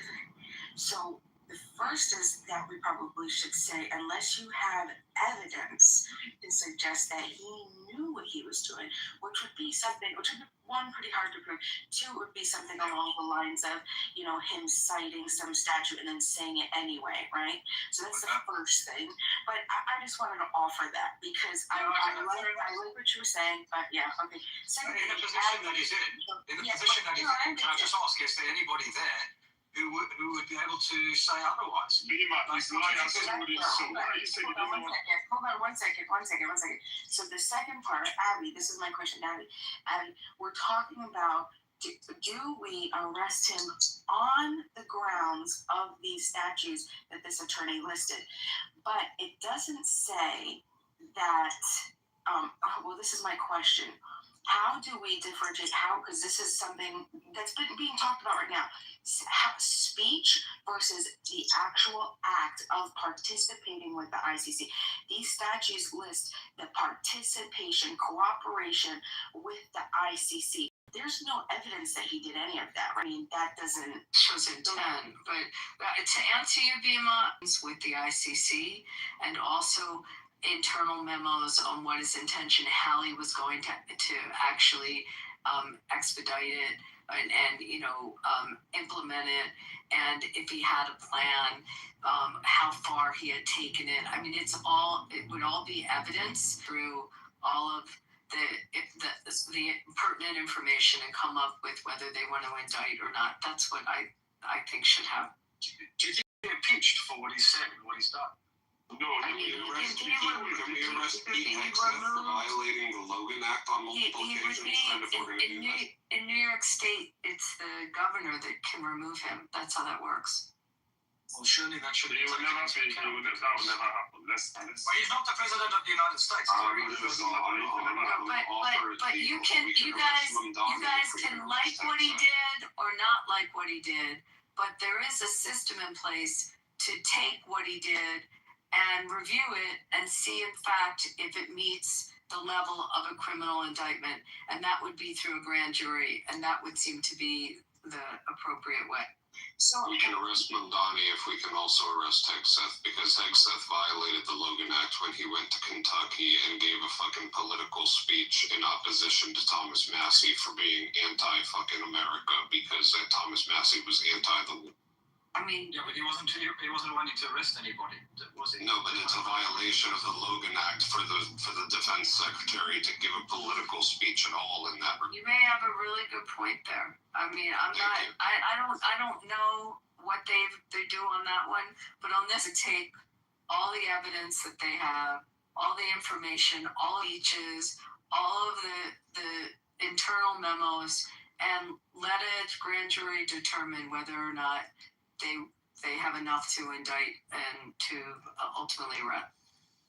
Yeah. So Abby, how does that work with yes, what I'm gonna ask is very stupid. Everybody else shut the fuck up. Abby, how do you differentiate, or how do you make the determination, or do you know, political speech, okay, is it like a reasonable suspicion? Is it a court order? How does something like that happen, and on what grounds? How would that process start? Show that you have probable cause. The standard that you're going to show is that there's probable indictment, that there's enough cumulative evidence, and I mean, it's not the standard of beyond a reasonable doubt, a preponderance of the evidence that happens in trial. This is just that there's enough probable cause to hold him for trial. So would it, and follow up real quick, sorry, and just the final, would it make a difference that he's already redacted because he's already said, correct? I can't do it. Yeah, that would be like a mitigating fact, mitigating the guilt or the intent to commit the act. So possibly, but it still should be reviewed. It's still, because it's just not something you do to foreign officials. And we have a whole agreement with the UN, so that's part of it. And the other part is that it has to be clear we're not a party to the ICC, so much that our Congress enacted a law to make it clear that if you do anything to help the ICC, you're in deep shit. That's how much we're not a part of the ICC. And you guys know why we're not any sort of signatory to the ICC. It's because a bunch of bastards. That's why. Well, no, it's because we are indeed the ones that are most likely to be if we could easily find ourselves in positions where we are indicted by the ICC ourselves for a lot of the shit that we do. That's why the ICC was set up, to get you guys. Don't you get that? The ICC was set up to actually come after you. What do you think the ICC is there for? Do you think it's just for fun and games? Well, why? Okay, so with this international court, okay, we can't. It's a kangaroo court, man. Look at the fucking guy who was running the show. He's just had to be removed from his position. Because the whole thing is corrupt. What, he was also sexually abused. Yeah, I learned that yesterday. He was in the Epstein files. His name is Khan, I think his last name, and Karim Khan, correct. Karim is what group does he belong to? You guys so proud. Not at all. He was the prosecutor on this. But I'm just curious to those here. He is a mayor. He literally has leadership in some capacity over their police department, men with guns that can detain you and all of that stuff. Why? And of course, that way, by him threatening something that's illegal, basically depriving you of your rights. Why wouldn't that be illegal? I'm just curious. He didn't call Netanyahu an asshole. He can say Netanyahu's not welcome in his city and all of that stuff, but when it comes to actually detaining him, using men with weapons to detain him, which is not legal, and he has no legal authority to do so, how is that not illegal? Well, he didn't say anything about using men with weapons to arrest him. But that's what do you think the police are? But that's neither here nor there. He never asserted that these police have to be armed. I also think you're misreading the room. We largely want him to do that, and I understand it. Well, hold on. But that's implied. He said he wants to arrest them. Who arrests them? He was referring to the why would it be unfathomable that he could send unarmed officers? Yes, it's so unfathomable. That could be very fathomable. The police are armed. Maybe in New York City on the Democratic Socialists. They're still intimidated. There's still the language of the law said taking away someone's liberty. When you take someone in custody, you deny them of their liberty. That's the definition of custody. Statute says that. I'm not a big preachy guy, but he is standing up for what is right. And that doesn't matter if you think it's right. Being preachy if you're not preaching. In Spain, where it's okay to do it. It sounds gay, D. No, it is. Okay, we're not talking about righteousness. We're talking about what is legal. I don't care about what's legal. I think you're misunderstanding. Once we convince enough people that just change the law and then law changes, right? I think you're missing this point. He also did something else. He also dog whistled in his speech for everyone to take action to the streets. So No, I think he's in the right. I think that they are committing genocide. Do you think it's okay that he dog whistled to go after all the Jews in the city? Yeah. That's right. He's not dog whistling. I mean, so we already had in his speech at the end. Shit that happened. Not reverse engineering anything. Speech. The speech was the speech was Tuesday and they were stabbed Wednesday, or speech was Wednesday, they were stabbed. I think that human beings on the planet have a moral code. We have to try to stand up for each other, and irregardless of sometimes laws run crossways of this. We have to stop genocide. We have a moral I happen to be Catholic. Stopping genocide. I'm not very preachy, but I'm just Jesus Jesus would be pro-money. Jesus doesn't run this fucking country, okay? So all of this is fucking retarded. What genocide is happening now? They're in a ceasefire. So what? Israel is committing a genocide. Where? Right now? Where? Which side? Where in Palestine? Where? We're trying to throw up these down to the exact zip code and even more regular than that. Yeah, I think they're bombing. They've been at a ceasefire. They're not. There's not bombing there. There's not continual. I think they are. In the north, they are. In the north, but we're not talking about the north. Is that okay? Is it okay to go after Hezbollah in the north with the Lebanese government together? Do you think that's okay? So, in respect to the question, the top line question, should Mob Donnie be arrested? Can you explain? Mob Donnie should be celebrated. I think he should be celebrated, and he's on the right track.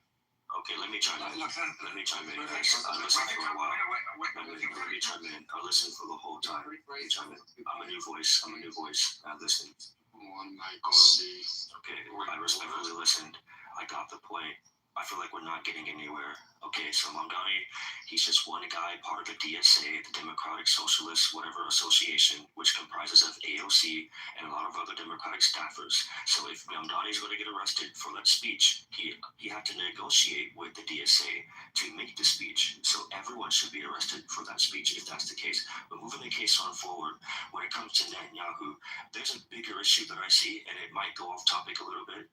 But the United States right now has just signed a deal with Saudi Arabia for a nuclear program, and Saudi Arabia 2 years is going to be reviewed, and then hopefully be completed within, 10 to 30 years. I don't really know the time frame, right? Saudi Arabia, why are we working with Saudi Arabia, and why is Mamdani and people angry at Netanyahu?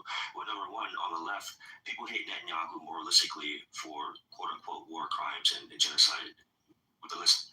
On the right, the reason why Trump is working with Saudi Arabia is because he's trying to cut ties with really Netanyahu, because Netanyahu is really not a good ally to the states because he keeps meddling along.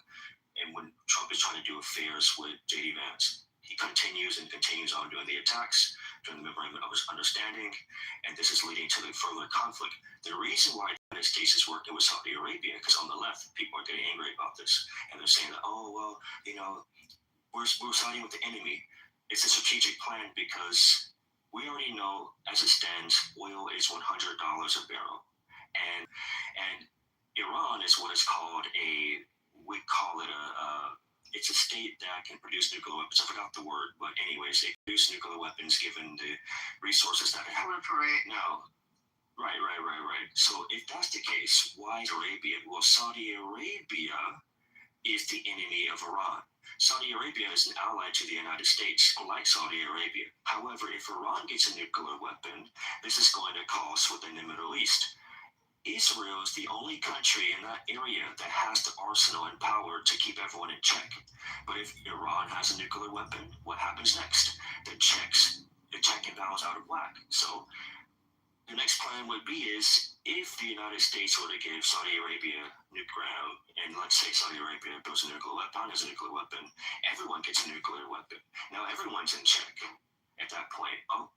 We're trying to tell Netanyahu that if you don't obey the command of the United States and be a good ally, with all this money that we're giving you, we're going to find a different person, and that is Saudi Arabia. And so now Mamdani is making threats to Netanyahu, but again, you guys are arguing about the threat. I get it, but it's not going to go anywhere. Netanyahu's not going to get arrested by Mamdani. That's impossible. Oh my God, it's a baseless threat. So let's move. It doesn't matter. It doesn't matter. Well, who I am doesn't matter. He's in a position to where, so it's one thing if I say, arrest Netanyahu in New York. I have no ability to do any of that. I'm not somebody that has any say over police force. I have zero power in the government. But he's somebody who's an official that does, and he's basically threatening to do something that is illegal. That's the problem. And that's the sad part too. And hold on, D. Joe. And that's the sad reality, right? Is Mamdani is a representation, just like many politicians who get away with doing shit like this. He's going to get away with it, whether it's against the law or not. Do I support Mamdani? Sort of, in some instances. Am I against what he's saying? Yeah, absolutely, because it's going to cause more trouble for the Democratic Party as well on both sides, even for the United States. So, Pepe, one of the issues I see is that and this might sound like a conspiracy, I largely believe the reason why nothing is happening about the case of Mamdani, Mamdani's not going to get arrested for it. He's not going to get in trouble for it. Netanyahu's not going to get arrested, obviously. I think Mamdani's not going to be because he's a big money machine. I think hidden powers, lobbyists, investors are behind it. It's almost like, the FIFA World Cup. Argentinians, they cheat, they hit people, but they don't get caught out for it. Until conservatives or the Republican Party really make a lawsuit against Mamdani, it's never going to happen. Well, I don't think I'll be super brief. Like, just let me ask you a question. Like, I think that you're arguing, your argument. I think I understand where you're coming from in his position of power, and it's like a strategic, game theory optimization thing. But what I'm talking about is what is right and moral and ethical. And I think Mamdani, right, and they're calling. Okay, but I'm saying, but that has no bearing on whether or not it's fucking legal. I think this is the conversation. This one is ethics versus current written law. No. Actually, D, you're missing the point. No one in this room is agreeing with war crimes. No one here in this room is sitting here saying, "Wow, Netanyahu, innocent people." Listen, no, we're not. See, D, you're getting to the point. You're kind of villainizing the room. You're missing the point of the topic. The topic is about how far Mamdani is. It's not about that. Listen. Let me finish. The purpose of the conversation, and I understand where you're coming from. I get the morality aspect. We all agree that every country, every government is this is not war crimes everywhere. But hold on, listen. Your argument. Listen, D. Hold on, I got you. I hear you. My argument. I understand. Whatever. Right. So I'm going to church tomorrow, anyways. Who cares? Whatever. What I'm trying to say is that the argument that we're having, so we can stay on topic, because Pepe's going to keep cutting you off if you don't stop. To stay on topic, the topic is about how far the Democrats can continue to do illegal things, right, against our laws. How far are they going to continue to do this? Because if we don't criticize this, they're going to continue. It's going to get worse and worse and worse. And pretty soon, every Democrat, AOC, will come out and say, "Hey, we're going to arrest Donald Trump. Oh, we're going to go and that would be great. That would be more Jesus. But that's not good. You say it's great. You say it's great because you're a Democrat. But imagine, let me finish. I listened to you for 20 minutes. I'm going to land. I listened to you for 20 minutes. All right. You feel okay about it now because your party is doing it. But imagine the roles reversed if, let's say, for example, I don't know, Ted Cruz wakes up and says, "Hey, you know what? We're going to go and just arrest Mamdani. We're going to arrest AOC. We're going to arrest all the Democrats, the people that you so much love." Politicians do. So wait. So right now it feels good. Right, your party is the one that is making the threats towards Netanyahu. Right, it feels good for you. And I understand your purpose behind it. I understand. Listen, dude, speak American English if you're coming to this room.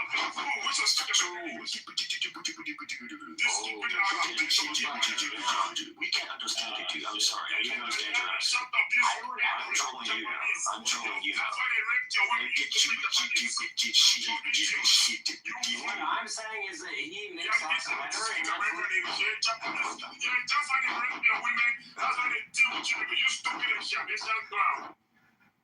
all right, so back to the topic. Okay, so Do you want me to give you your answer, how you get to where you want to be? Simple. Very simple answer. Let me land. No, I'm going to help you. Just wait. Very simple answer. You need to go to your legislators and you need to tell them how you morally feel and that you would like the law to be changed to reflect how you morally feel and that you think that the law does not have the moral strength that you think it needs. You need to change. If you have a problem with the law, because this is the way the law is, and you have to live in its confines, if you have a problem with it, reach out to your member of Congress, reach out to your senator, governors. That's how you're gonna have to handle it. Thank you, Abby. That was a war of D against D, and I'm trying to tell D that because he's going off topic, and he's not knowing the purpose of the room. The room is about law. If we're going to go above and beyond the law because we believe it's morally quote unquote right, then when someone who believes something is evil to be right, they have the authority to go above the law. It's going to cause chaos. There's a constitution. There's laws for a reason. I understand how D feels when it comes to Netanyahu's war crime. I don't deny that, and I understand how he feels passionate about it. But we cannot sit and allow Democrats to go above and beyond the law. If a city mayor is going to make that kind of threat, it's going to completely, honestly, delegitimize our entire institution, because every mayor is going to make that threat. Mamdani does it, then pretty soon the mayor, Seattle and every other city is going to make threats to international politicians. It's going to make the United States a bigger enemy. And Mamdani is not in the position to speak internationally in the political realm globally. So I think he's going above and beyond. I understand why Mamdani is doing it. I don't think it's wrong per se. I do think it's wrong in terms of the law, right? But I'm not going to sit here and play the game and be like, okay, this is good, this is great, because at the end of the day, Netanyahu won't get arrested. I think he's going to. I think in my mind, what's happening to Mamdani, what's happening, I'm going to finish. I promise you quickly, I'll land because I sat for a while. I will land in 2 seconds. I think what is happening is that Mamdani is getting likes and social media clicks. He's going to get more votes. That's what's going to result of this, but it's not really going to make any tangible. So I just want to.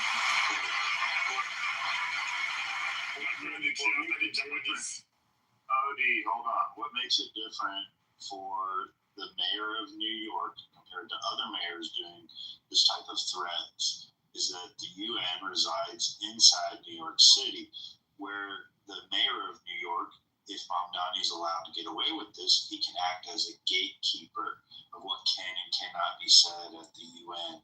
We cannot allow the mayor of New York to start controlling that type of influence over the international discourse. Okay, so just to clarify, as someone who worked in the UN, the mayor of New York has no power to stop anybody. Now I get your point about his influence in calling out for protest and what is really what it is. He doesn't have any power in the UN. The UN is a diplomatic body, which is why he making that statement is so dumb.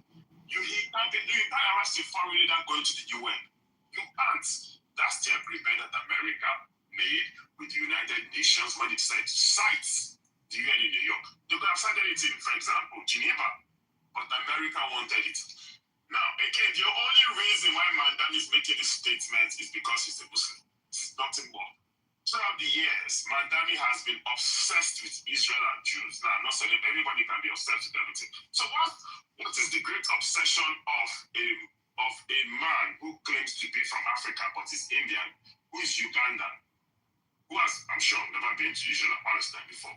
But go through these videos. Mandani has talking about Jews and Israel. In fact, after October 7th, there's a video, it's my opinion, of Mandani going for a protest. So, is Mandani the most moral conscious person in America? Is it the best? Like, is it the one that holds the moral purity test of what's the genocide or who to call out or not? There's AOC. She hasn't called for him to be arrested. The problem is that you guys come on. You guys elected a man who and it's okay, you can hate anybody you want to hate. Like, I don't like Islam. So if you make me a mayor, say things that Muslims don't like, and I have every right not to like them. Again, so he can do that, but the problem is that he's just bringing unnecessary power onto himself. He has no power. And I don't even know what we're discussing, what Bima is asking. The mayor of New York, like the mayor of any other country, has no power to arrest anybody. Now, the reason why Mandani is so looked at is because he's the mayor of New York City. New York City has the most city with the most people, so it look as if it's a big deal. But him coming around making silly statements about arresting people, no other person is going to follow him. Lastly, please, for those that are not Democrats, I'm a Democrat. I don't like the socialists. If I had the power, I would kick them off the Democratic Party like you have people who want to kick people off the Republican Party. I don't like them. I don't consider them Democrats. I think they are lunatics. I think they are crazy, and I think they are anarchists. Thank you, and God bless. So I'm just going to very calmly explain the thing, okay? Let go of the morality of the things, okay? America needs... doesn't change the fact that you are terrorist. Yeah, America needs to see petrodollar in circulation, but sanctioning Iran actually blocks it. So, America needs to get a deal with Iran, but Israel does not want it because they won't... You don't say what they need. They say what they need. Put yourself in your position, fucking position. You are nobody. I'm just saying what the strategists say from America. Okay, you are the strategist. How is this related to we're talking about what's legal? And like whether what Madani said was legal, that we've been talking every day about Iran and Israel and all of that. But I'm bringing some sort of counter argument to whatever he said. I need you to consider this. This is a counter argument. This is a game. Instead of having a deal for free, America spends $1 to $2 billion for each day of war, and also, they're blocking the petrodollar from circulation. So, can you explain how you believe that to be true? Because that's not accurate at all. Oh, this is what the strategists say. No. Explain in detail how it does. You're making a claim. Explain your opinion of how that occurs. Because I disagree and say it's exactly the opposite. We're not ready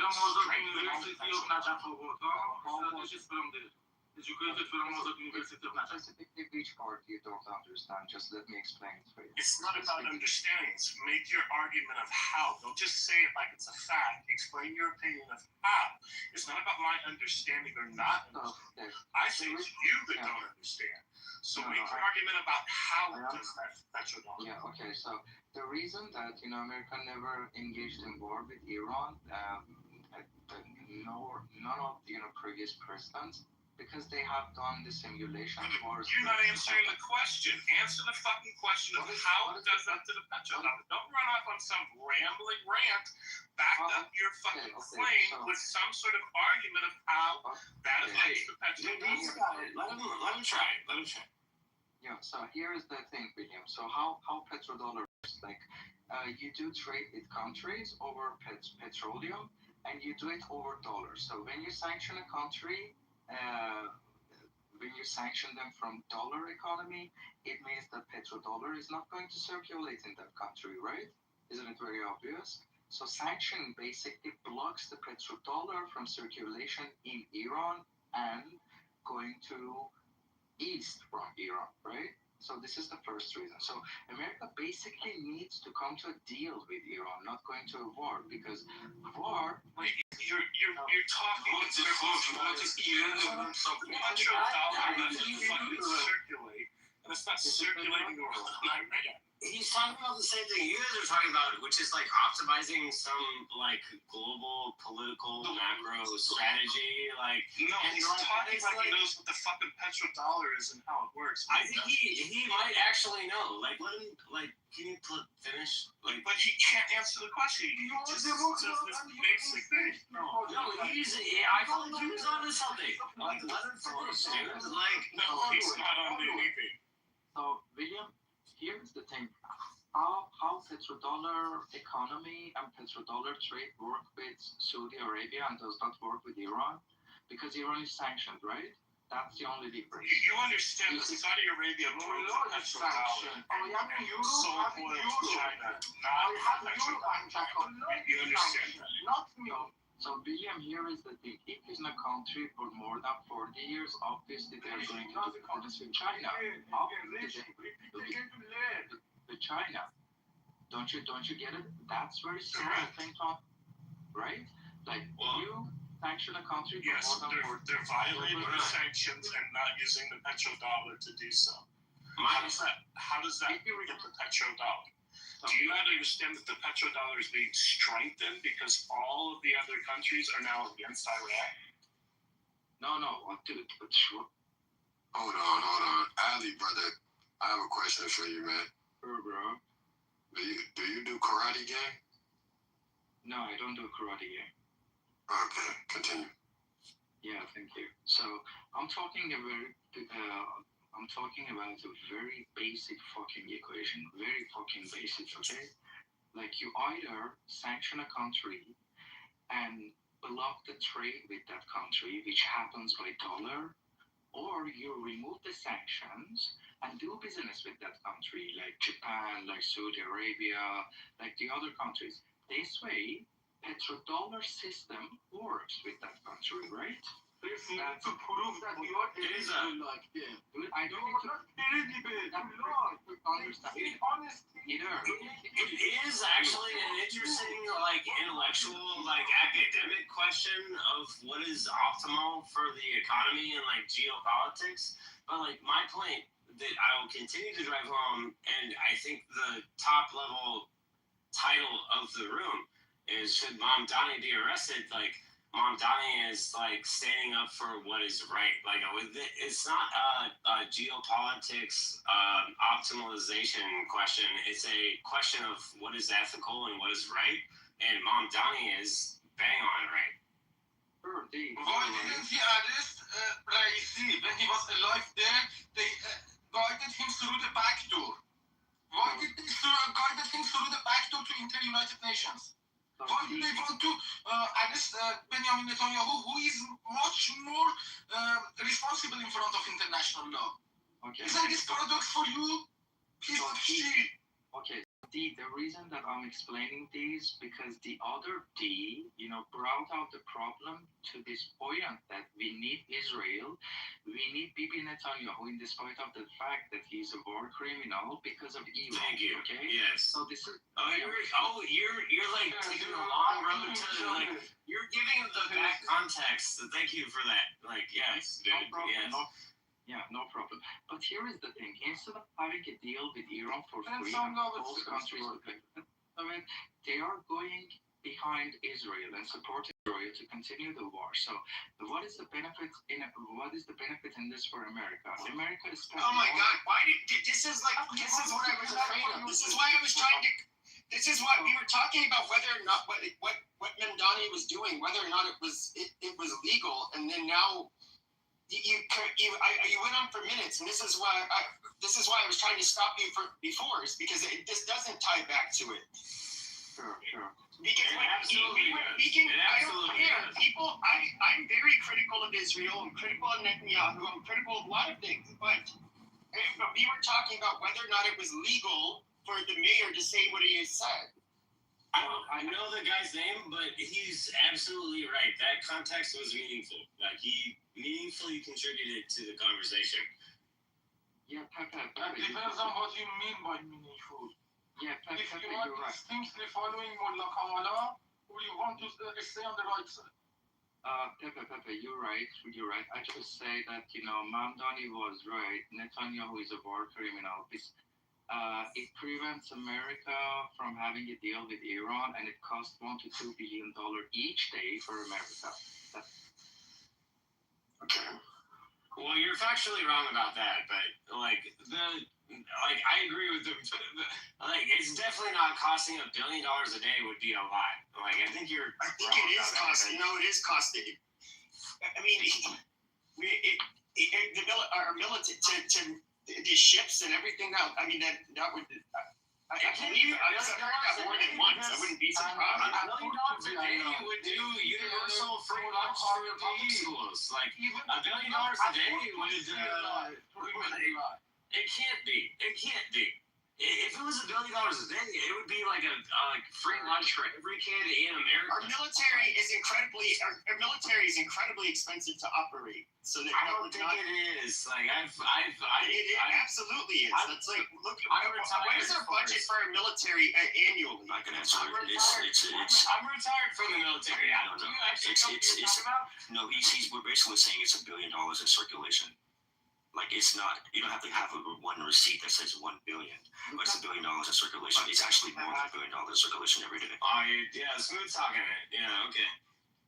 So I got a follow-up question, Holly. Do you recognize that it doesn't matter if you agree with what Netanyahu said or not, that we're discussing the legality of what Mamdani said about Netanyahu, but we're discussing the legality. Are you familiar with that at all? Are you familiar with American law? I do agree with you. I just leave it to you. I just wanted to just show you the other aspect. Are you familiar with American laws? I just have another perspective of the reality for you guys here.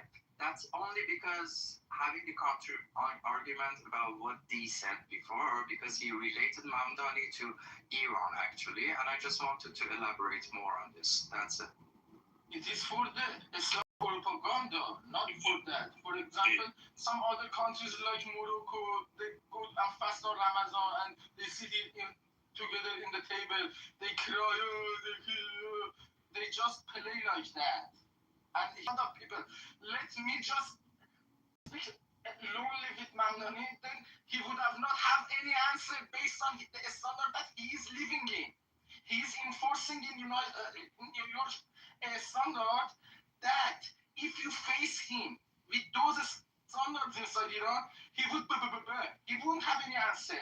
But he is instinctively following those assholes from Morocco, from some other Northern Africa or Arabic countries. No, sit with them.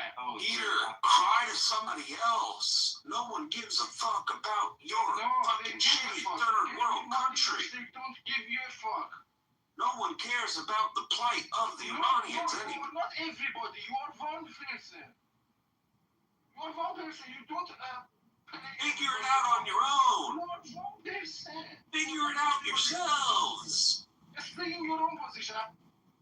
Well, you know what we want our country to do is stay out of your shit, and we want to stay out of our shit. There's an idea. You stay out of our shit, we'll stay out of your shit. We'll deal with our shit, you deal with your shit. There's a fucking that is wild. I don't engage in discussion with you. You are too low level. No, Peter, you're too much of a crybaby. You're like a petulant child begging for mommy to come save you from the bully on the playground. Get the fuck over it, bitch. Is that your best argument of what he's saying? Why are you being so rude to I bet you have a better argument. I bet you have a better argument for what he's really saying.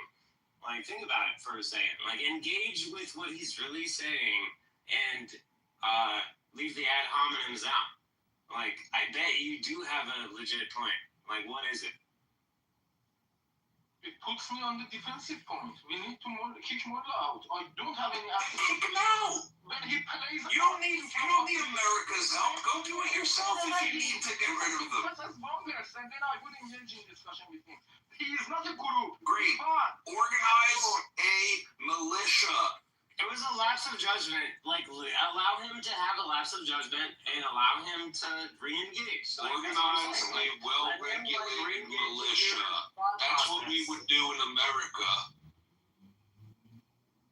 Do Yeah, but yourself. they don't have a well-regulated militia because they don't have a constitution. They could. No, hold on, Pepe. They don't use the Constitution to form a rebellion. They don't use the Constitution to form a revolt. There's inherently and intrinsically nothing legal about revolt. The whole purpose of revolt and revolution is the idea that it is illegal in nature due to the fact that the governing parties in power wouldn't allow it. So you have to go above and beyond the means of law. Go take matters into your own hands. When you are successful with your revolution, then you recreate the laws in your own image. That's what America did. That's why America is. Yeah, but Florida, they don't have the guns. They don't have the weapons. So figure it out themselves. But we are not. Listen, we have dealt arms to these fucking third world countries way too many times. And look at how many fucking insurgency groups we've created. Look at how many fucking quote unquote terrorist groups created in the Middle East because we're dealing weapons to these P groups for them to create their own revolutions. They need to do this themselves a lot longer. Because you know what happens for these revolutionary groups? When they fucking either succeed or fail, then they use those weapons against Israel. But we fucking created the terrorist groups. Hold on. You're going on if the U.S. doesn't give them to us. We're all on the app, all care, which is a gift. I bet all of us in our lives interact with people that care about shit like this. We're all on the app right now because we're here and have something in common. I bet you we have a lot in common if we could just find that instead of fucking going attacky mode. Like, for a reason. Like, because at this point, when you talk about this channel, it is a good point, very good point. But when Ali reacts you with 100 sticker, that makes me disgusting because I know them. You know, I know the behind the curtains. You don't know. When he gives you that sticker, that makes me. I want to go to war with the head. I feel the passion, yeah. Yeah, Peter, here is the thing. Everybody here is Avatar. Nobody knows nobody here, but we're just going over the facts, whatever people say, you know? And we can calculate it. This is what you don't do, and you talk shit. Oh, calculation, huh? How much asset did you lose during half a year ago? At all? How much of country's national interest you lost? Come on, calculation! Fucking stupid. Peter, like, is on something. You just answer the question, how much asset of the country did you lose during half a Peter year has ago? Down syndrome. Just give him a... No, he's onto something. I think he's right. Like, I just don't understand it yet. Like, Peter, what are you trying to say, man? You need to see the line. You know, your general points are right. They come on your wave. You are Democrat, for example, from United States. You don't have any idea, for example, who these assholes are. When you come to the right points, when they give you that sticker, you know, I know them. I know their intentions, but you don't know. But you levels of extraction, yeah. You spend my credit for them. I am not like them. If I do something, I did everything against what they wanted. Otherwise, I would have not been here. I could very easily be you in other life and like expressing myself the same way. Like, I appreciate you, man. Thank you for saying that. Like, you sound super pissed off. He sounds like a petulant child. Well, that would be, I would not characterize him that way.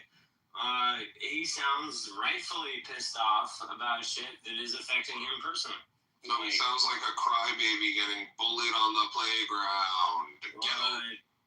You guys sound like Mommy, he stole my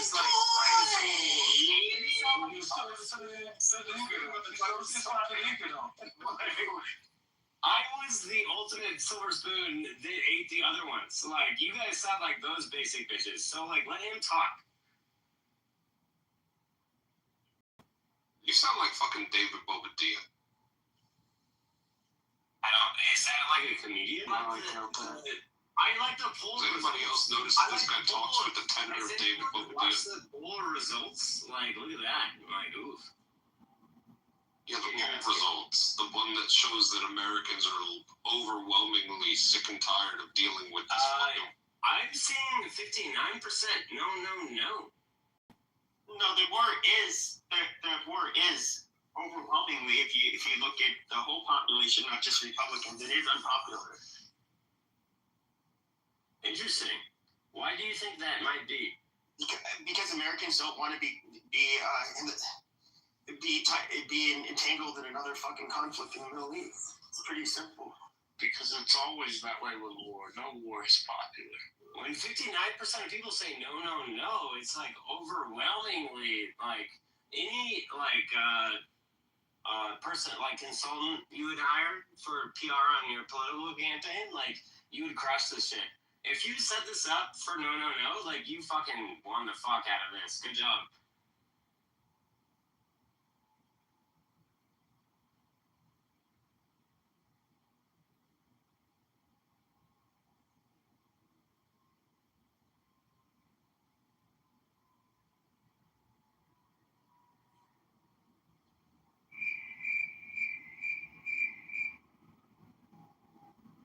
Is your 59% number old, brother? So I lost the point because I needed to refill my energy. It made me drain my energy, so I need refill. Because I'm looking at only 34% of Americans today approve of the war. I'm talking about this specific room in the clubhouse, like the one that you organized, like we're saying no, with emphatic exclamation points.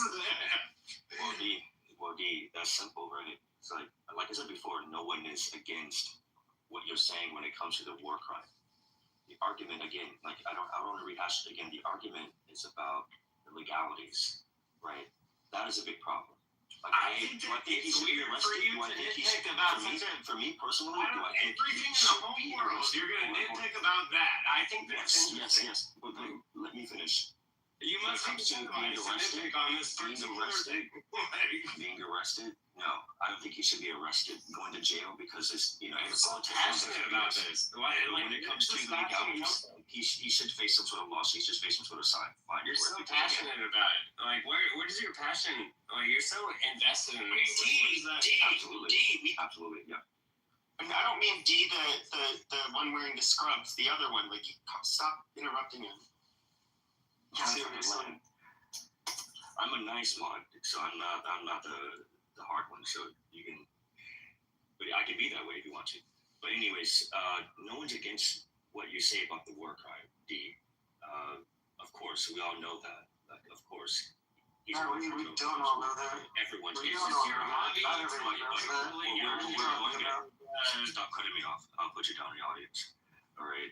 What we're getting at is the legality, right? That is wrong. I don't believe a mayor should go up and just start making baseless threats against in the international arena, because it's going to be a big mess. Again, like, people who are positions aren't there for a reason. Internationally, he should be able to do so.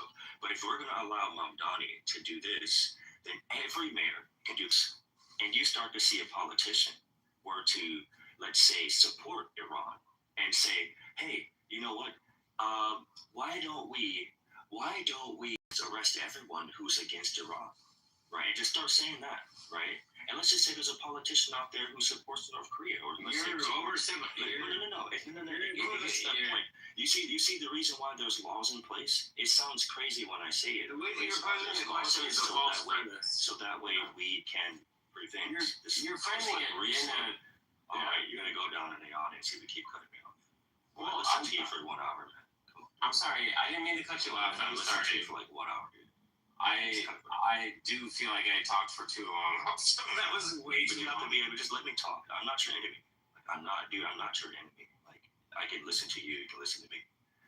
But anyways, like I said before, the reason why there's laws in place so we can prevent the slippery slope of tiptoeing into someone becoming radical and getting away with it. Yeah, right now, like, people agree, yeah, like, Netanyahu's a war criminal, we get the whole story. And it sounds good, it feels good. I understand that point. But when it comes to, as a mayor, making a threat that we're going to arrest you, that sounds absolutely insane. I don't understand something like that. He can say that he hates Netanyahu. He can probably say, hey, Netanyahu, what you're doing is a big atrocity. I'm representative of New York City, and me and all the members and citizens of New York City also hate you too, in so many words, for lack of articulation. And he say things like, well, Netanyahu, if you keep going, you're going to end up putting yourself in trouble. He can say so many things to disagree with Netanyahu and the crimes that he's committing, right? But instead, he says, you're going to be arrested if you come to New York City. In so many words, I'm going to get my gang and you're going to go to jail. It's like, come on, dude. Come on. Like, America, you're a mayor. You're stepping beyond your bounds. So that's the problem with that statement. Do I disagree with him? No. Like, I can be a conservative and also agree on the Dems. I don't disagree with Mamdani when it comes to Netanyahu's war crime. But I do disagree with him stepping beyond his bound as a city mayor. And also, he's not an American. He was not a natural-born American citizen, so that also rubs me the wrong way as well. So it tells me that, okay, so anyone can come in this country, step in as a mayor, and just start becoming, like, what is it? The international ambassador of the states. So I limit. So there's an important distinction between policy and politics, but they often get blurred. What Mamdani has been doing from day one since he was campaigning on saying that he would arrest Netanyahu is politics, and he always knew that. It was just politics. He always knew that he couldn't do that for the following reasons. One, he's in the United States. The United States never signed on to the Rome Statute, so we're not part of the ICC. The ICC is a fake court as far as American law is concerned. Number two, the federal government has sole prominence over foreign policy, no local or state government. Number three, there are other laws that are on the books that specifically say that that no American official can cooperate with the ICC. It was the American Service Members Defense Act, something like that. So it was always ridiculous. But politically, politics-wise, there actually isn't one. Namely, the idea that there was a genocide in Gaza or that Netanyahu. We're fair. Or we could talk about. I'd be happy to just chatter with you about those things. Like one, for example, the fact that the Israeli military intelligence department, on their own math, asserted that there was a 86% thing. Yeah, that was Israel's own intelligence community. I can tell you what that was. They said they have a database. They have a database of known people who were members of Hamas, and they said that. And they said that only 83%, were combatants. That does not mean that only 17% of all people killed in Gaza were combatants. That's like saying that 100% of all people driving cars have driver's license because the DMV has all these people with driver's license, and they're the only ones driving. Okay, so that's a retarded argument. No, it's not. Clint was, he was correct about one thing. Okay, and that's not what it is at all. Hold on, Florida. There is no consensus that they are committing a genocide, at least by American people. There are people that in America who do think it's a genocide. I'm not saying whether or not there's one going on. Doesn't matter if they're American or Palestinian or Israeli or whatever. Like, a genocide is a genocide, motherfucker. You people can't define genocide, and you can't prove why what's happening in Gaza is supposedly genocide. It is. Yeah, just saying it is and stopping also the unprecedented amounts of aid. Can we also talk about the unprecedented amounts of attacks on humanitarian aid workers? Let's talk about how Israel has dropped 200,000 bombs on Gaza, damaging or destroying 70 to 80% of all the structures, and yet only 3% of the population of Gaza has died. And you're trying to claim that that's a genocide. The net population of Gaza has grown since the war began, and you're trying to say that that's genocide. The net population of Gaza has grown since the war. Facilitated, yes, it has. By whom? Whom has occupied Gaza since the beginning of the war? That's your argument? Dude, you're trying to say whom has occupied Gaza such that the population has increased since the war? So you're saying that the population increase in Gaza is due to the presence of Israeli soldiers? I'm asking you whom is occupying. No, I'm asking you whom is occupying Gaza I'm telling you that reported births in Gaza, we know that the population increased, and the presence of soldiers there doesn't have anything to do with the size of the Palestinian population. Raping the fuck out of their women. We're like having lots of babies, so the population is increasing. That's your argument now, is to try to say that there's mass rape of Palestinian women and that they're having kids by Israeli soldiers? Like, are there any serious people in this room who actually want to make the argument that there's a genocide? Is this the best that you people can come up with? Pushing fucking. Is this the best that you can come up with? You know, I always am like trying to hope that there might actually be someone on the other side who is not a belligerent imbecile. When it comes to genocide, look, this is where it starts to become complicated, because you have a lot of which I guess they are technically experts. You could say that they have a very political opinion that claim that there is a genocide, that I don't even know that it's possible. Well, if you wanted to do something in general, like, it's good to know logic and to spot logical fallacies. So one of those logical fallacies is called the appeal to authority. The appeal to authority fallacy. When you just say, oh well, Amnesty said this and I agree with them, so therefore I'm right. That's the appeal to authority fallacy. No, I get what you're saying. If we actually have a debate, D, try to control yourself, dude. You've talked nonstop for an hour. I know I'm saying stuff that you don't like, but try to have a little mic discipline, okay? If you actually Hold on, before you go, D, we're not gonna keep telling you about your mic discipline, brother. Next time, you're gonna be in that audience and you're gonna stay in that audience. Here's the thing, It wasn't meant for you to respond or anything. I'm just telling you respectfully. You can talk, you can conversate, but just be respectful, man, and stop. I feel like I'm being respectful. I'm saying, like, you're responding to me like with sarcasm and like a petulant teenager, okay? It's just wait your turn to talk. It's not that hard, okay?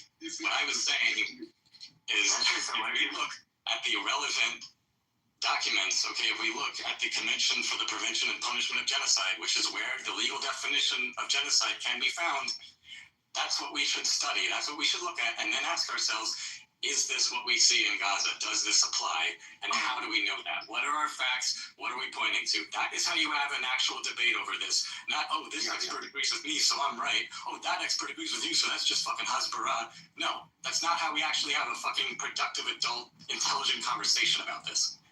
Yeah. Clint, if I may take up your point about population increasing, do you consider what happened in Bosnia a genocide? Do you know about the Bosnian genocide? With the Srebrenica massacre, I believe, the ICJ found that was a genocide. But they were also deliberately trying to ethnically cleanse. That was their fucking goal. I mean, that's where That's what this all hinges on. It hinges on intent. On dolores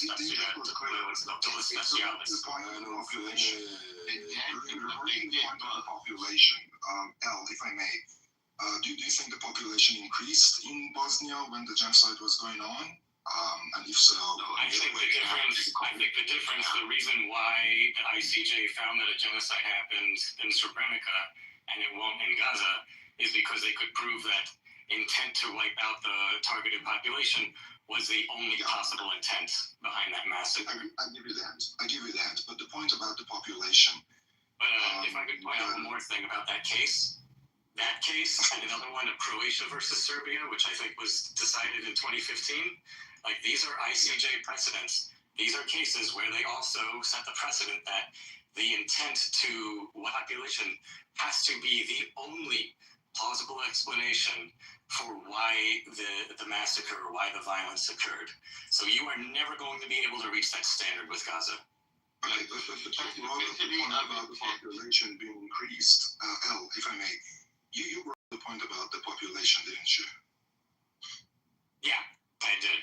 That's more of like a logical, common sense reason than a technical, legal reason for why it's not a genocide. But if we look at it text, if you look at the fact that Israel helped vaccinate the entire infant population of Gaza or all of the aid that it provided, or the fact that it had all of the populations evacuate, like warning them to get out of harm's way, when it could have just, carpet bombed the place, and it could have actually done a real genocide if it wanted to. The fact that it didn't do those things all points to a different intent.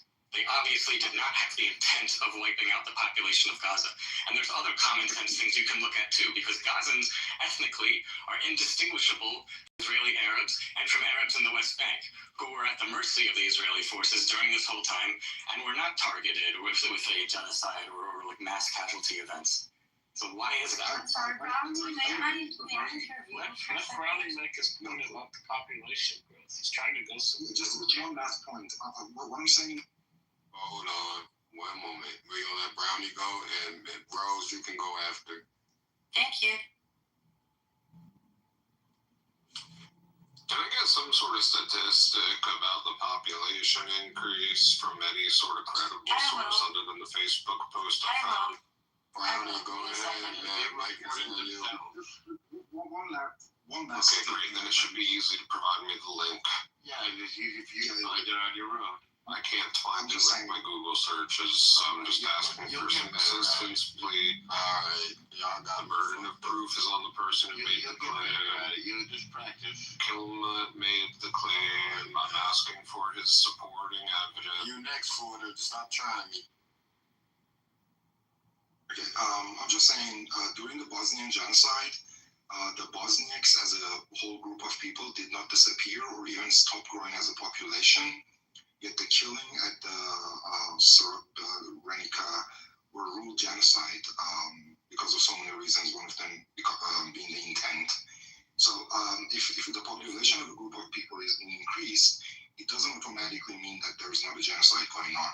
You have very other good points, Clint, regarding the intent. I would be happy to argue that. But the fact that the population is increasing, it doesn't mean that there is not a genocide going on. Would you agree with that? I would agree with that, with the addition that every other case of accepted genocide, apart from, I guess, what you're pointing out in the Balkans, does have a decrease in the population. Yeah. May I? That's like brought up the example. That's it, brother. You made a submission and you asked him a question. He answered your question. So now we're going to come back to you, and it's on Rose. Intent is the main word, though. Thank you. So I would rather ask nobody interrupt. I'll try to be as succinct and coherent as I can. The first thing, regarding the increase of the population, that rumor was started by John Spencer. John Spencer used data that came from the CIA website. If you look at the CIA website and you do the math, you can actually come to the conclusion that the population has grown by 2.2%, which is what everybody keeps echoing. But what John Spencer failed to do is to actually look at the fine print. If you go to the CIA website and you look at the bottom of the page, it indicates the changes in the population do not include changes due to violent conflict and or a natural disaster. I posted the link with all the sources in the chat. Second of all, when it comes to intent, Israel, for the first time about 4 weeks ago, I think, was found by the UN Independent Committee, the second one, guilty of 4 out of 5 counts of a genocide with a specific intent to target children. That's one regarding intent. Second, regarding intent. Intent doesn't have to a written order, even though there are proofs. Minister Ehud Olmert, which happens to be a good friend of very, very well-known lawyer in Israel, can easily win because a rational adult is well aware of the natural result of its action. So, for example, if there is a higher command that sees that a population of 2.4 million people are down to 2 hospitals for the entire population, but still decides to bomb the remaining 2, he is well aware of the result, which is 0 medical facilities for 2 million people. That is enough to prove intent. So given the fact that there is a consensus among, let's say, academic scholars, Holocaust genocide researchers, 12 different, there is, and you can argue with them, there is, and I interviewed I can not disagree with them. I asked you not to interfere, and you will not. Because there is I trust you not to intervene, and you will not. There is a consensus. I can provide a list of 58 academics, all of them scholars in the most respectable institutions in Israel and out, all of them either historian, genocide researchers, or human rights lawyers, and Jews or Israelis, all of it call it a genocide. I have personally interviewed 3 of them. 2 of them are tender professors in the Hebrew University of Jerusalem. And I can provide a list of other scholars who disagree with your scholars. Who? Give me, because there's only two ever published public opinions claiming this is not a genocide. The first one is John Spencer, and I can provide a video where John Spencer himself admits to being employed by a venture capital that is being promoted and founded by Likud caucus members, specifically those who call to exterminate Gaza. And that is all in his voice. I can provide that too. I was there. The other scholars that actually provided a paper, semi-professional, claiming it's not a genocide, were 6 Israeli academics and scholars. One of them, the head author, Uri Orlich, which I have spoken to as well, has since then retracted that statement. So there is a consensus, as was explained to me by Amos Goldberg, Daniel Blackmel, Omer Bartov, Shmuley Klederman, Michael Sfar. Do you want other names? All of them Israeli and or Jewish academics and human rights lawyers that have vehemently have said this is a genocide, and have started saying so since August 2024, which it was the first time Omer Bartov said it, who is, by the way, a comparative genocide academic, tenured professor in Brown University for the past 25 years, former Israeli and IDF officer. The claim of genocide is not your opinion and mine, and the only time that it made it to the ICJ gave the following ruling. Plausible genocide provisional measures required, which means that if something is not done, this will become a genocide. That was in January 2024. Not only was nothing done, it only gotten worse. And just to be clear for those of you who don't know me, I am Israeli, I am Jewish, I am openly anti-Zionist. I am not an anti-Semite because I am a Jew. I don't support Hamas because Hamas are not a good thing. And I am very much against the state of Israel and Zionism. Not because I am against my people or Jewish people or anybody, but because it is an evil, oppressive construct that violates human rights since the day it existed. Everybody between the river and the sea deserves to be equal and free. And when it comes to a genocide, this is a problem with you fucking Zionists. You've conveniently ignore facts whenever it's comfortable. John Spencer was an idiot that didn't look at the fine print. Genocide is a consensus among scholars, including academics of the highest ranking in Brown, Princeton, and the Hebrew University of Jerusalem, which I am a graduate of, by the way. All of them say it's a genocide, and one last, even the Genocide Research Institute, named after Raphael Lemkin, the Jewish one, gave a lecture. It is, because none of you know anything. You don't do that. I mean, she sounds like she's wickedly educated on all of the points. So can I respond to? Okay, well, it's legally We can have it's not an echo chamber. That's why we want to learn. Several things that Emma says that are not true. I would like to address. She sounds like she knows exactly what she's talking about. She sounds like she's an Emma. You guys are fucking obnoxious. Now, hold on. Now, BB, don't do that. Look, she's saying things that may or may not be true. People on both sides may be doing that. And the other side are gonna maybe find it offensive. That's fine, but this is not a Zionist space. This is not a pro Hamas or space. So we're just gonna let people say what they want to say. They get to take their time. Hamas is finished. Can I respond to some of the things that Rose was lying about? Let her finish her last point. She wasn't done yet. She was done, and I wasn't done. It was all by BB before she was able to finish. Were you finished, Rose? She wants to say that she's against Hamas. Hamas is already. Peter, quit crying. This is not the point of her. Quit crying. Hamas is not there anymore. You're crying. Anyway, so she mischaracterized what the ICJ ruled on, and the Chief Justice Joan Donahue explained on the BBC then what that ruling actually was. And it basically boiled down to that they said that Palestinians have a plausible claim to protection under the Convention on Prevention of Genocide. They did not say that it was plausible that a genocide had occurred. Measures mean? Second of all, measures, no, what does plausible genocide? No, they said that it is plausible that the people as such. Hold on, and Rose, I sent them to the goo when they kept interrupting you. I will send you to the goo if you keep interrupting them. To be fair, I asked her if she was finished, and I think she was trying to speak. That's okay, I can wait. Nah, if he wasn't finished, you can go. If you wasn't finished, you can definitely finish. Thank you. Thank you. Timothy, that's a sweet name. No, but I've lost my train of thought, so I'll just wait my turn.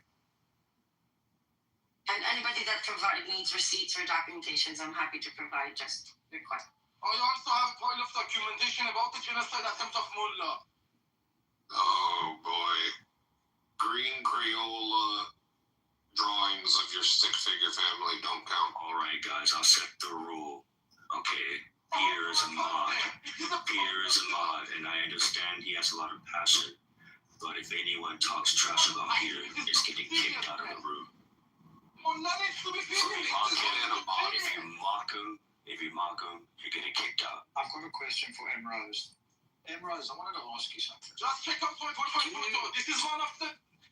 His mom also committed suicide. This victim, Sarina's point, that also lost her mom after her death. Nobody understands a word you just said, Porter. I'm kicking you to the dude. Sorry about that. You fight against these kind of victims. You are against this. You are part of shit. You are a piece of shit. Emrose, I've got a question for you. Do you justify October the 7th? I had 3 nieces and nephews. That my best friend had 3 nieces and nephews in the tunnels for 3 months, including her favorite cousin and her husband, 4 murdered in Berry. I was taking care of an evacuated family that the grandma had to attend 4 online funerals for the kids in her kindergarten. No, you know exactly what you asked, and you know exactly what I answered. Hullabaloo about stuff that We don't need to have the problem keep digging her. So let Prince go ahead. Can I just say that the problem with letting somebody go on and make like 10 different points on in a row without giving anyone a chance to respond to them one at a time is that like a lot of them get through. So I can't remember Okay, so for one thing, there were not only 2 scholars of genocide who have gone against one John Spencer and one published by six authors. Yeah, I know you made the claim that it's just that. There's also a paper released by a former Australian parliamentarian named Mike Kelly, which I highly encourage you to read. What's his credentials? On debunking the Gaza genocide. He's a lawmaker from Australia. He's not a genocide. Right. So you were basically a walking example of what I was talking about before with just the appeal to authority fallacy. I'm asking how is it No, you're right here. I mean, you're the. No, we're not doing this, man. I don't know how many times I've said only one mic at a time, bro. Okay, so the other logical fallacy and untruth that you said was talking about the Raphael Lemkin Center endorsing the genocide libel. Do you know the actual relatives of Raphael Lemkin are suing that organization for using his name? That organization has nothing to do with him. It's a bunch of random leftists like you somewhere in Pennsylvania who are basically using his corpse as a prop. Okay, Clement, would you like to go over the 58 other names that I have? Maybe we can also then go over the dozens of other scholars that have on record. Everybody also always says they have that list. Nobody ever provides it. And trust me, I've done this. Provide it in the chat in a minute, but you know what? But my point is that this is not like an actual intelligent way of making that argument. That list does not exist. How do you explain? Your entire argument is the appeal to authority. No, my entire argument is that it's not my opinion that makes it different or yours. My entire argument is based on 12 different human rights organizations, 3 Israeli human rights organizations. Yes, which are staffed by ideologues like yourself who are biased. Staffed by what? Ideologues like myself? Yes, they are staffed by Smolanim like you who are biased. This is not about Smolanim. Do you recognize international law? Do you comply with the concept of international law and international institutions? Because if you do, you have to accept that 2 independent UN committees have found Israel guilty. Right, and one of those committees, the one that you cited, was the one accusing Israelis of deliberately killing children and didn't provide a single concrete example. Yes, they did. They actually did. By NGO Monitor. They did not actually find a single case. It was all based on hearsay. No, it's not. They create this slop for people like you to throw around. Okay, so I'm going to do one last thing. I'm going to put the link into chat to an organization called Bearing Witness. The organization started by an Israeli historian teaching in called Professor Lee Mordechai. That organization became an initiative, or that initiative became an organization. Israeli Jews. Yes. Shocking, And right? then people respond to those reports and they debunk them. That I am basing, You dismiss the people doing that. I am basing Just like my you dismissed claims. Benny Morris's take down of Omer Bartov. When you tell me I am basing my claims on lefty ideologues, that's not true. These are people who live here, that have a say and a stake in the matter. They have no reason to say something like this, which just makes the fact that there's 3% of the Israeli population that is as divisible as you doesn't make them a voice over every other Israeli. Unless their conscience really starts to weigh on them. And that is before we even started talking about testimonies of IDF personnel themselves, which you are unaware of because you are not from here and you don't speak the language. We can talk about the Yudah.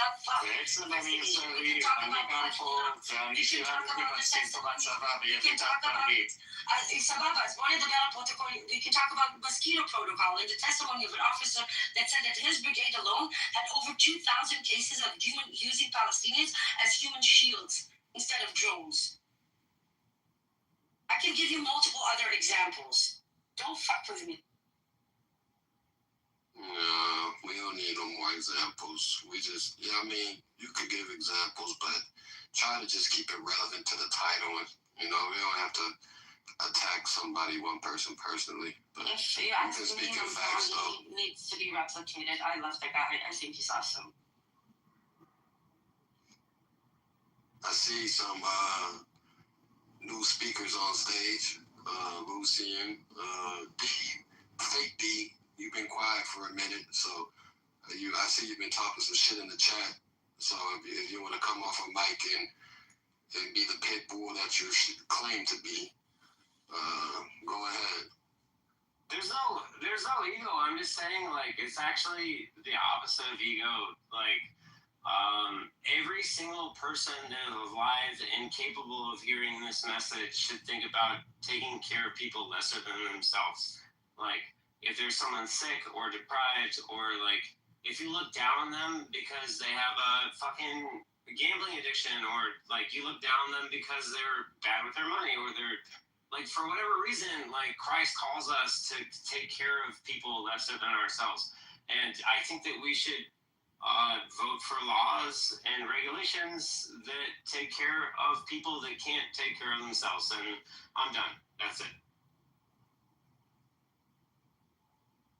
To follow what that gentleman just shared.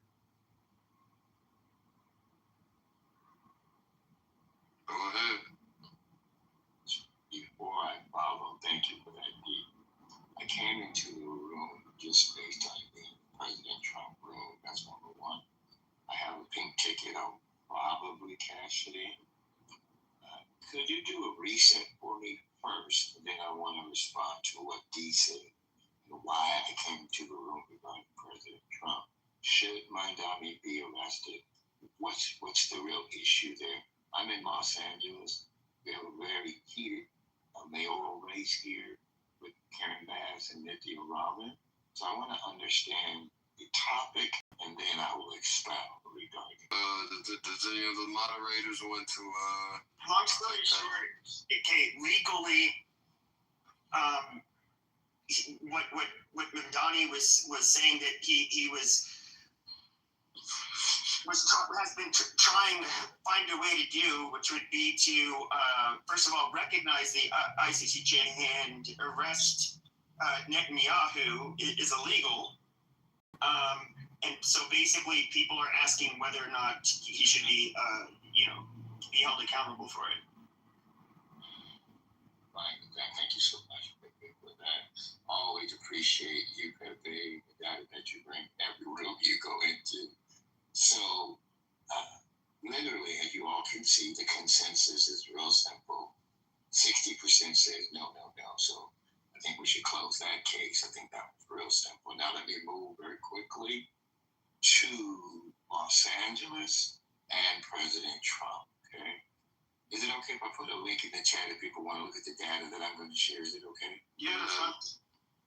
Okay, very good. I'm not going to be too long. I'm out of town. It's early where I am, so I'm not going to talk too. I also won't talk too long.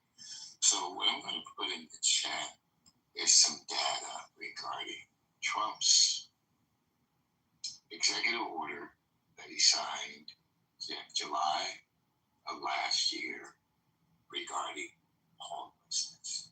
Okay? And I don't know how many of you have read the executive order regarding homelessness. And by the way, I'm using the word homelessness very on purpose. I'm not using unhoused. I'm not using houseless. Let me explain why very quickly. In our opinion, we've been studying this environment for decades. And that's why the mayoral race here in Los Angeles, the top two issues are the unhoused, people living on our streets, it's out of friggin' control, and affordable housing. Those are our number one, number two issues, period. And so Trump, in the executive order, only talks about homelessness. In our opinion, based on our research, homelessness is directly related to mental health and substance abuse, which represents around 90% of the people on our streets. So now, D, I'm going to close with this based on what you said. In our opinion, based on our research, we should not call everyone on our streets nationwide homeless. We should call them unhoused. And then send, hold on, I'm almost done. I'm going to be quiet. No, thank you so much.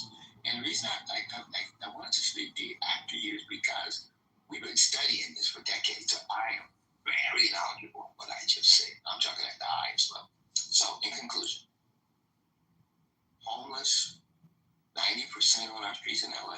It's over 75,000 people, and it's getting worse, by the way, living on our streets. Houseless is economics, money.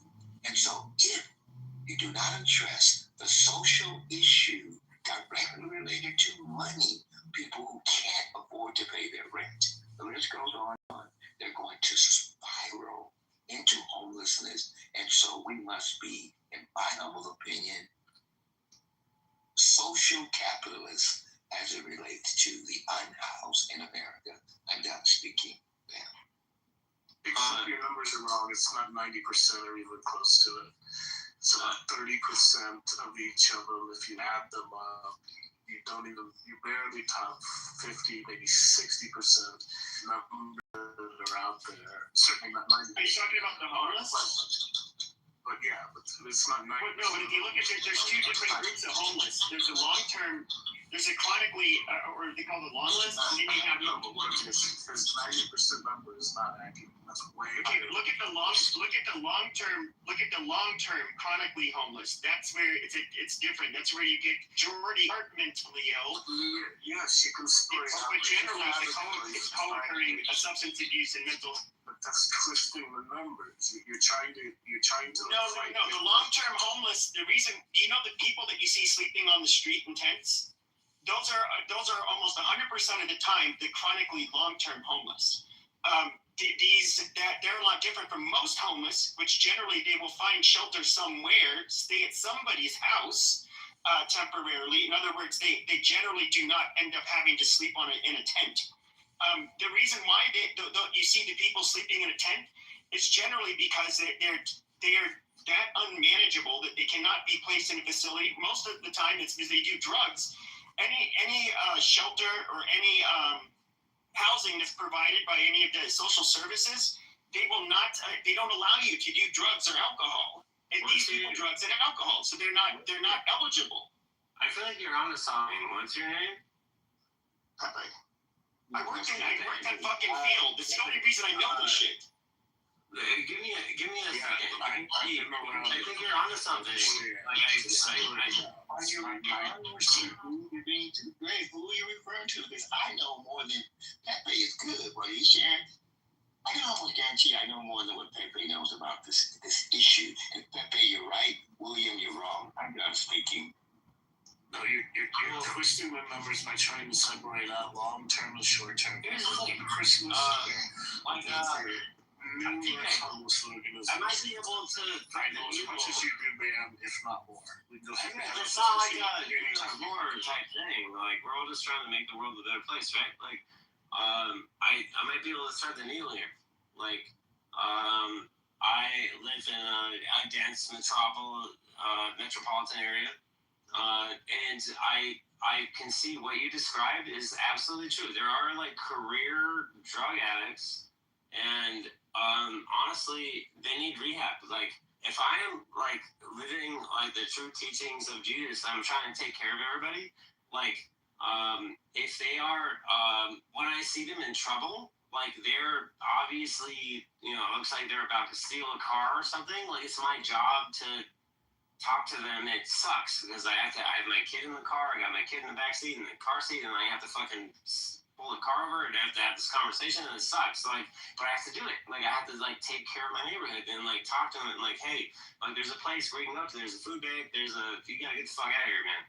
Like, by the way, you're absolutely right. Yeah, absolutely. Hold on, guys. Hold on. You say 90%. Let him finish. Hold on for a second, please. I'll land in 60 seconds. Give me 60 seconds more. So what you were saying resonates with me is like this element of personal responsibility. I'm huge on that. But like the people that you see that are homeless with a sign out and obviously strung out, like they either need to go to rehab or they need to go to jail or they need a guaranteed job, or like there needs to be a social program for them to do that. And I don't think you realize, like, I think you're like, from what I can tell, you're coming from the office. You're right. There has been a lot of grift, and people have been grifting off of the woke shit, and like millions of dollars have been disappearing. You're right about that, and I don't fucking like that. And we gotta solve that also. But like, you can't just walk by someone or drive by someone and not do something. Like, it's our responsibility to take care of our people in our neighborhood. Like, if you see somebody, you gotta like, Shut the fuck up. And that's it. I'm done. Bam, what are losses numbers? We all know what losses history is. Why would losses say much, much lower? And yes, Pepe, you can separate out the long term for the short term and get a higher increase of that number. But to the number of 90% of the total homeless, it's not 75,000. The numbers were just released. Went back to 2023 or 2024 numbers. It's not 75,000. This is Relax. What are you talking about the numbers, dude? Are you drunk at 8 a.m. in the morning, D? The numbers are not what you're saying, man, by any means whatsoever. Fastest numbers just came out. It's 45,000 losses. Oh, I do fucking get it. I know more about this fucking conversation than anyone in the room. I can assure you, I've worked for 6 or 7 different homeless organizations over the years. Okay, I can give you the actual numbers. Losses numbers put it somewhere between 20 and 30% of each of those two categories. When you add them together, you're not at that 90%. Look at losses' own fucking numbers, ma'am. So tell me how you know more than losses does. Please. Thank you, William. All right, Pepe, I want you to chime in too, because you're very knowledgeable on this subject also. So, William, as you know, Lhasa has been defunded, and justifiably so, because Lasa's numbers and the illegal crap going on with yes, they have inflated their numbers. They've had an incentive to inflate the number. Come on, William, please, bro, let's have an exchange. And you mentioned you know more than me. I don't think that's a true statement. However, we can actually flesh it out pretty quickly. As I shared when I talked about the topic, should Mandami be arrested? The consensus is 57%. So clearly, people feel that this topic is virtually a wash. And so basically, he said regarding being more socially conscious is why I spoke up as it relates to President Trump and the executive order of July of 2025. Just hold on, brother. Let me, William, and Pepe. I think I know more than William. William thinks he knows more than me. I know Pepe knows what he's talking about based on what he said. This topic is huge, friggin' humongous, you guys. And so, William, again, LASA has been defunded justifiably so. I live in Los Angeles, so my question to you, William, and I'll land my plane, where do you live if you're okay with sharing it? I'm in the city.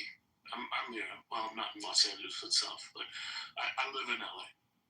And maybe I don't know more than you. Maybe we have different perspectives, but I'm just telling you, I'm extremely knowledgeable. LASA has been defunded. We could about the executive order that Trump had, nothing has been done on county ruling, what Gavin Newsom has been doing secretly under the table up in Northern California. We could debate for hours about this stuff. My point is that the numbers you're giving are way over the most conservative or liberal numbers. It's nowhere close to 90%. That's the only thing that I'm arguing against.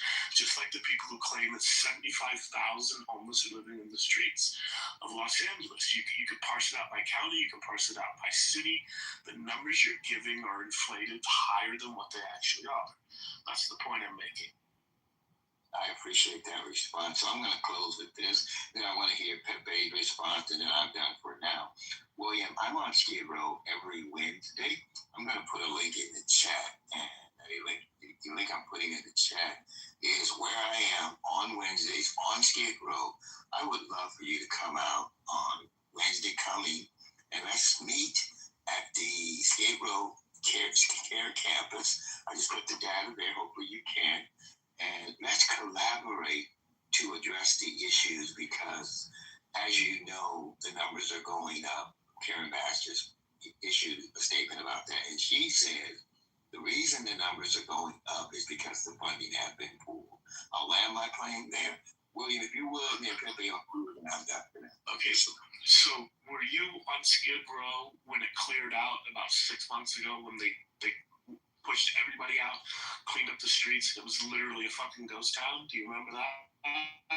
Absolutely. Not only do I absolutely remember it, and let's look at what was the catalyst for that. The catalyst was the FIFA games were coming. They wanted to clean up the street. They're doing the same thing for 2028. So I'm not speaking that. Okay, so I'm not familiar enough with Los Angeles, so it sounds like you guys are about like the agency there or who is responsible for the homeless in California. I'm really not. You just straight up don't understand homelessness at all. Like is what it sounds like. What? No, he understands it quite well. I might disagree with what Pepe said or the reason he got to where he was getting to, but Pepe certainly understands it. I'm not maybe by metrics perspective, but by direct observation, I can tell you don't understand it. Sorry, and William, very quickly, D, with all due respect, this is my first time ever being in a room with you. When you're speaking, you're being gray. You don't understand who are you referring to. State the person's name. It's weird when we're in a room like this. I should address them by the. Yeah. Are you drunk? I'm sorry. Yeah, obviously. Okay, I'm gonna do you a favor because you keep on interrupting. I'm gonna put you in the drunk tank down below. I'm so offended. You need to go to bed already. I'm gonna cry. I appreciate you, William. I appreciate you. I followed you on IG, William. There's synergy in who you are and what you do. There's synergy in who I am and what I do. And let's work together to address this issue. It's out of control. I'm done speaking. Man. I missed the part where William mentioned. William, can you guys hear me by the way? I don't even know. Yeah, we can hear you. I missed the part, William, you said that there was maybe a dozen homeless people to Skid Row. I freaked out. I was like, what the fuck happened, right? Like, it was almost like 1,000 people were abducted and just gone, right? And there was no tents, there was nothing. It was amazing to me. And I thought, oh my God, did somebody actually solve the problem? Did aliens abduct them? Did they get grinded up and, made into, what's that, Soylent Green? Like, I really didn't know what it was. And so I went back through a couple of days later, and it was kind of the same thing. And it took about 2 or 3 weeks for it to start to come back. About a month and a half later, it was back in full. But Karen Bass basically cleaned out Skid Row. They power washed the streets down, cleaned everything up. And it was this amazing experience that the vast majority of the people in LA just didn't even know happened. So Bam's down there every day. It was just like, it was a chance to talk to somebody who witnessed the same thing, because most people were like, what are you talking about? William, I'm there on Wednesdays only for 2 hours. I own a company that's eradicating houselessness. I can't be there every day being a business owner.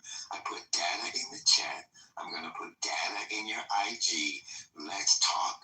Let's work to eradicate. And I appreciate you, William. Thank you so much. Yeah, bless you for the work you do. Have you heard of Adam Miller?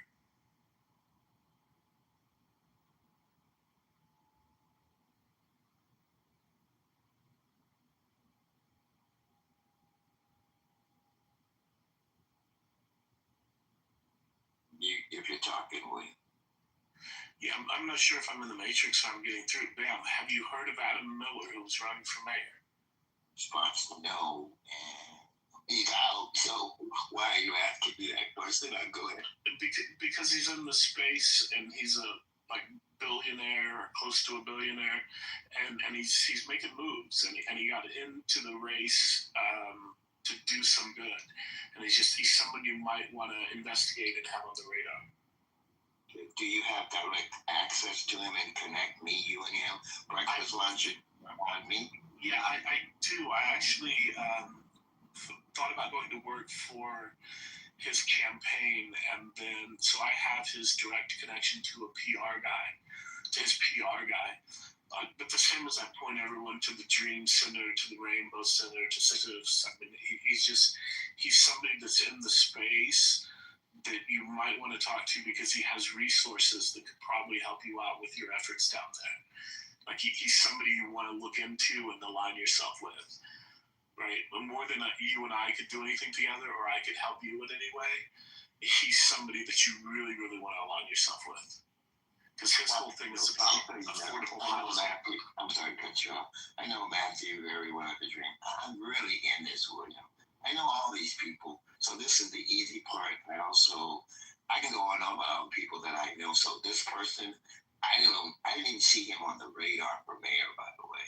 And so, yes, brother, how do you want to communicate? Do you want an IG? Do you want me to text you my mobile phone direct? How do you want to communicate? Text me your mobile phone. I don't have a lot of time. Like, I'm juggling multiple different stuff. But if there's some way I point you in the right direction or help you, or you've got something going on and I come down and shoot a news story and help you out one day or something, I'm down for the cause. But Adam Miller is all about affordable housing and solving the housing problem, as opposed to putting a Band-Aid on the homeless problem. Right, so based out in Santa Monica, Brentwood area, like he's a shaker and a mover. Like, think Rick Caruso. He's kind of on that level, and he didn't get any traction in the election. But his mindset and his moral, his ethics, are in line with what we need. I think that he was a great mayor, but I still think that he cares about the issue, and he's somebody you really ought to align yourself with. Just so you know, Caruso was on the campaign trail for mayor. I met one-on-one with Caruso. Again, I know all these people, William. That's why I said earlier, with all due respect, I really know this stuff. I know all the people. Karen Bass was my neighbor for 20 years. I know her extremely well. I can go on and on and on. I look forward. I put my mobile direct. I put my bio in the chat. Please, all I have is time, by the way. Let's connect. Let's solve some of these issues. And watch this. I'm a social capitalist, by the way. I love people, but I'm also cool with making money. Let's do something that will be very mutually beneficial. I'm done speaking. The politician you just plugged, that's a Republican or a Democrat? I forget. Hold on, D. 1 second. I was going to say to the brothers William and Bam, that was an amazing exchange. That's the first time I heard such a connection on Clubhouse. Good luck to you guys. I just want to say, definitely back channel each other, but that's absolutely amazing, man. In all the rooms I've been in, that was probably the most fruitful exchange I've ever heard. If you guys don't mind, I really wanted to direct the topic to something really important in regard to the title. This is a message to Democrats, and don't think of me as a Republican. Obviously, I'm just really observing at this point. I don't know what to call myself at this point, but I don't really care anymore. But the message is for the Democrats, those who are hardcore Democrats, left-leaning liberals. Pay attention to your leaders. Pay attention to Mamdani. Mamdani is playing the same game as Obama. He's positioning himself to become the next Obama. He is using, and in my opinion, he's not wrong when he talks about Netanyahu. This is why I say I'm not a hardcore conservative nor a hardcore liberal, but he's not wrong with the allegations of Netanyahu. That is my agreement. That's my personal feeling. However, he is wrong to take up the podium as a mayor and then position himself as somehow the international spokesperson for America, making threats to international world leaders. That just goes above and beyond his position as a mayor. And no other mayor, I don't care what side of you are on the political spectrum, should have the ability to just speak up and just say some crap like that to anyone. I don't care what argument it is. You're just going above and beyond. However, pay attention to Mamdani, because at this point, like I said before, Mamdani could have used any other rhetoric to disagree with Netanyahu. He could have said Netanyahu's horrible, New York doesn't like him, Netanyahu's a war criminal. He could have said everything he had to say aside from, I will arrest you. He used that rhetoric to get the political votes. He wants the momentum. You cannot disagree with it. The same thing that goes to Black Lives Matter. You cannot disagree with Black Lives Matter. The naming of itself, you cannot refute that. Even if there are crimes within Black Lives Matter, and I won't go there, of stealing money from go against the name Black Lives Matter. But I'll land very soon. What I want to say, just pay attention, all right? Because Obama that people so love and dear, Joe Biden, Hillary Clinton, Bill Clinton, they all are within the same sphere. The war crimes that they commit are just done in secret. Libya, for example, that's been bombed by Obama. That was done, but people still love Obama, right? But pay attention to Mamdani, all right? Be blinded by the nice things that you hear them say. Yeah, but that's the new playbook of the Democrats. Look at Gavin Newsom going to, I think he went to Davos or he went somewhere. Karen Bass is trying to play on the national stage.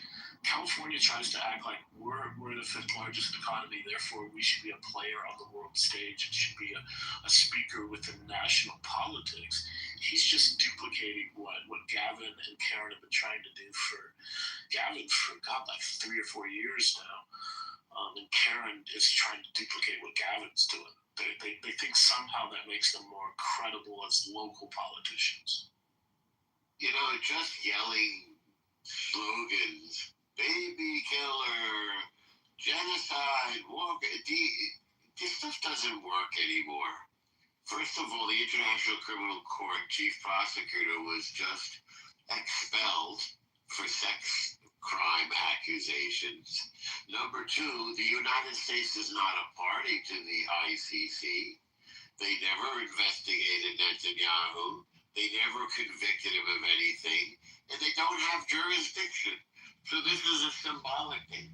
This would be like the state of Luxembourg indicting Mamdani. Okay, the state of Luxembourg, you think Mamdani has a parking violation. It's pure nonsense.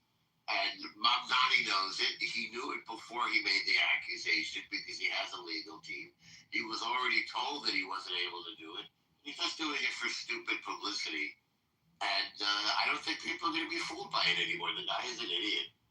And it's quite obvious there's not going to be free buses. There's not going to be cooperative groceries. You can't lower the price of anything because we have a free market. He doesn't get to lower prices. He doesn't have that kind of power. So you see the emptiness of both of his accusations and of his platform.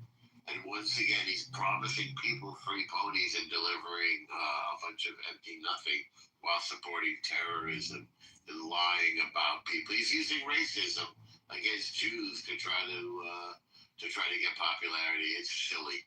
It's silly. Yeah, but he brought World Cup to Rikers Island. What about Rikers? He brought World Cup to Rikers Island. Maybe you Can like I to watch just it on television. point something out? I'm for black women, but I want to have good sex with rich and beautiful women in this clubhouse. Is it okay? Go ahead, Ambrose. I personally know two people who worked on the Mamdani team and worked with him till this day, Avi Stein and Zach Foster. He has nothing against Jews, absolutely nothing. And he might not have, and it's kind of a PR statement because attacking Israel is attacking. That's it. I'm not. Okay, can I finish what? That sounds normal if you haven't met him. Thank you. Bolani and what he did in New York is especially impressive because there is a good percentage of Jewish voters there. A lot of them have advocated for him. Some of them you might know, like Mendy Patinkin. I'm sure you've heard of maybe Avi Stein, the LGBTQ rabbi, and Zach Foster is a personal friend, actually visiting Palestine right now. All of those people were part of his team. Zach helped to write the Jerusalem and the Nexus definition of anti-Semitism, which is replacing the IRA one in New York. And that is the perfect model to help us anti-Zionists get the world to stop arming Israel by more Jews giving legitimacy to speak out against Israel and what it's trying to do in the name of Judaism, which has nothing to do with Judaism. This is why the Mamdani model is so important to people like me. And unfortunately, yes, that was a PR statement because the U.S. is not a signatory to the ICC. Actually, it doesn't have jurisdiction to do so. But nonetheless, I wouldn't, let alone arrest him for it, I do commend him for it because at least he's talking about it. And everybody seemed to have forgotten that genocide is still happening. Yeah, by the way, that list that you said doesn't exist of all the scholars and legal experts who don't believe a genocide is happening. I've posted it in the chat several times now. So that's another thing that I tried to correct you on. And there's also a good article by Benny Morris of Quillette that takes down the book that Omer Bartol wrote. And also, it's also worth pointing out for all the people who don't know that anti-Zionists like Ambrose represent less than 10% of the worldwide Jewish population. And they are used by anti-Semites to tokenize Jews all of the time to speak over the majority of people who actually like self-preservation and actually like So, for those of you who speak Hebrew, I would highly recommend to go to my X account where you listen to a discussion that I had with Omer Barkatov after his recent book came out. If you go a little forward, you will hear an English discussion as well when he first published his paper calling Gaza a genocide. The same can be done with Shmuel Lederman, with Amos Goldberg, and Daniel Batman. I'm planning to have on Daniel's part, but he's a bit busy at the moment. That list does exist. I can provide it in your DM as we speak if you want. But the fact is, October the 7th. Jesus Christ, do not derail with those fucking questions.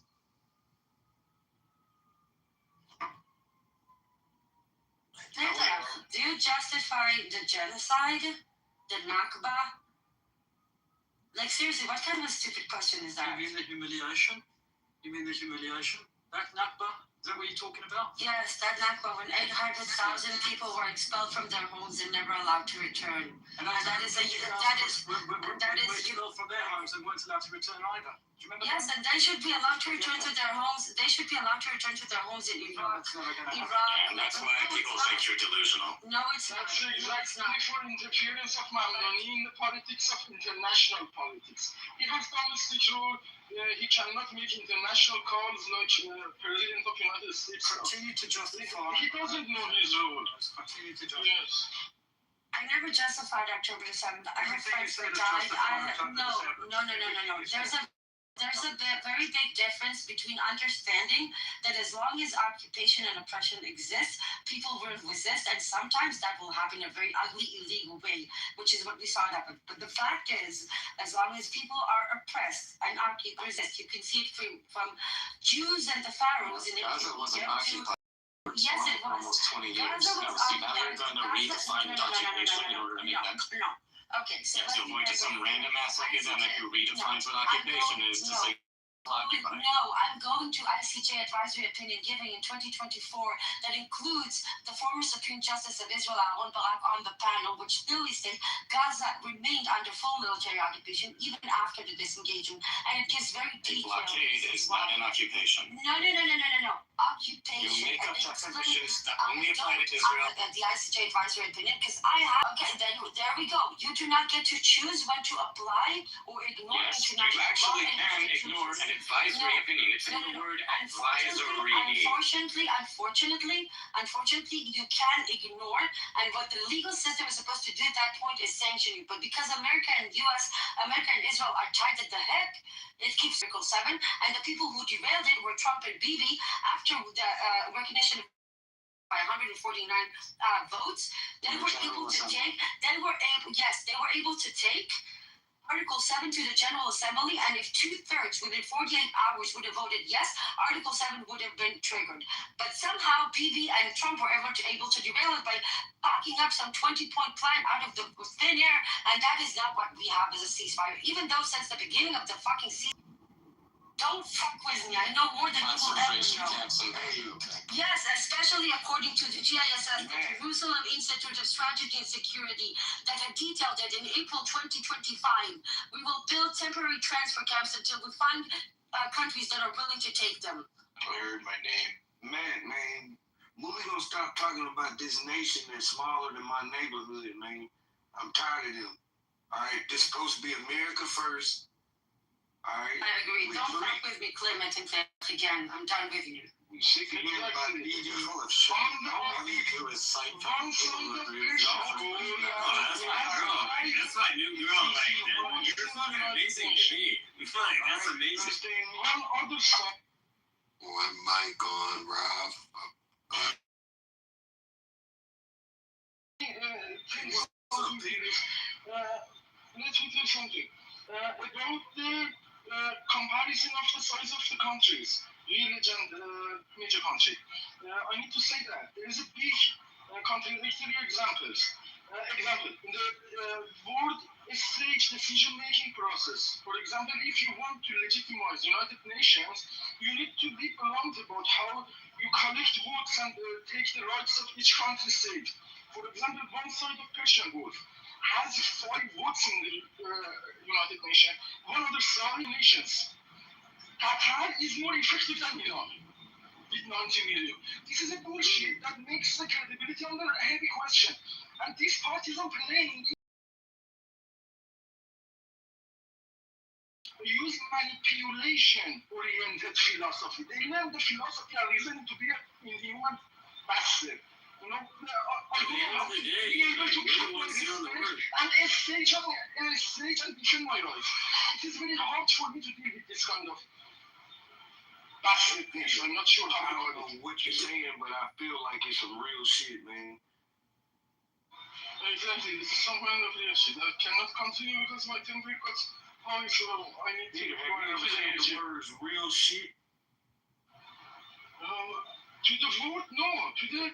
correction of the decision-making process opinions about that. You ever heard of the word trill? No, you are not representing the word in front of me, okay? But I was saying a Persian player.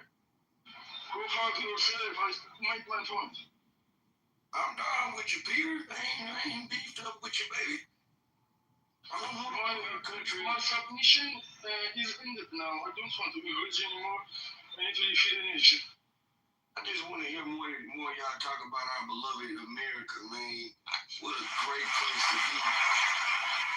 It's not a better place on earth to be. I just wanted to thank America. Everything is. Everybody put a 1 in the chat. No, I think it's important to recognize what America is doing and how it's helping world peace and stabilizing the Middle East. If it wasn't for America, where do you think the world would be right now? Where would it be? We would be in the pits of hell. Thank you. The beacon of wow. The world would be in the dark ages. The whites would still be eating motherfucking people. They would smell bad. Your teeth. You guys, the two of you are doing evil garbage in the ghetto. Well, considering where the term actually comes from, you should tell me that. Why does your neighborhood? You should tell me that. I think you are the supreme expert on ghettos. So how come you don't pick up your garbage? What is that? You are the extreme expert on tired or ghettos. something? Maybe your hands are tired. Hey, tell me how. Anyway, well, they started in Venice, but that has nothing to do with the fact that you're not picking up your garbage. Yeah. That's all, huh? I call it the ghetto black. Because if I talked about your ghetto, you know what would happen? Yeah. I would be called an anti-Semite. You know what I'm going to call you? A fucking racist piece of crap. That's what I'm going to call you, an idiot. Wait a second. You don't love America. You love Israel more than America. You're As a whole, America. You prove that you are not lefty, Rob. Because in international stage, when you put it on it is not relatable. And it is against the philosophy of your party, Democratic Party. Because they say, if they see the vote as a whole. Exactly. Yeah. Now you know everything. So you don't have a party then. You don't trust now. My party is my neighborhood. And I vote. No, it's not. Your neighborhood is being handled by parties. You are not part of the party. In my neighborhood. You are not in this. My neighborhood is a great Democrat named Thomas. She's a great Democrat in the city of Houston. Mamdani could get himself arrested. This is like And you know this Mamdani brought the back Churchill. Trump called Israel our most capable ally. We're in a war right now. If Mamdani messes that up, his butt's going to be in U.S. prison. He's a free law. He's got no right to arrest anybody like that. He's an idiot. All right. Title at the top. If anybody look at the top, we have a new title. Who will get arrested first? Mamdani or Bibi? If anybody wants to elaborate on that, the mic is yours. I need to do something. This is very considerable. Because this is very considerable. I think that this is some kind of game. Before you start, Both of them know. Both of them know. Both of them know that none of them would get arrested. There are international stakes that each one of them see differently, and they have brought it to their personal circle. It is not a good sign at this point because this is a lefty technique, and that is not going to solve the main. That is some kind of dangerous political move, mostly used by Mamdani's party leaders. And because I don't know. Ben, are you there now? All right, continue on. What was it? Sorry, I was. You cut me off, Mike. Thought I heard you. Trump escalated dramatically. Did you see the press conference last night? Two bombers there and stuff. Dude, we're crushing those, man. We are stopping them. If you like war, man, this is definitely the place to be. I heard they were considering using the Moab. Is this true? I believe so. We got the B-2s, man. There's nothing get any bigger than the B-2. I bet you the thoughts of bombs dropping on just makes you so excited. Why would you bet that? Maybe that's you you're talking about. Hey, I get no thrill out of a bomb being dropped on anyone. Well, why'd you just bring it up? I feel like you got too excited. How do you feel about me? How do I feel about Norm? How do I feel about Norm? How do you feel about Norm?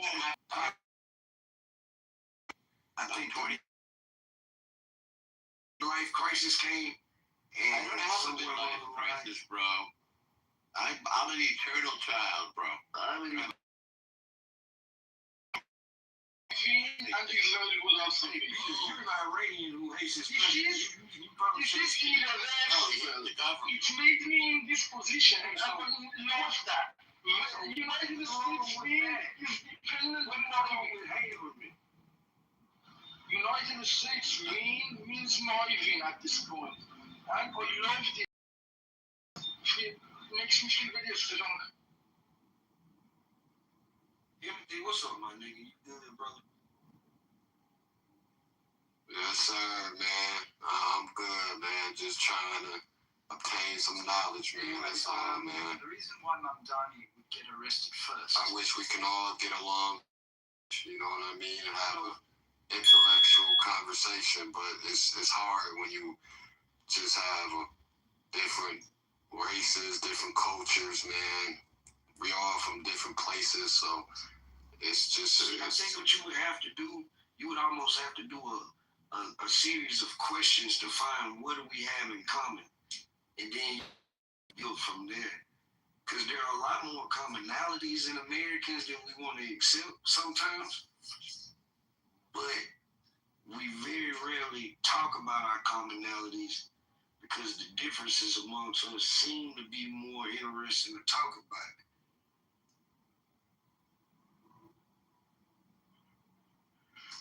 You hear me? What they people don't understand, I'm not gonna cap, man. This room been open since goddamn 11 last night, man. President Trump house going strong, you feel me? Nothing new though. You know what I mean? It's the shit we do on the daily, you feel me? So I see all them damn pink tickets, man. Come cash y'all shit in, man. Lock the fuck in, you feel me? Turn that shit in. Follow your goddamn moderators. You know what I mean? Start it from the top. Make your way all the way down to the bottom. You feel me? Fuck with us. And shout out my homegirl, Joe B. Yeah, what's up, Joe? It's going down in the South. Yeah. Hey, shout out my partner, Monica. Hey, what's up, Monica? Hey, what's up? All the whites in the building. Yeah, wherever you are. When your country has an ally like we have with Israel, you can serve both countries. So I served both America and Israel because our armies are aligned. They are enmeshed. The same way we fought with England in World War II. The exact same thing. By the way, we fought with England in the Cold War too. If England had any... we also had a war against England that was pretty... We also had a pretty important war against England. That's over, man. That was World War II. That was the War of Independence. Then we became allies. In World War II, we were allies with England. I think I would rather be tight allies with the blokes. The blokes are pretty cool. They got to get strong again. They used to be manly. Now they became pussies. They don't want to fight anymore. They got to change it around. That's why that soccer team, I thought maybe that would be a hint of them getting to be more masculine. They became pussies, man. They let all these stupid immigrants come in, and it's making the country into pussies. They don't love war anymore. Hey, man, you need to go get you something for that cold you got, man. All right. Yeah, I'm just laying down, having coffee. Rob, would you have different kind of allies? Like, would you do a whole different set of allies, or what do you? I mean, look, I understand the strategic need for the Israel partnership or allyship. I understand it. I also understand the strategic need for South Korea. I understand the strategic need for Japan. I understand that there's no strategic need for Palestine.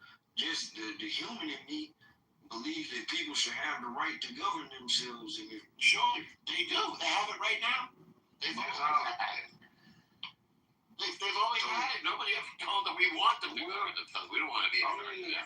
It's like, this is the thing, Norm. Depending on the conversation I have with maybe like Israeli or even just a Jew that is very sympathetic to Israel. Like, here's a crazy thing. You ever heard of Meyerland in Houston, Texas? No. What is that? Meyerland is actually the Jewish community in Houston, Texas. I see. I've been to Houston, but I haven't been to Meyerland. It's in Southwest Houston, Texas. I'm from Southwest Houston, Texas, but I actually live in Meyerland. Okay. Yeah, I do a lot of business with Jewish people over here. What kind of business? I mean, just in terms of my business, I have a small business called Soul Fried Rice. I'm a black man that makes fried rice. And like a lot of the Jewish community, they support me. And then they have a coffee shop that I'm real good with the owner. We kick it. We done been to some baseball games together. You know what I'm saying? So like, Dude, that sounds wonderful. Like I'm in solidarity with anybody that's about peace. You feel me? I respect anybody that's willing to go to war over a righteous cause. The problem is, it seems like the Palestinian view is purposely suppressed. So, and I think that's a problem. You can't. They're on my Instagram and they're everywhere. Well, I'm talking about the opposite. I'm talking about the fact that is there such thing as Palestine to you? I am Palestinian. Well, that's the question. I am Palestinian, and I'm ready to That's a good question, Rob. The question is, where is it, and what is it, and who's in charge? Can you acknowledge that there's a place attacking innocent civilians? What about those people? From my understanding, and the crazy thing, I was just dating a young lady, beautiful woman. You feel me? Yeah, cool as fuck. she's hot. Man, hot as fuck. All that. Yeah. But from my understanding, there's Palestinians. There's a lot. They like the Jews. They like Israel also. Hamas is Jews. Hamas is From my understanding, Hamas is who created Hamas? Israel. They want to become Israeli. Palestinians. Muslim Brotherhood created Hamas. The Muslim Brotherhood created it. They was born like an Egyptian prison when they tried to revolt against Egypt. If you look at the map, Gaza is attached to Egypt. Traditionally, it's a part of Egypt. Yeah, because Israel is actually Israel is more of an African continent than it is the Middle East. No, it's Asia. It's entirely on the Asian continent. It actually sits on the African continent. It sits on its own. No, it sits on an Asian tectonic plate. It does not sit on an African plate. Yeah. And then right next door is the Arabian tectonic. But Egypt was bigger than just Africa. What? Yeah, it's not really. Egypt historically was bigger than just Africa. Was like Turkey. They had border in two continents. I don't know what he's saying. Here it goes. Israel sits primarily on the Sinai microplate, which is a larger tectonic system between the African plate and the Arabian plate. Yep, that's correct. So, as I said, it actually does. In Asia, and geographically it's considered Asia. Well, I'm just saying that it definitely sits on the African plate. One can make an argument. That if not for the Suez Canal, there would be a separation. It is in Asia. What belongs to Egypt? It's also the Red Sea. It's separating it. Yeah, it's not an African country. I'm not suggesting that it's an African. I said it sits on the plate. It does not. And it does. It really can. It's on the subplate of the on the African and the Arabian plate. Right. The Arabia is not It's all African good. either.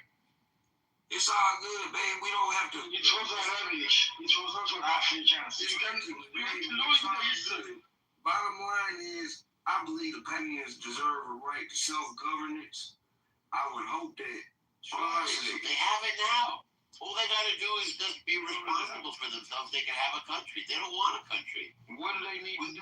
What do you mean? They want to kill all Jews. They want all of that. They want What do they need to do? You understand? Gaza is a lawless place run by a terrorist organization called Hamas. Called Iran and Hamas, both of them. They want to destroy. Iran is Hamas is finished. Is it true? They announced that there is no Hamas anymore. Is it true that the Iranic origins is terrorist groups? Yeah, from Iran. There is no. My boy over here like a dream. It's Iran. I'm asking you, is it true? Iran always has been there until you are not a recognized country yet. You are not a recognized country yet. You need to go motherfucking. You are co-founder of United Nations. You are not a recognized country yet. The world. You are not a Hey, the next person to interrupt me, y'all getting sniped. Thank you very much.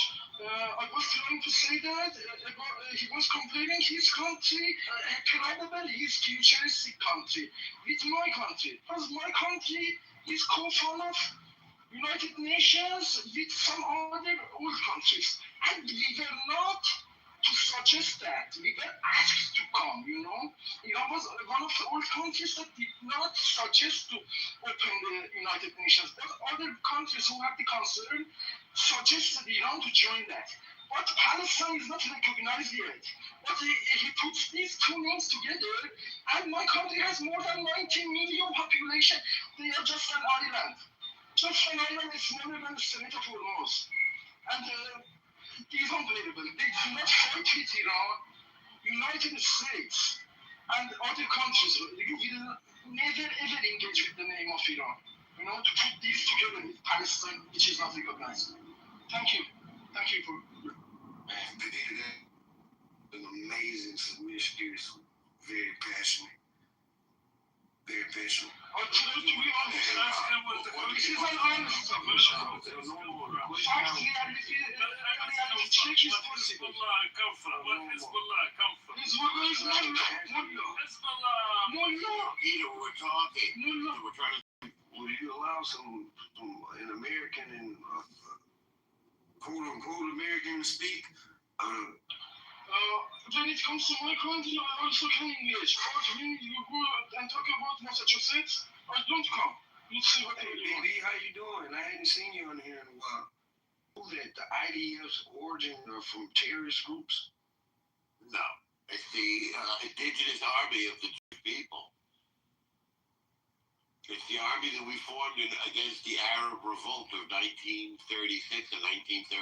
They had their little militias and stuff, the Arabs, and then the Jews had to have the same because we weren't getting along over there.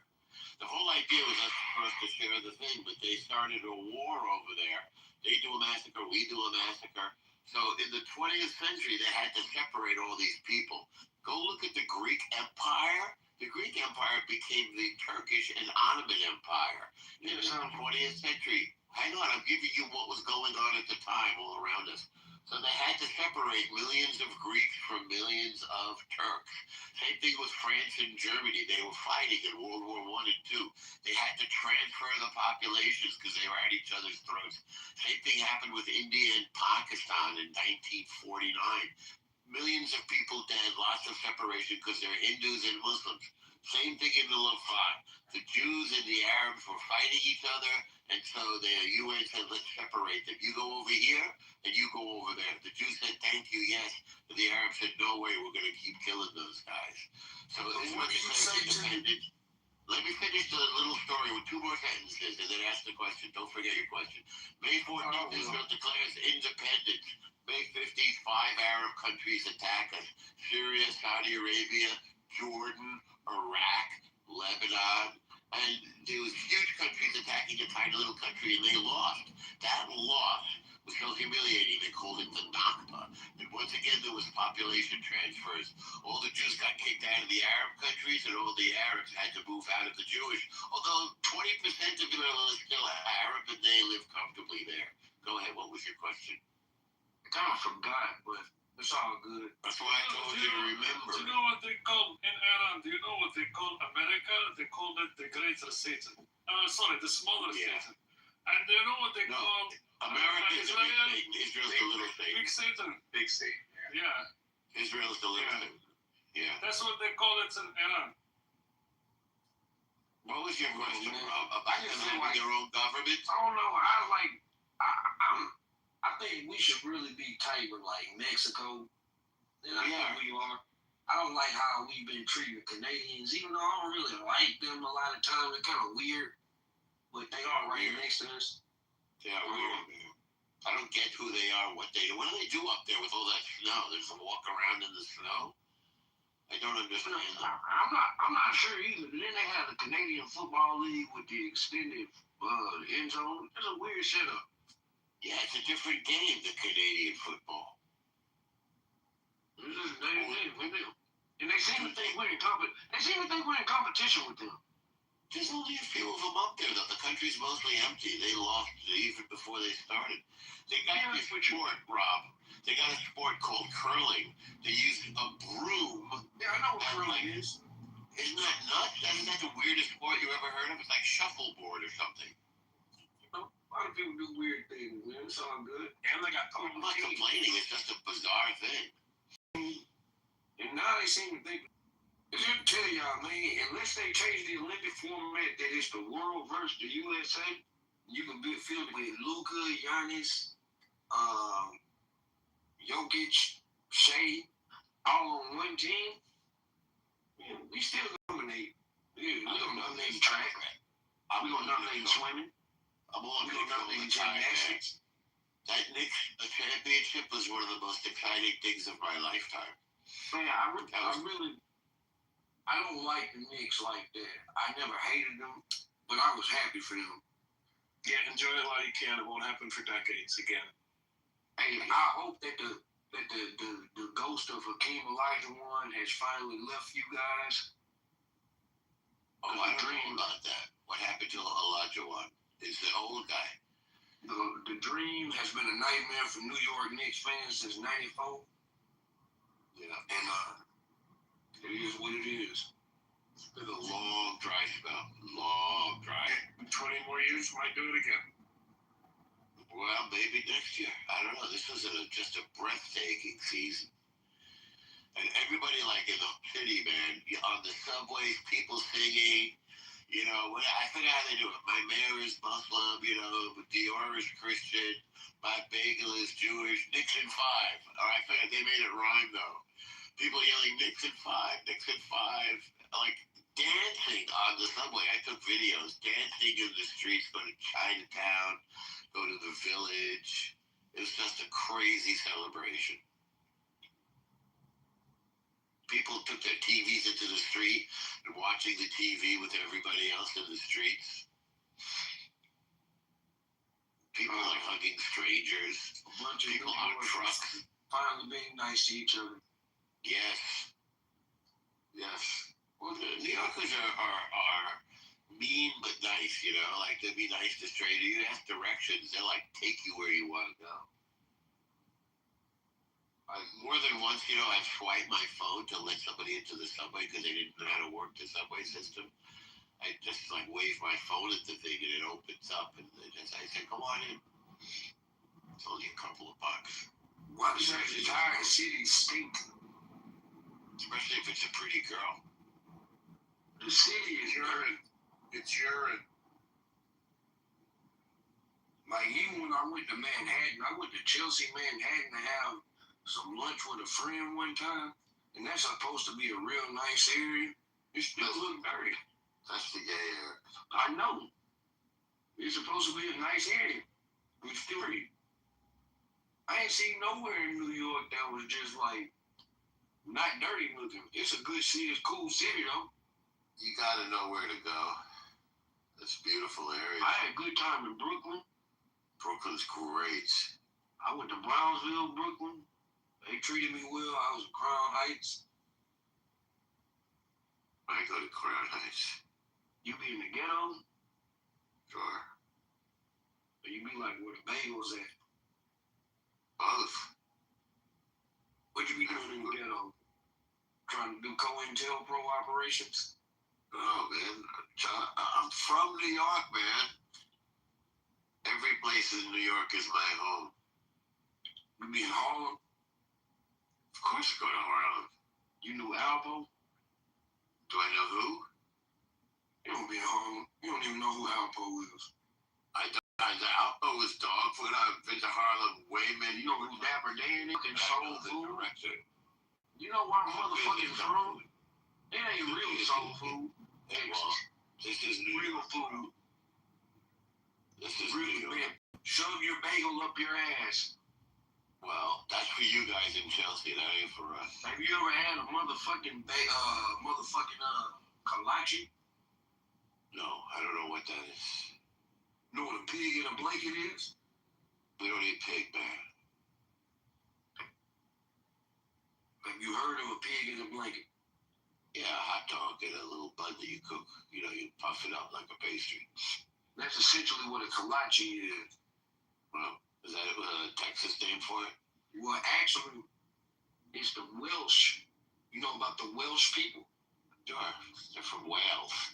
They settled over in actually it's not the Welsh. It's people that are closer to Germans.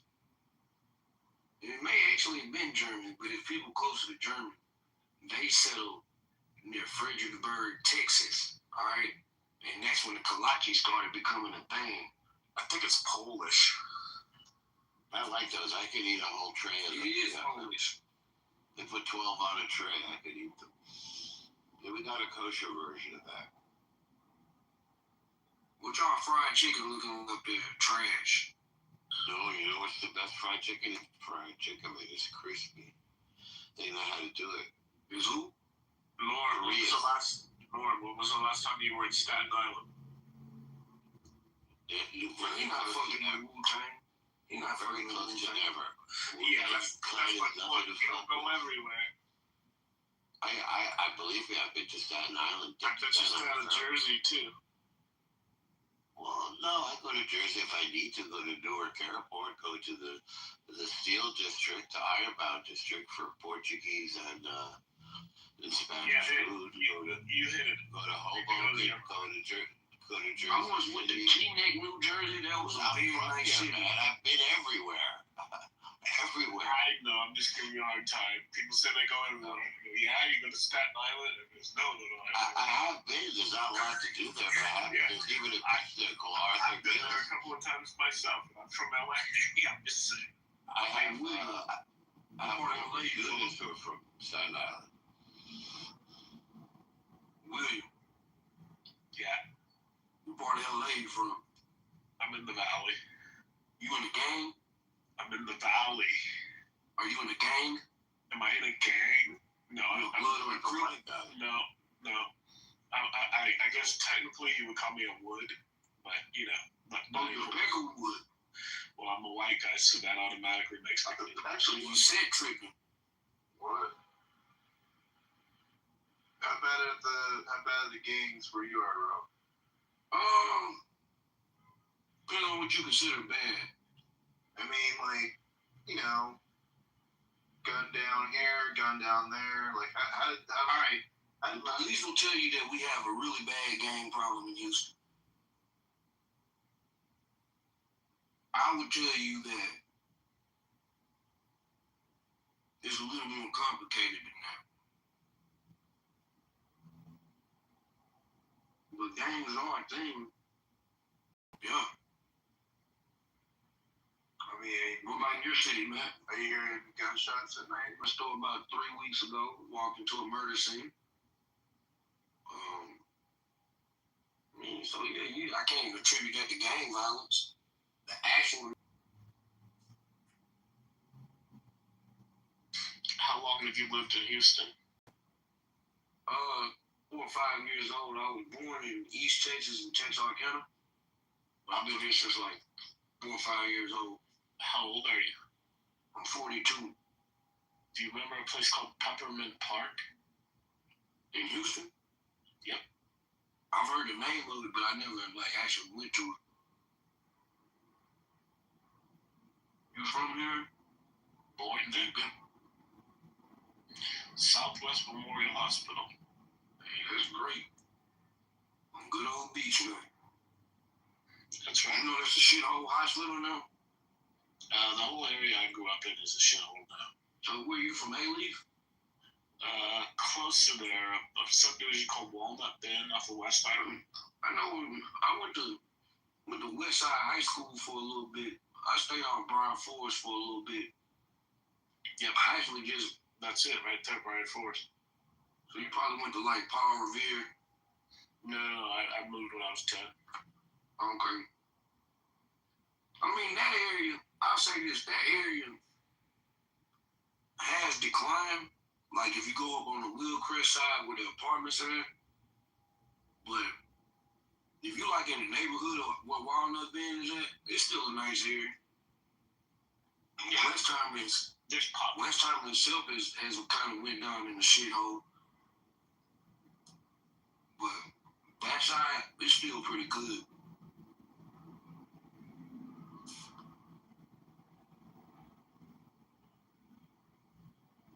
You got a Taco Cabana near you? And actually, the Taco Cabana is like right across the street from Walnut Bend. Oh man. Like there's a little shopping center right there in Walnut Bend, cause Walnut Bend crossover Westheimer. And right there when you cross over Westheimer, it's a Taco Cabana. Yeah, people just don't know. I say, California, we got In-N-Out. In Texas, you got Taco Cabana. Man, In-N-Out is trash. And in Texas, we got fucking Whataburger. Yeah, Whataburger's trash. Sorry, bro. Man, fuck you. And I don't like In-N-Out burger, Fatburger or Five Guys. I don't like well, the burgers aren't bad. Let me say that. But the fries are stupid. You know what it is? It's a salt. Order an In-N-Out burger with no salt. It's not nearly the same. I mean, the fries remind me of them canned fries you used to eat as kids. Oh, the fries are trash. I'm just saying, when you come to California, everybody goes, "Oh, you gotta go to In-N-Out." You do, but if you go to Texas, you have to go to Taco Cabana. Man, that's bottom of the barrel taco. No way. You should try Taco Bell or something, man. That's bottom of the barrel. I would go to Taco Cabana. I would go to Taco Cabana for like a bowl or something, but we got taco trucks every other fucking corner. Yes, in a way. They don't even have trucks anymore. They just set them on the sidewalk. That's where the best tacos is at, in the top of the side of the fucking street. Oh, man. I should be asleep. Yeah, you want to get off yesterday.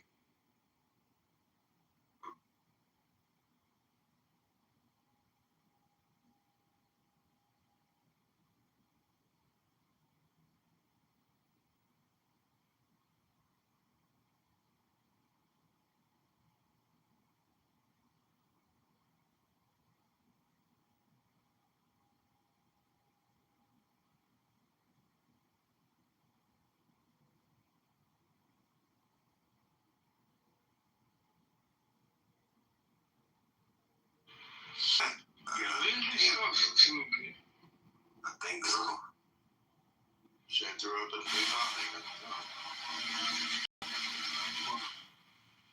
Alright, I'm gonna end this one right here. Thank you for the room. No, I'm not closing the room yet. Maybe I should, I don't know, but I mean, shit, keep it going. Why not? I mean, one of them 24-hour rooms if you can pull it off.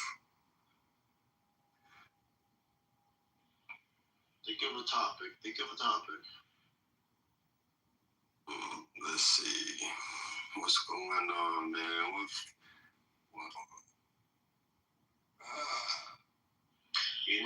Will the new Trump tariffs last, or will they get struck down in the court?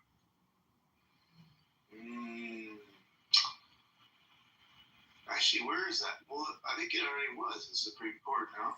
No, the whole tariffs, the ones that didn't get struck down, expired, and so the very next day or the same day, wrote up like 60 different countries. So there's a whole new set now. Interesting.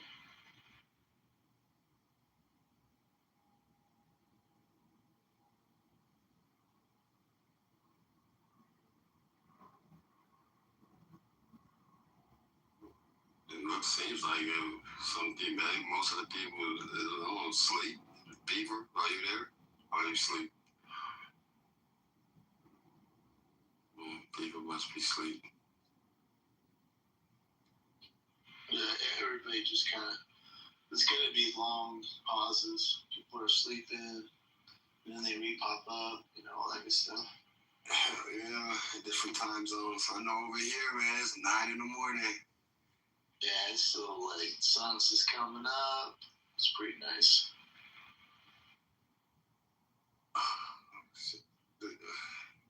Should we have which state is the best to live in? I don't know. Something different. Oh, That's going to cause some controversy. Yeah, that might get a little. Oh, West Coast. Oh, we do West Coast, East Coast. Let's keep it a little. Tupac or Biggie? Yeah, let's start with something new. I don't know how well it'll go, but East Coast. just West Coast. The Middle East, that's really a flyover state. I mean, not the Middle East, my bad. The Midwest. Chicago, man. You know what I mean? That's right, you're the East Coast. Nah, Chicago's the Midwest, brother. Oh, it's Midwest, yeah. I was still gonna throw it in there just for this example. So if someone comes in, they can go at it with I know that's probably... Yeah, that's how we think in California. Anything east of the Rockies, that's east. Yeah, so weird. I did think that. She slumped you all together. I was like, you're East Coast. It's like, fuck you, man. Hey, East Coast. I'm Midwest. Thanks, man. And what about for the November? I think that Los Angeles is very important. East Coast. Wait, who? Los Angeles effect on the midterm elections in November. Iranians in Los Angeles, can they influence in terms of position? There's a lot of Iranians in LA. There's more Iranians in LA than anywhere else in the diaspora. Big showing. At one point, there was more Armenians in Glendale and the Valley in LA than in Armenia. I don't know if that's still true or not. Armenia is another village. Iran has 90 million population. Armenia is as big as Azmin, and Iran is one province. So have you been to the States, in the United States, Peter? I would love to, but however I couldn't have been successful because my nationality is included in the travel ban and for United States. I am not able to come until I am, for example, from Germany or somewhere else, the second country before the United States.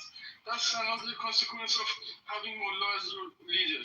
They think that the chair for Iran, for example, in any discussion, in any international treaties, is guaranteed. They just fight with internal competitors.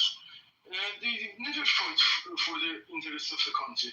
They want to just eliminate others and take the position. Whenever they took the position, they could have not kept the position. Iran has always lost the chair.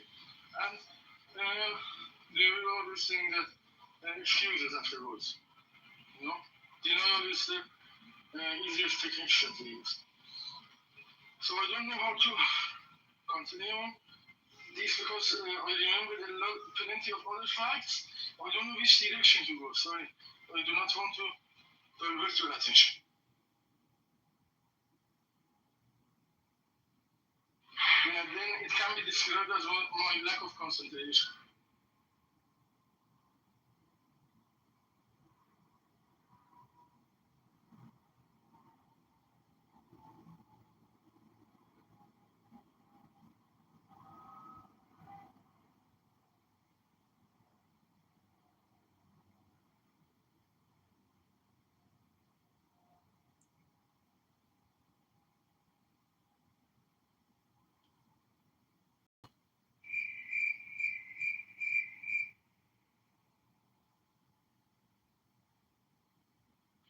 There's a lot of people. Who are you speaking of? A-Check. Yeah. There's somebody else. Who else? There was somebody else. KP. I don't know if you were here for KP. I think, I think KP. Yeah, he was here. He was so drunk, I had to remove him. Or we had to escort him out. Damn, he was tweaking like that. Oh, yeah. It's never a night where he's not, so. It's so bad that we do have to escort him out. That's not bad. We're like, you gotta go. And he's like, I understand. And there was some, but yeah, some old heads showed up here.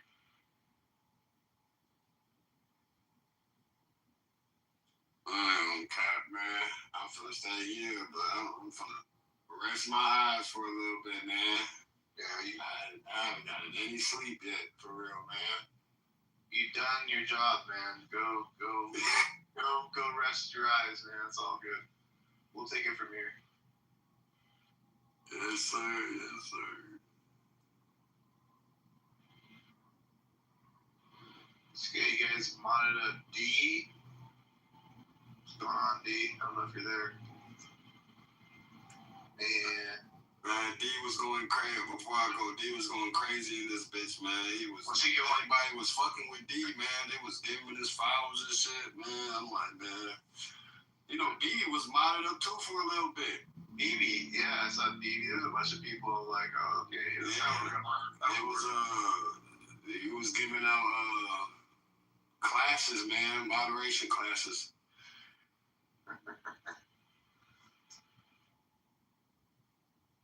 She likes that position, exactly. She just wants to take that kind of position for herself more than anything. I think.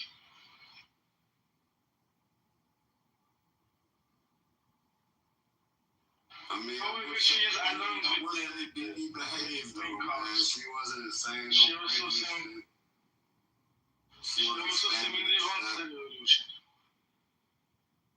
She must not have been drunk. Nah, I can't understand quite a bit. Nah, she be going crazy, but like, you know, talking shit and shit. But she had that green bean. She was quiet as a motherfucker, boy. She was too afraid. She lose it. She was like, how do I get this?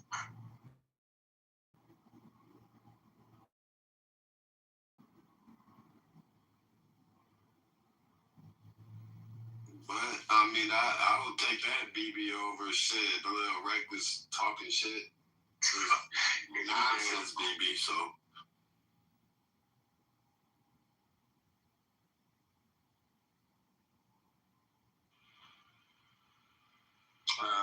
Welcome to the stage, Shub. Hi, me. What's up? What's going on? What's new? Everything's well. How about you? Man, you be having all these Israelis and Jews in your room, bro.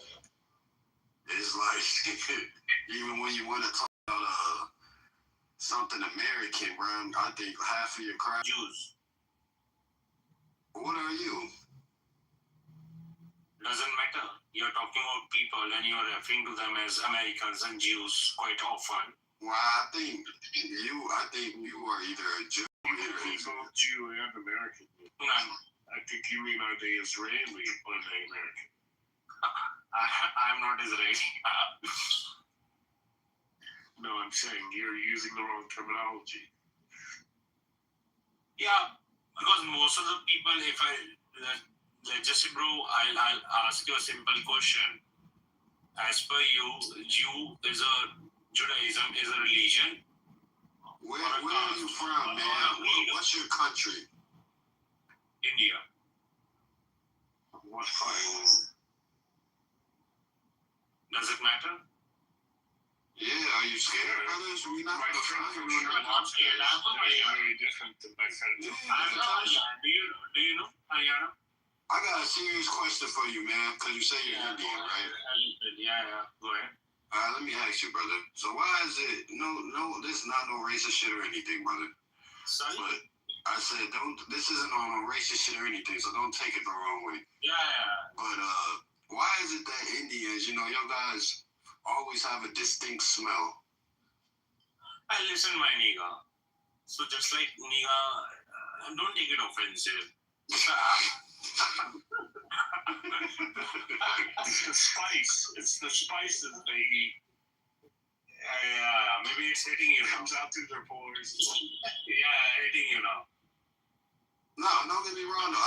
I'll be eating some really good Indian food, but the shit tastes good, right?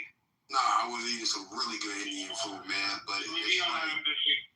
I can smell an Indian from a mile away, man. It's like the shit. That's wonderful.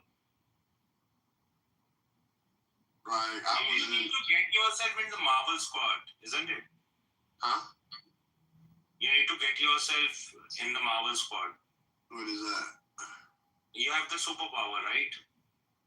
The Marvel universe, just like DC universe, you have that superpower. You can smell shit. No, y'all just have a distinct smell, brother. That's what I'm saying. You can smell shit, right? I was in San Francisco one day, man. I walked out of my hotel. That shit hit me the minute. No cap. Like, I walked up my hotel, brother. Let me get yours. What sort of distinct smell it is that Indians have? Bro, it was like... Does it taste like your father or like... No, hell no. It was just like... It wasn't like... Maybe your grandfather. No, you know how when you... Look, you know how when you step outside right now, brother? Mm-hmm. You know how the smell is like a normal smell? You step outside. Smells wonderful. Smells like oak trees around me. Right. So then just imagine you step outside and then you take a whiff and it's like, it's not that normal smell, you know what I mean? It is a normal smell. I don't really know what do you mean. Do you understand India is a very big country? Let's just say if you want to describe USA in terms of California, then it will be different to DC, different to Washington, different to New York, Florida, etc., Texas. It's totally different. You know, maybe, yeah. You said me being what? Nigga? That's fine. I mean, I'm a nigga, brother. You feel me?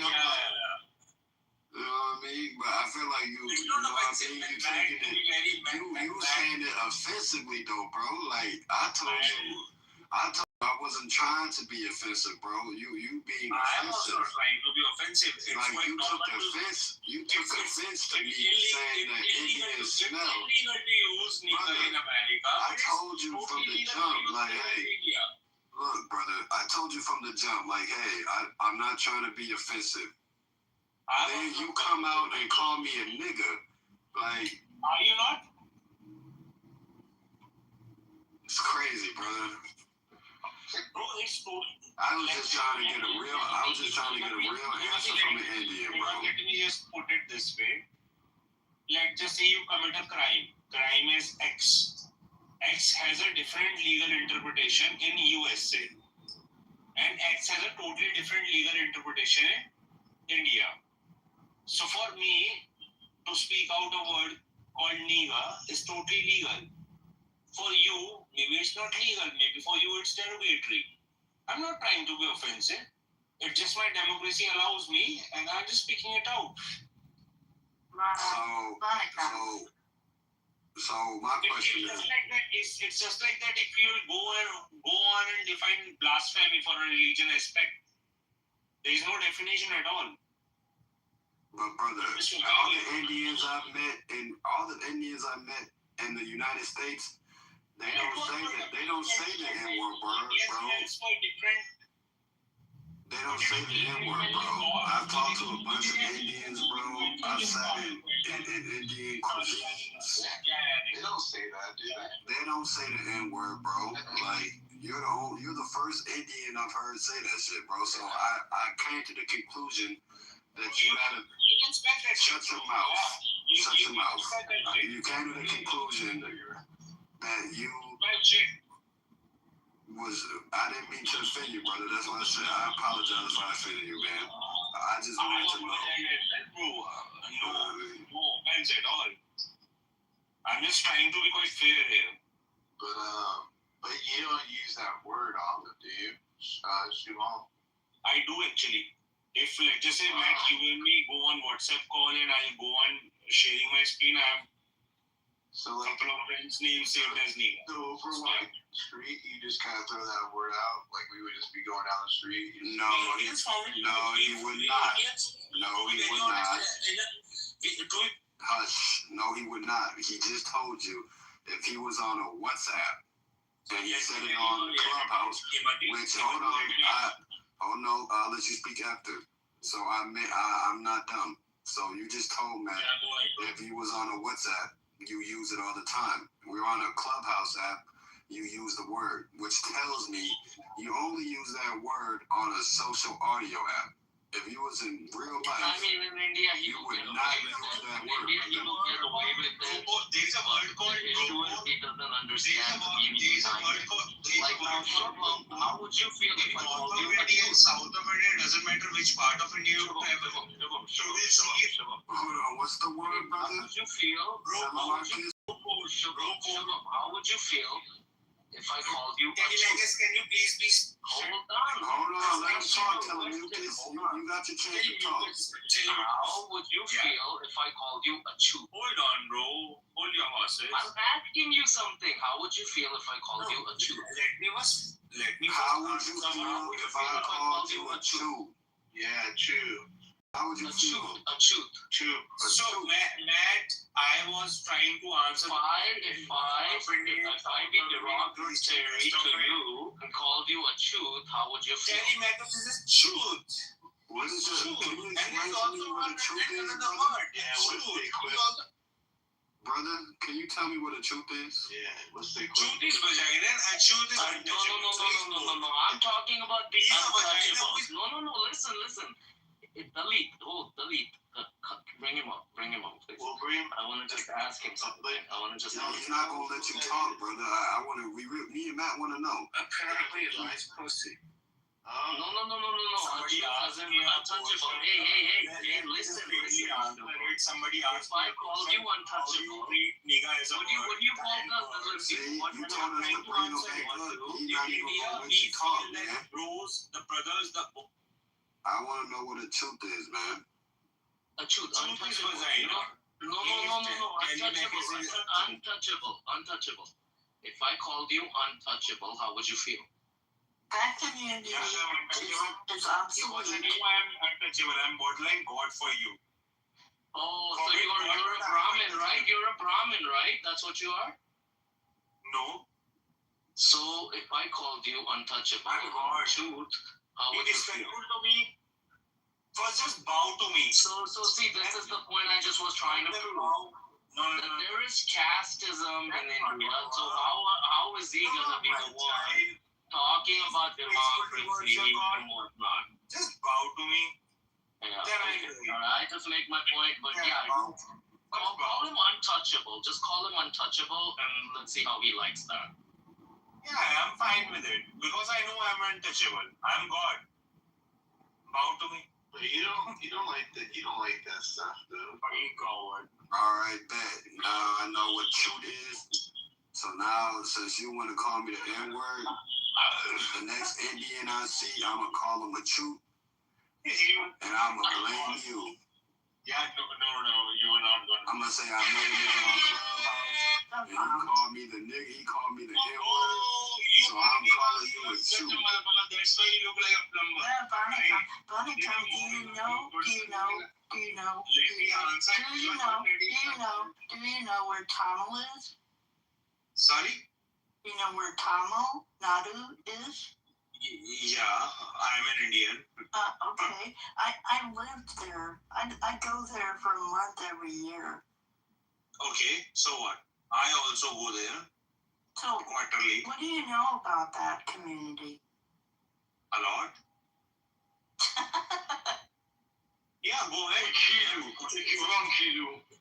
You can ask me questions, right? You can never ask, how do you know about the community or what do you feel about the community or something like that. You have any questions, just ask me. No, whatever I believe or feel like, it's my personal opinions. Are you in America? That's good. What do you think about it? I think it's beautiful. Their food is really good. And Joby, if you have been to India and if you have got good Indians, as in the natives, the people who are still living in India and they are good friends with you, you would have heard this term called nigga.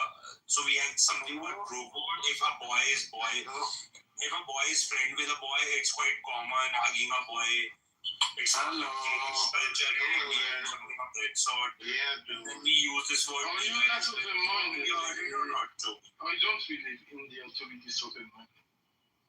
Have you heard this thing or not, Joby? Yes, it has 50 states within the country of India. Come on now. Exactly my point. Like if somebody like Himati and Matt gonna judge me, is it fair?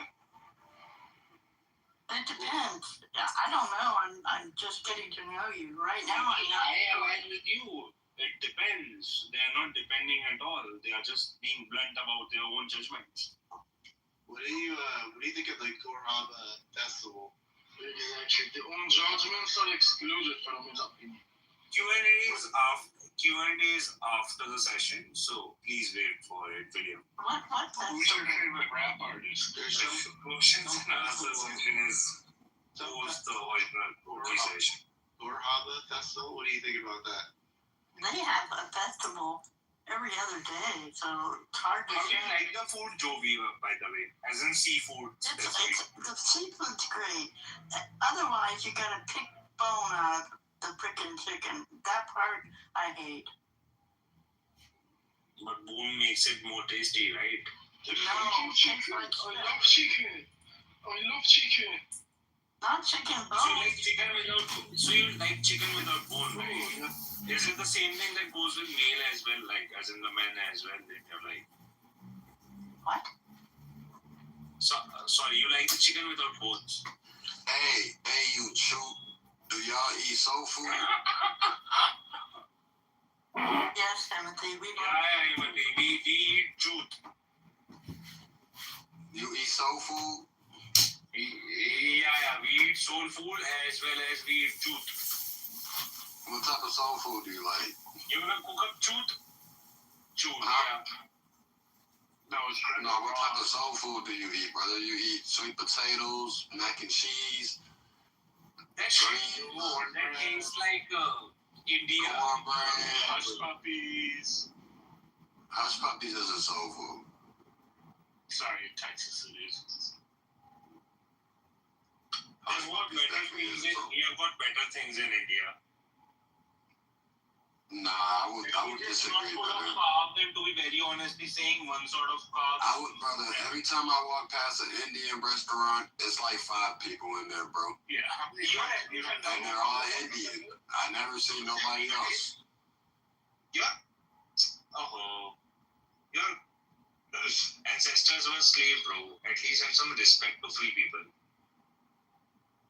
I'm judging you free. I'm not derogating you or like being offensive to you.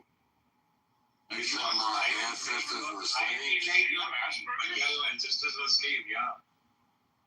Did you get social cues, my friend? Social cues. My brother, I seen a video in India of y'all pool water, like literally brown. And there was like 100 people swimming in that motherfucker. They were all chutes. So why is y'all swimming pool water brown?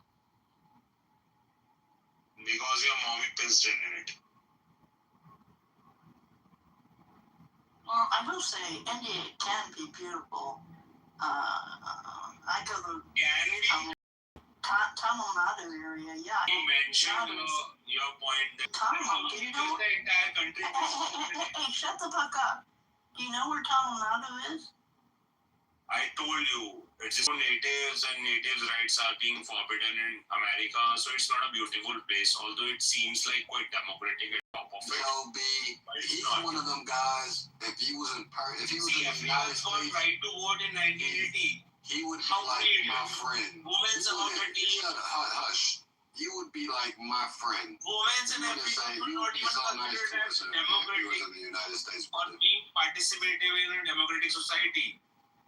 Africans, blacks, or women were not given the voting rights initially in the Constitution of America. It has been a thing since the beginning of India. And beginning of India is not. It's 1947. It's like about 5,000 years old. So I don't need to understand morality and ethics from people who have enslaved their entire lives and like being quite pragmatic about it. So I don't feel where is it? Because you get your morality from a country that were enslaved by the British as well. Sorry? because you have a superior morality based on the country where they were enslaved by the British. No, we have been a country before British came to India. We have been a country from like last 5,000 years. Absolutely not so like that. Our country is Islam claimed Egypt, that doesn't mean that Egypt has never been a country. Okay, Shivam, for a second, as a fellow Indian brother, let me remind you that a holier than thou attitude, no matter which culture you come from, doesn't help. Whether it is, if you want to celebrate... It does not need to help, brother, at all. No. Let me finish. As a fellow Indian to you, let me finish. It doesn't need to help at all. Okay. We are having a logical conversation. Somebody asked me a question. I wish I could agree with you because all you I reply in a tone that the question has been asked.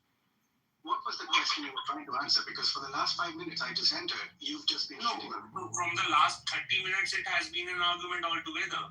No, bro, you just been disrespectful, bro. You called me a nigga for no reason. This man called me a nigga for no reason. He called me a nigga for no reason. Nigga is quite a normal term in India. Well, you did ask a controversial question. It's not a normal term in India. Whether you say Kala, Kalia, whatever it is, it's derogatory even in India. And derogatory in India में कैसे? How it is derogatory in India? No, we're going to speak in English because we have to be respectful towards everyone here. Yeah. Let's talk about it. How it's derogatory in India? Explain. Evidence and explain. When you say... Brother Noob, yes. I asked the brother, I said respectfully, shut up, let me talk, brother. I asked the brother, why do Indians smell? I said respectfully. And I guess he got mad. He called me a nigga. He said that Hindustani Ajib smell karte hain. Do you feel okay about it? No, that's Timothy. If you're going to say why do Indians smell or they leak curries or all those things, those don't. They say more about you than the Indians themselves. And he's black. His ancestors were slaves. 1 second, sure. No, but I said respectfully though. I understand. Just but your ancestors were slaves. One of the things I've noticed also is that just because you ask a very, what's the word, a leading question, which is racist or casually racist, or, unknowingly racist in a sense, just by adding the word respectfully at the end, doesn't make it a respectful question. I could say, I'm going to fuck you up, Himati, respectfully. It doesn't change the fact that I just said something disrespectful. But brother, this is a question. I'm not the only one that wants to know things like this. I'm pretty sure a lot of other people want to know why Indians have a distinct smell. So it's not me being racist, it's me speaking up for others as well.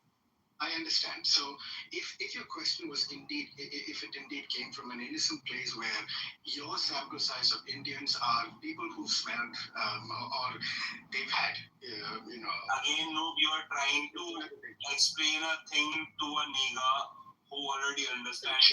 No, that is not on. That is not on. You do not call people. What is going on with you, Shivam? I don't know where you are. Himati is my bro. Yeah, this is my true brother right here, man. It's alright. He is true ass. That's my true brother, bro. I mean, if he's a close friend of yours, I understand. Nah, I don't know this true ass nigga. I don't know this true ass nigga. Okay, yeah, these days of the hard R. Shivam, if you want to claim a 5,000-year-old superior, holier than thou civilization, no, I'm not claiming it or not. To be very honest, no. Let's not jump to it. I'm not trying to claim anything.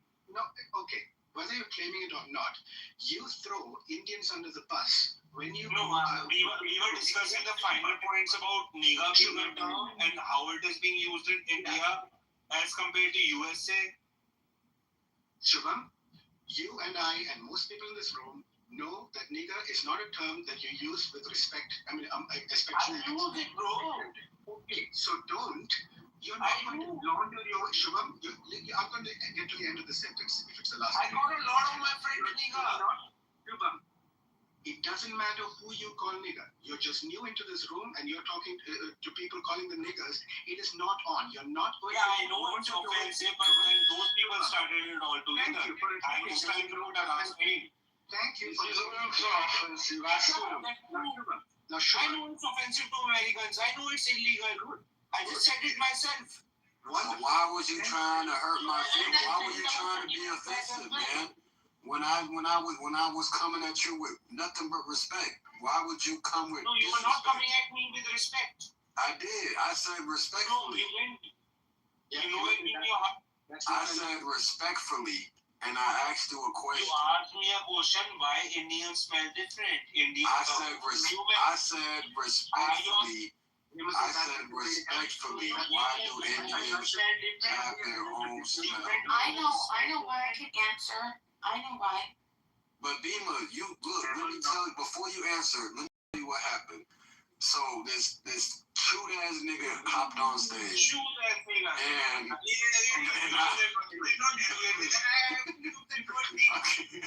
so this cute ass nigga hopped on stage, and I'm like, respectfully, why do Indians have their own smell? So then he went ahead and called me a nigger. That's what happened. You said that. Bima, let me also add it to his point. He said that I'm not trying to be offensive, but Indians smell different. Then I said I'm not trying to be offensive, but okay, but let me. I get it. So he says, okay, but listen, I know the answer to why Indians smell. Are you ready? Okay, this is the answer. My point is that if you feel like humans smells different. Can I tell you?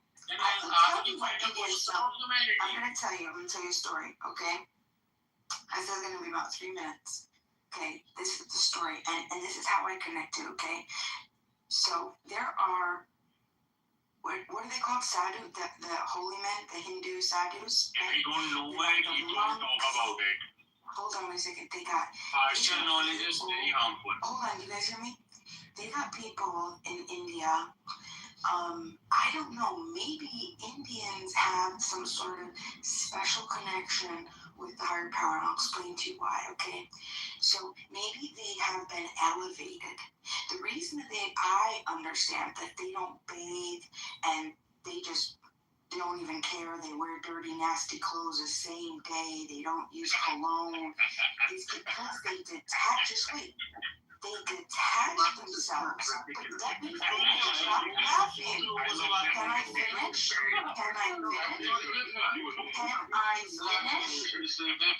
No, you have to mute the whole stage to be able to talk with you. Same thing happens in America. I need to finish. Wait, I would like to finish. Most of the American cities are not well known within the limits.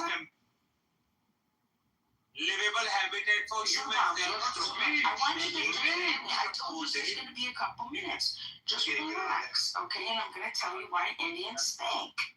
Okay? This is why they smell. Now, as I was saying, there are among these holy men, the chain monks, right? They detach themselves from the world, and that's why they get shitty hygiene. They have these ideas, these religious ideas about the body, about the what is it, the Atman, the soul. Okay, and then they believe in like rebirth and shit. Okay, but this is where it gets interesting. Okay. Sorry, wait a second. Just no.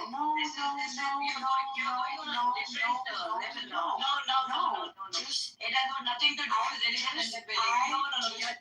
I'm just saying this, and I just want to tell my story, and then you could come up and tell your story. Okay, so listen. The reason they stink, besides the cumin, the fenugreek, the curry leaves, the garlic, which by the way are all very healthy, okay? That's great. But there's also, it has to do with the Hindus and the religious stuff and the rebirth. the rebirth. This is what's so interesting, okay? Now this is my quick story. Because they tell us that. Have you guys was born in India, and he. All this talk about India. If you interrupt, no, I'm gonna move you. You're talking so much. I'm gonna move everybody. I'm moving everybody who interrupts me. J2C. He was born in India, and he started talking to his parents about his previous life. And he said, bro, that shop, I had a wife and 2 kids. I loved them, and I was murdered. The parents didn't entertain it until he said, I can show you where I live. To that place, and the cassette shop was real. And he said, my wife might still own it. So he says, she should. They go in. He identifies his wife. That's my wife. He goes, starts talking to her. He says, I know you had a husband, and she goes, yeah, he was killed, he was shot. He says, yes, and we have 2 kids. Started getting details about their names, how they named the kids, their life. The woman was completely shocked. And then he said, I have one more interesting element. And she said, what? And he says, I know who killed me. And she said, who? And he told her. They went to the cops. They told the cops. The cops brought the guy in with several other people. Did a lineup. Had the boy identified the man. He identified the man. They did a several-week investigation, and the man ended up admitting to killing this other man, killing him in the head. So why do Indians think? I'll tell you. Because they're not concerned with this worldly flesh body. They're ascended. And they are closer to God. And they know that the rebirth shall come soon. They don't have to worry about the good things. Okay, thank you.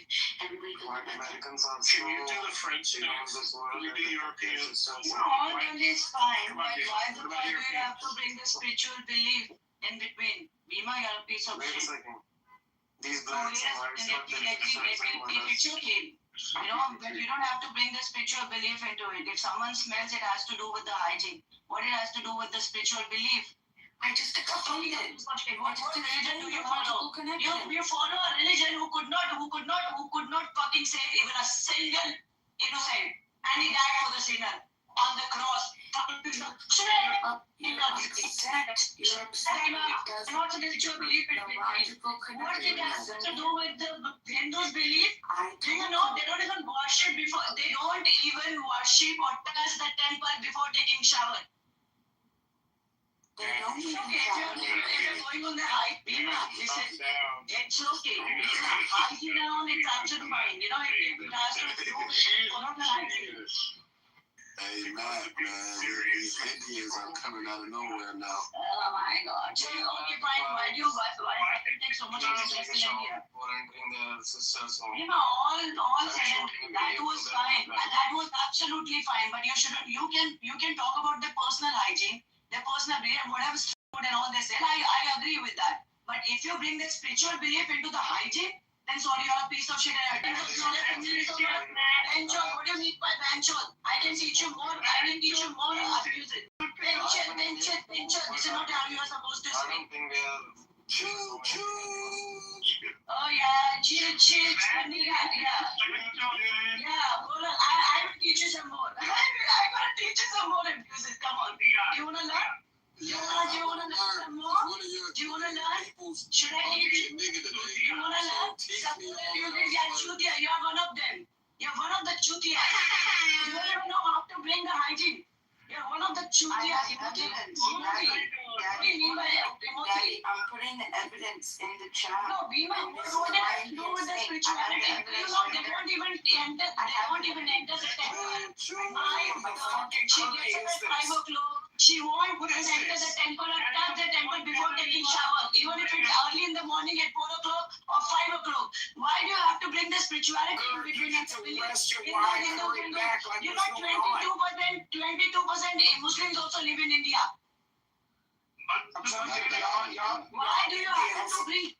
Dr. Adams, let me tell you, and Daddy, let me tell you what's going on, man.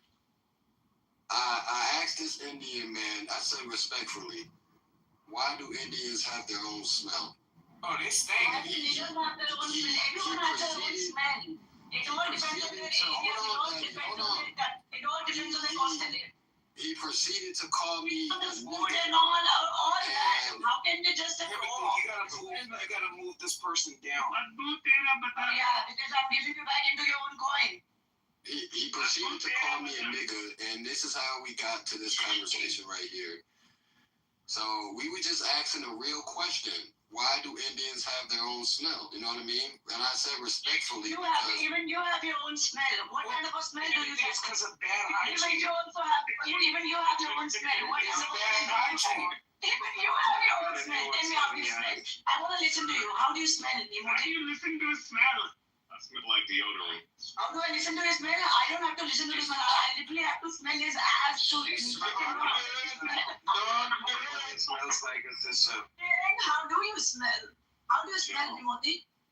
Can you please elaborate? Look, sister. I literally want to smell. Sister, I was telling the brother earlier. Hold on, sister. Let me talk. There is a problem with the hygiene. I agree with that. But if you bring the spiritual beliefs into it, it is really bad.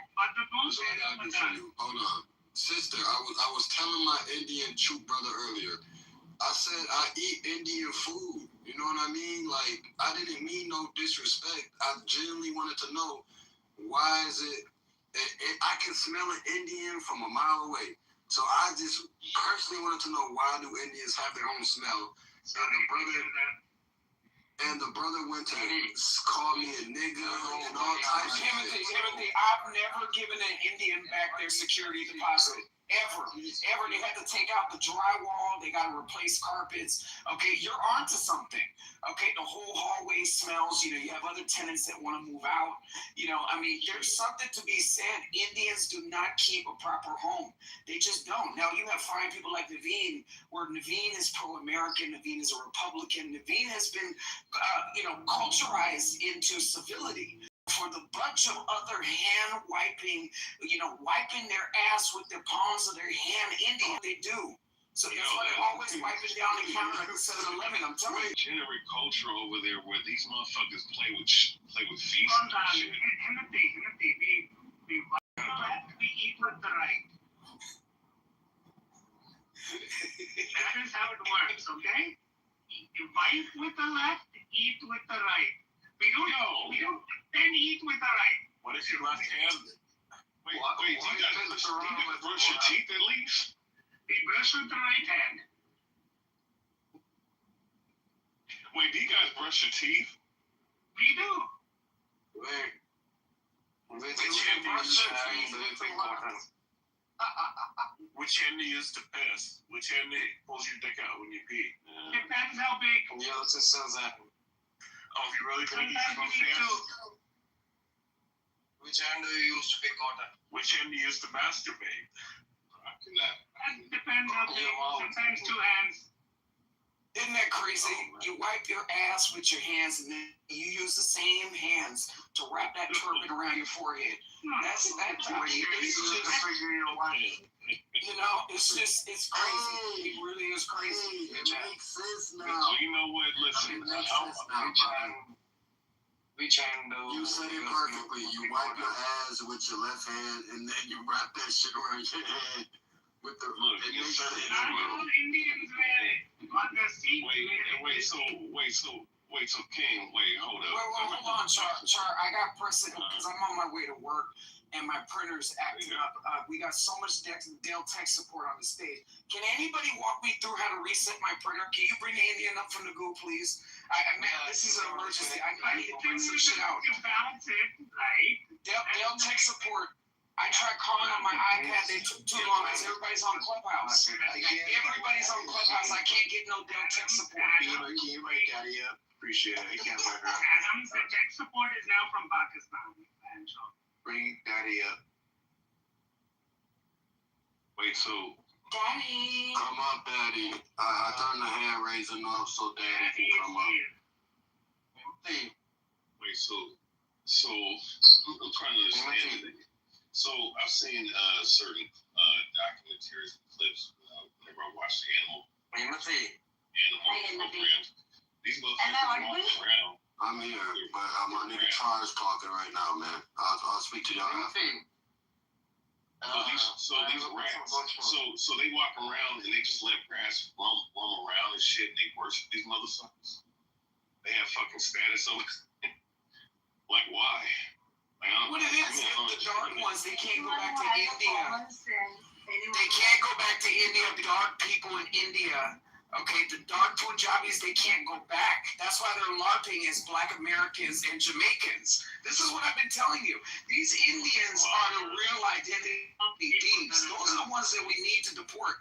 No, I'm telling you, those are the ones that we need to deport. They're LARPing as Black Americans, Timothy. Look at what Kamala just did. Do you know any Black person that has washed collard greens in the bathtub? I had to pin my aunt and my dad and my uncle down the other day, and I said, my uncle, he is 85 years old. I said, have you ever in living in rural, poor South of the United States, have you ever washed collard greens in a fucking bathtub? And they said, no. That's some Indian hand wiper shit. Okay, Black people do not.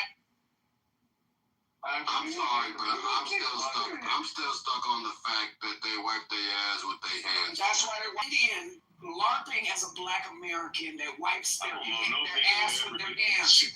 That's who's washing collard greens in the bathtub. Look, I heard of motherfuckers using fucking bacon grease to cook fucking biscuits and shit, right?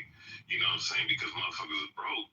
But goddamn, when you trying to fucking sit up here and say that Black people's on some degenerate shit by washing collard greens in a goddamn bathtub that you shower in, and your dirt is fucking seeping on the fucking floor of the damn shower. What kind of shit? Don't put that on Black people. I have a question, John. Why are you insulting the previous vice president of the United States? Because she's a fucking bitch, man. Why are you insulting her?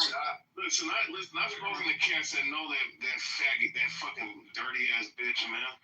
She is a vile, disgusting woman.